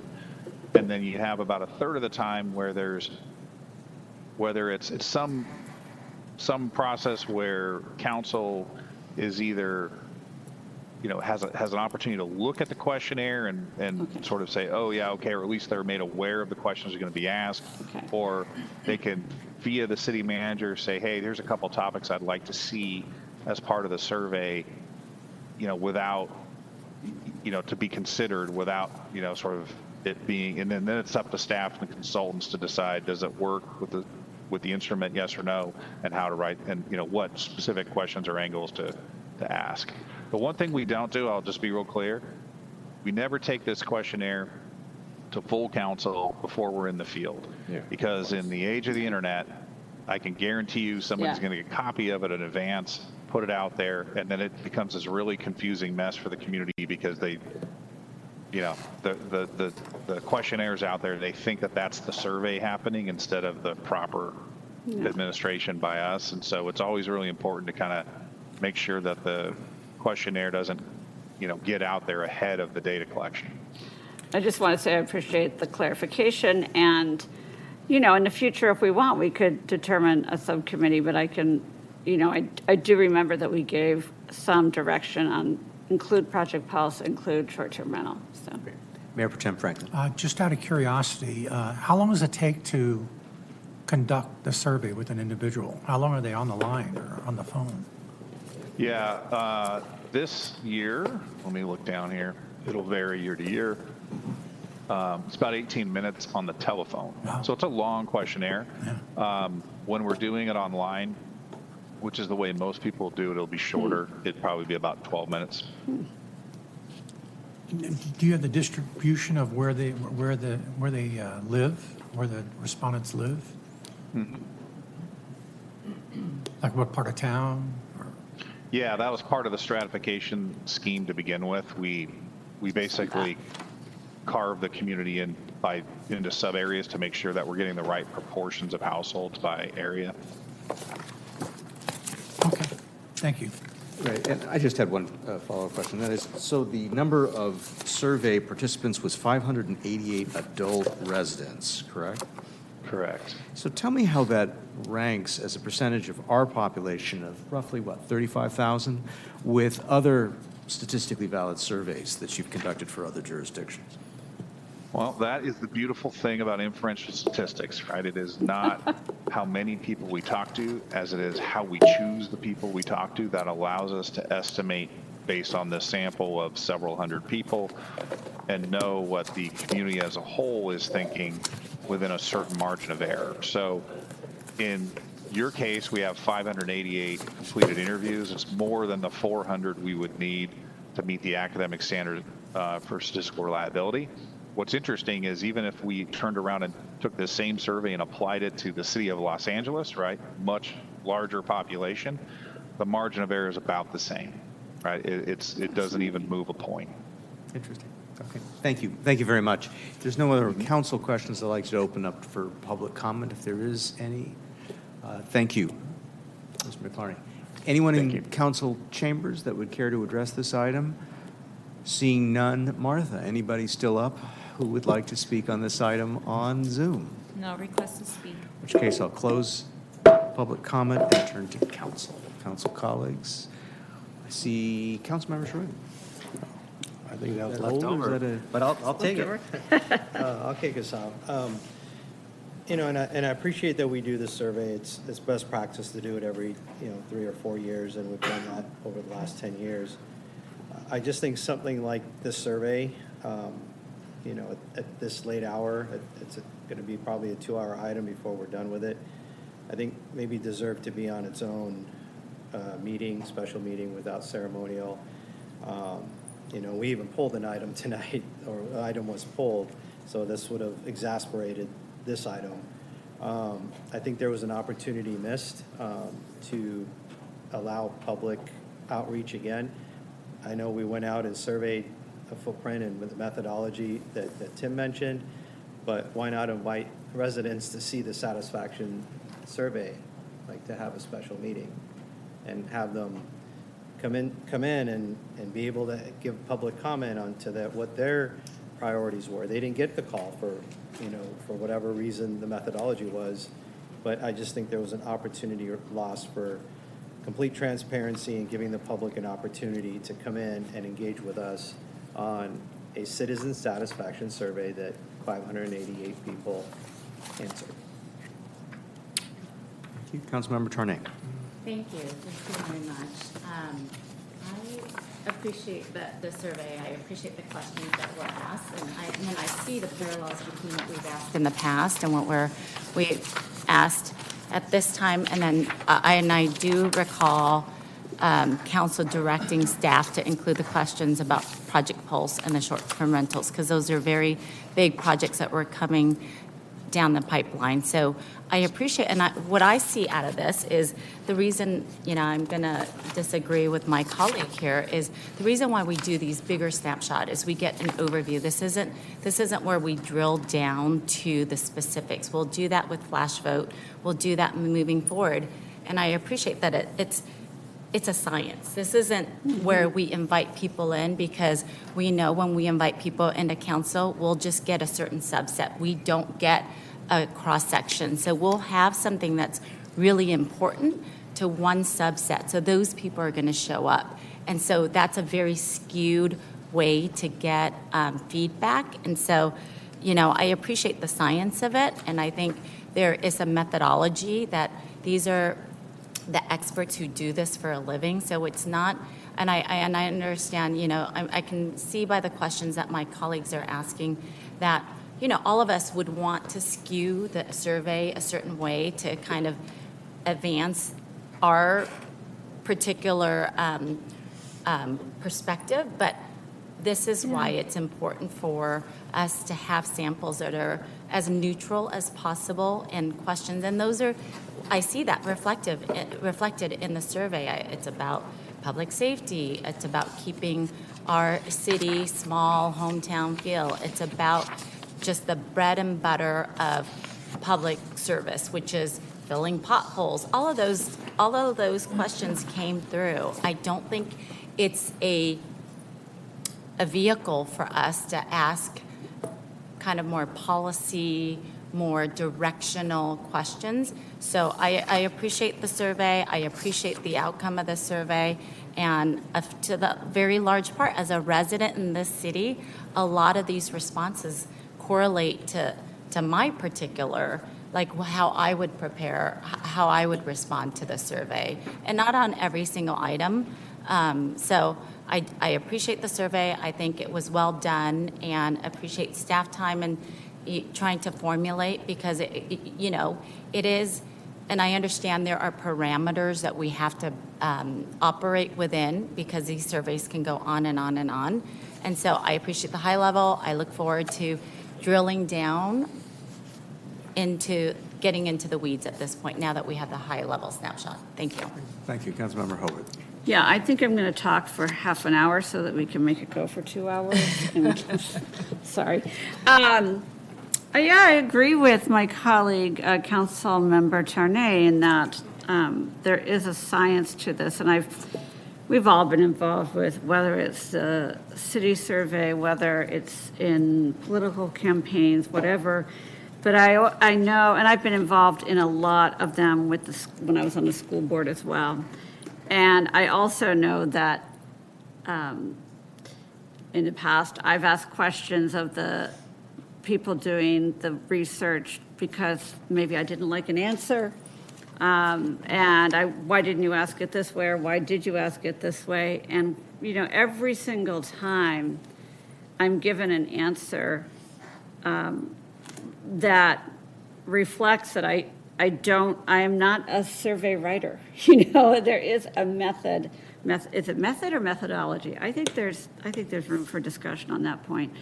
Anyway, so I appreciate, and we've used True North for 24 years. I think we've been using it for 24 years. So next year you get a certificate. I was waiting to say that. And, I think it's fine if we want to, in the future, maybe have a council subcommittee or whatnot. I don't think it's fair, though, to castigate staff for not doing it this year, because there was no indication that we wanted it to be any different prior to this. So I was very amused, if you will, by, on page 17 of the presentation, the satisfaction with communication. And Jim mentioned it, you don't see numbers like this for a city. And we were talking a lot earlier about communication, and I applaud us. I applaud us, that's really self-congratulatory. But I do applaud the efforts to reach out more with regards to builders, residential overlay districts, all of that. We're all trying to communicate more. We should always try to communicate more. But we are wrong to beat a drum and tell staff you're not doing your job on communicating. I got to say that. So I don't think we need to drive any policy decisions tonight. I understand that a couple of my colleagues may not support things that I would support regarding short-term rentals, and we'll have some really good, robust discussions on that. These are some survey results. We still get to have our discussions, and we may, not decide to do it. And just because this says this doesn't mean we're going to do that. But we shouldn't deny that that's what people said, right? So, thank you. This is always a great snapshot. I've saved mine forever. I have my paper copies going back to 2011. So this is super fun for me, and I will be receiving it, filing it. Councilmember Charelian, do you have a follow-up? Yes, I do. I guess, and I agree with the methodology and everything that was said. I'm just looking at this as the first step of getting the data, and things that you like to preserve or change, things that need to improve. What's our vessel to look at the things that need to be approved? I'm not just saying spending priorities, and it's wait till May to put them in the budget and discuss them then. I guess what's look to you, Mayor, what's the next step to get things that are not satisfied, like updates on e-bike safety or e-bike whatever is important to again, it's a late hour, I apologize, but not getting my thoughts across, but we have spending priorities. So when do those come back to council? When do we discuss them?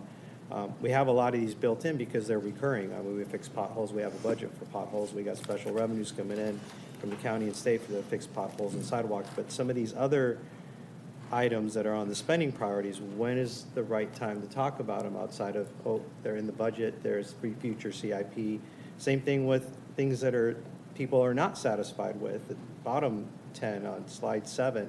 So, or changes to improve upon, addressing parking issues, those type of things. So when do we talk about the data in here? If we're not providing direction tonight, is it in the work plan? Can we have is it a future agenda item?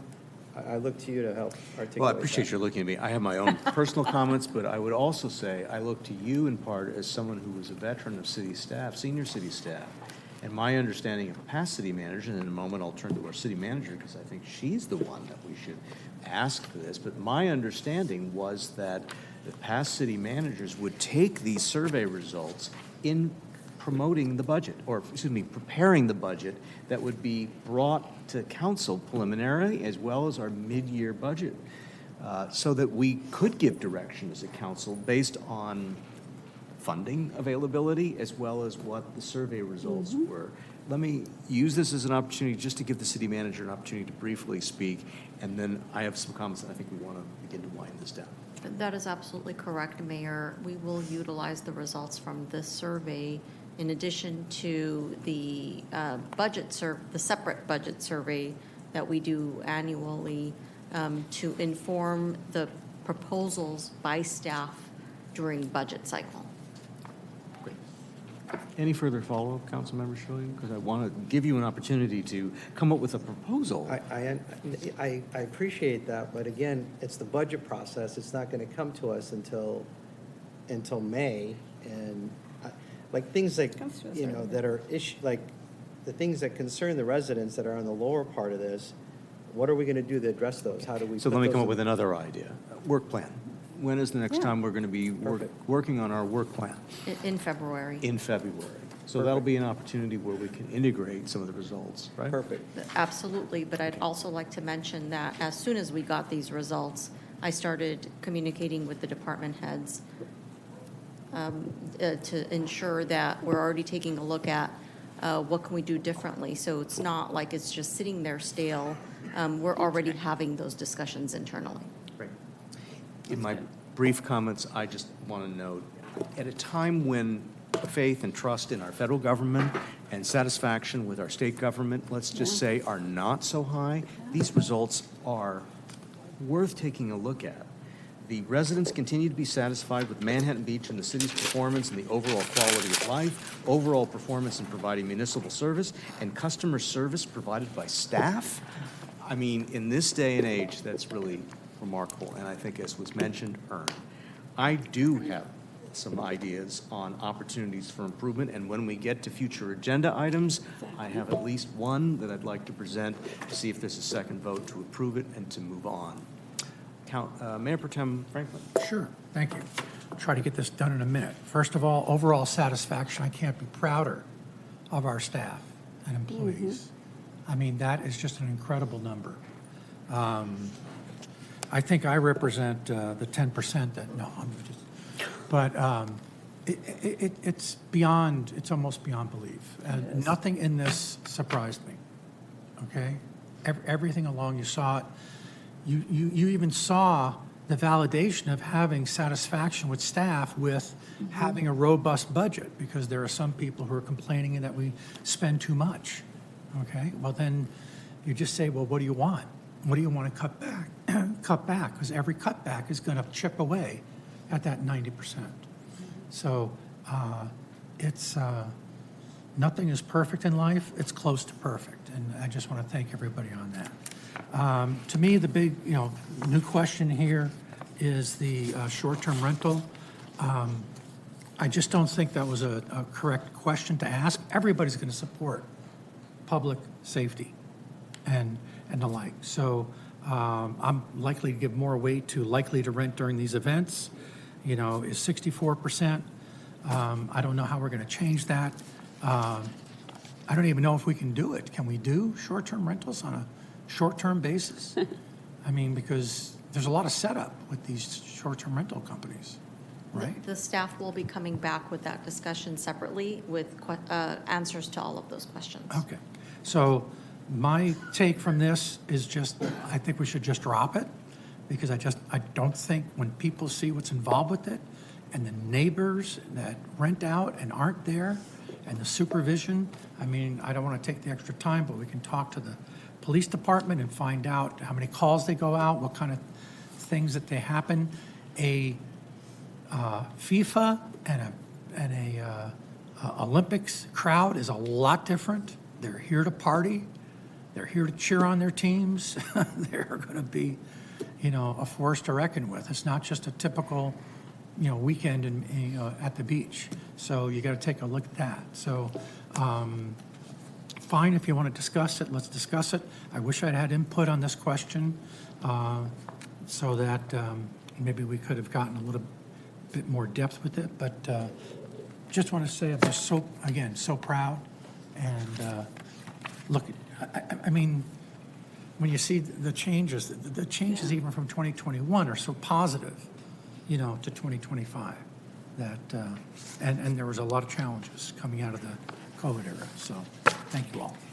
Councilmember Haworth. Yeah, and I'll try to be quick, because this is, I know, my second bite. I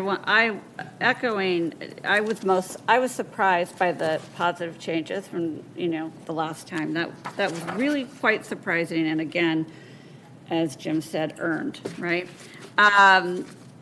And I think we have to get a lot of questions answered about short-term rentals, and that's great. I want to echo, though, what I don't know what you're going to bring up in the future agenda items. We don't even have to wait for the work plan. I mean, look at the different times we've addressed e-bikes, and we're not going to give up because we're all very, very attenuated to that right now.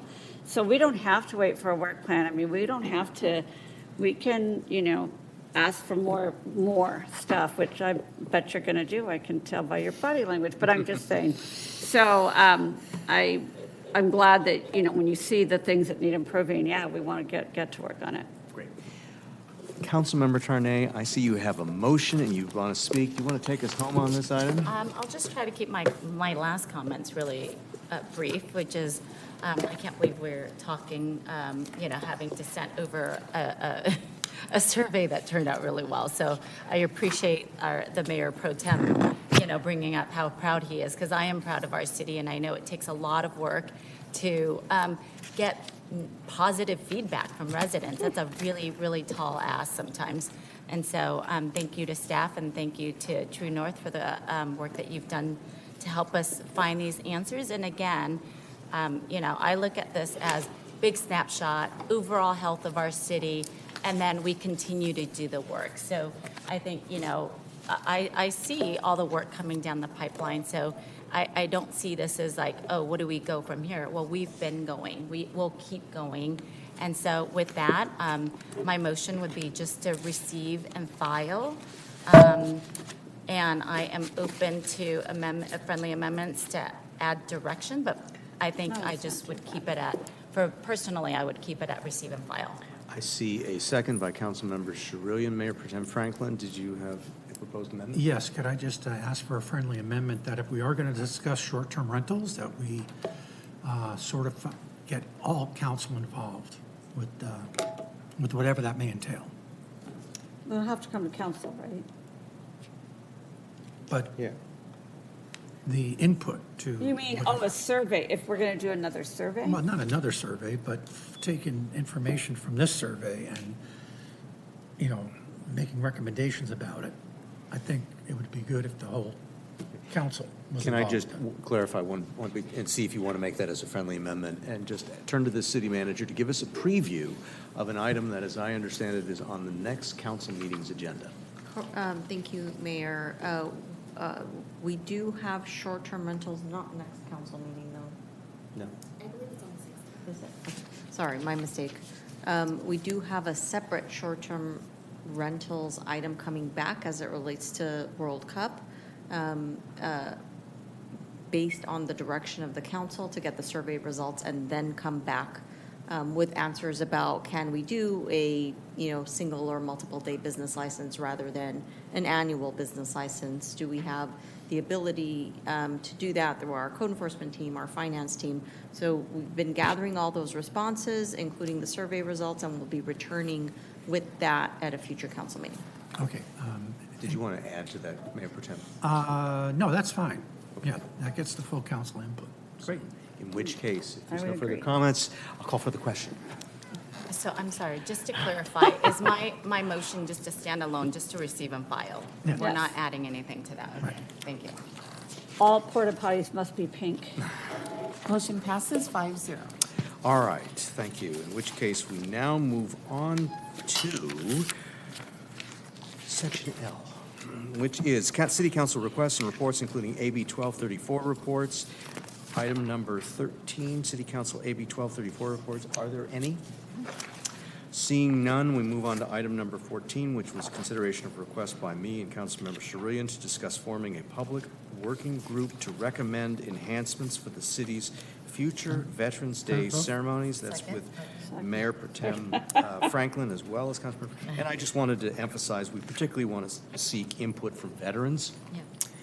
As well as other members of the public on ceremonies going forward. And I think you, Mayor Pro Tem, will be leading the next Veterans Day ceremony. I love the extra direction that our Pacific student gave. Take off your hats. Oh, that was so fantastic. Terrific. It was so Remove good. your hats. For future agenda items, I have a couple, but I want to see if other colleagues do first. I have one, and, in years past, we used to come to council every year when we bagged the parking meters. And I think that served two things, and one was just kind of show the public like how much money that the city loses when we bag. What's the matter? He's just looking at me. I'm smiling because I think there was a majority decision to not have the debate because I often raise questions about how long we were bagging meters because of the revenue. So that's why I'm smiling. It's not at your substantive the reason I place. say that is because it's just a lot of times there's, we do a lot as policymakers to provide support for the downtown and other areas.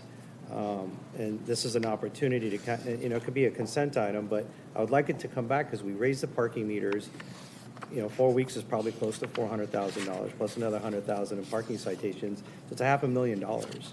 So the pot is growing, and I'm not saying to vote on the time or whatnot, maybe an informational annual item that comes back and just says, and just memorialize it and put it in, put it in there.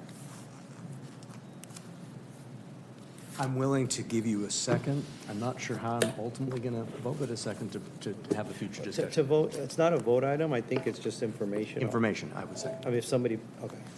Great. Anybody else? I have two. First, I would propose in response to the survey, we do have an e-bike item come Second. back to discuss a pilot program, which is what has been approved by the legislature to allow greater enforcement. So we have a second from Councilmember Haworth. And second, I'd like to have a discussion of reintroducing council member assignments to Manhattan Beach Unified School District. Second. Schools, that was also seconded by Councilmember. Do you know what that is? I'm sorry, there was some looks. So we used to No have, clue, like our no council clue. assignments, right? So we would also have, I'll be the representative to Robinson, or, you'll be the representative to Oh, yeah. Pacific, you'll be the, and I do think it's important. Well, sorry, I'm not allowed to say that. Sure, let's talk about it. So let's talk about it a little further. Is there enough of us for Someone has to double up. oh, double up, okay. Yeah. All right. Is there a city manager report? Not at this time. Is there a city attorney report? Not tonight. There are informational items that are referenced, including the Finance Subcommittee action meeting minutes. Nothing with regard to a closed session, but before we adjourn, please everyone have a little more patience at this late hour because we lost a beloved, recently departed city staff member, and I've been asked to read a little bit about him. So I'll read a little bit, and then we're going to adjourn this meeting in his memory. As we close tonight's meeting, I want to take a moment to honor the memory of Yuri Botello, who served our community with dedication and pride as an engineering technician and whose life was taken too soon and tragically this week while traveling with his family in Peru. Yuri came to us from Brazil, bringing with him a remarkable work ethic, an infectious smile, and a warmth that touched everyone he encountered. He was proud of his journey from a small coastal city in Brazil to becoming an American city just this past May.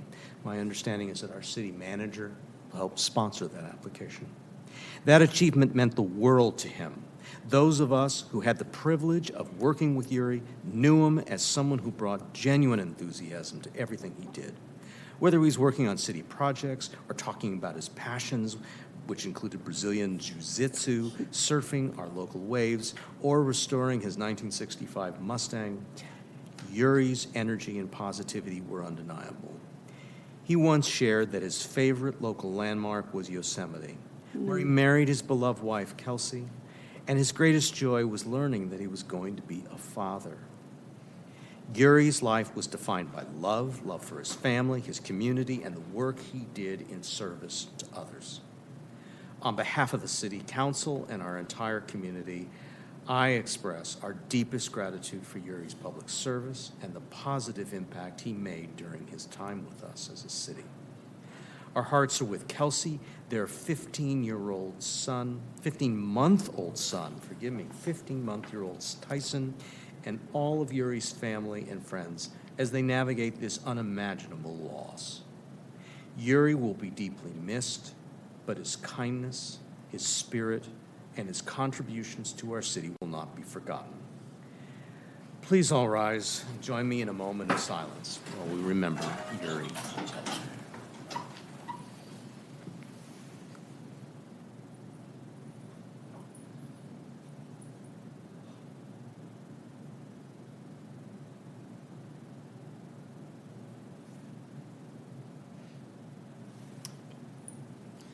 Thank you.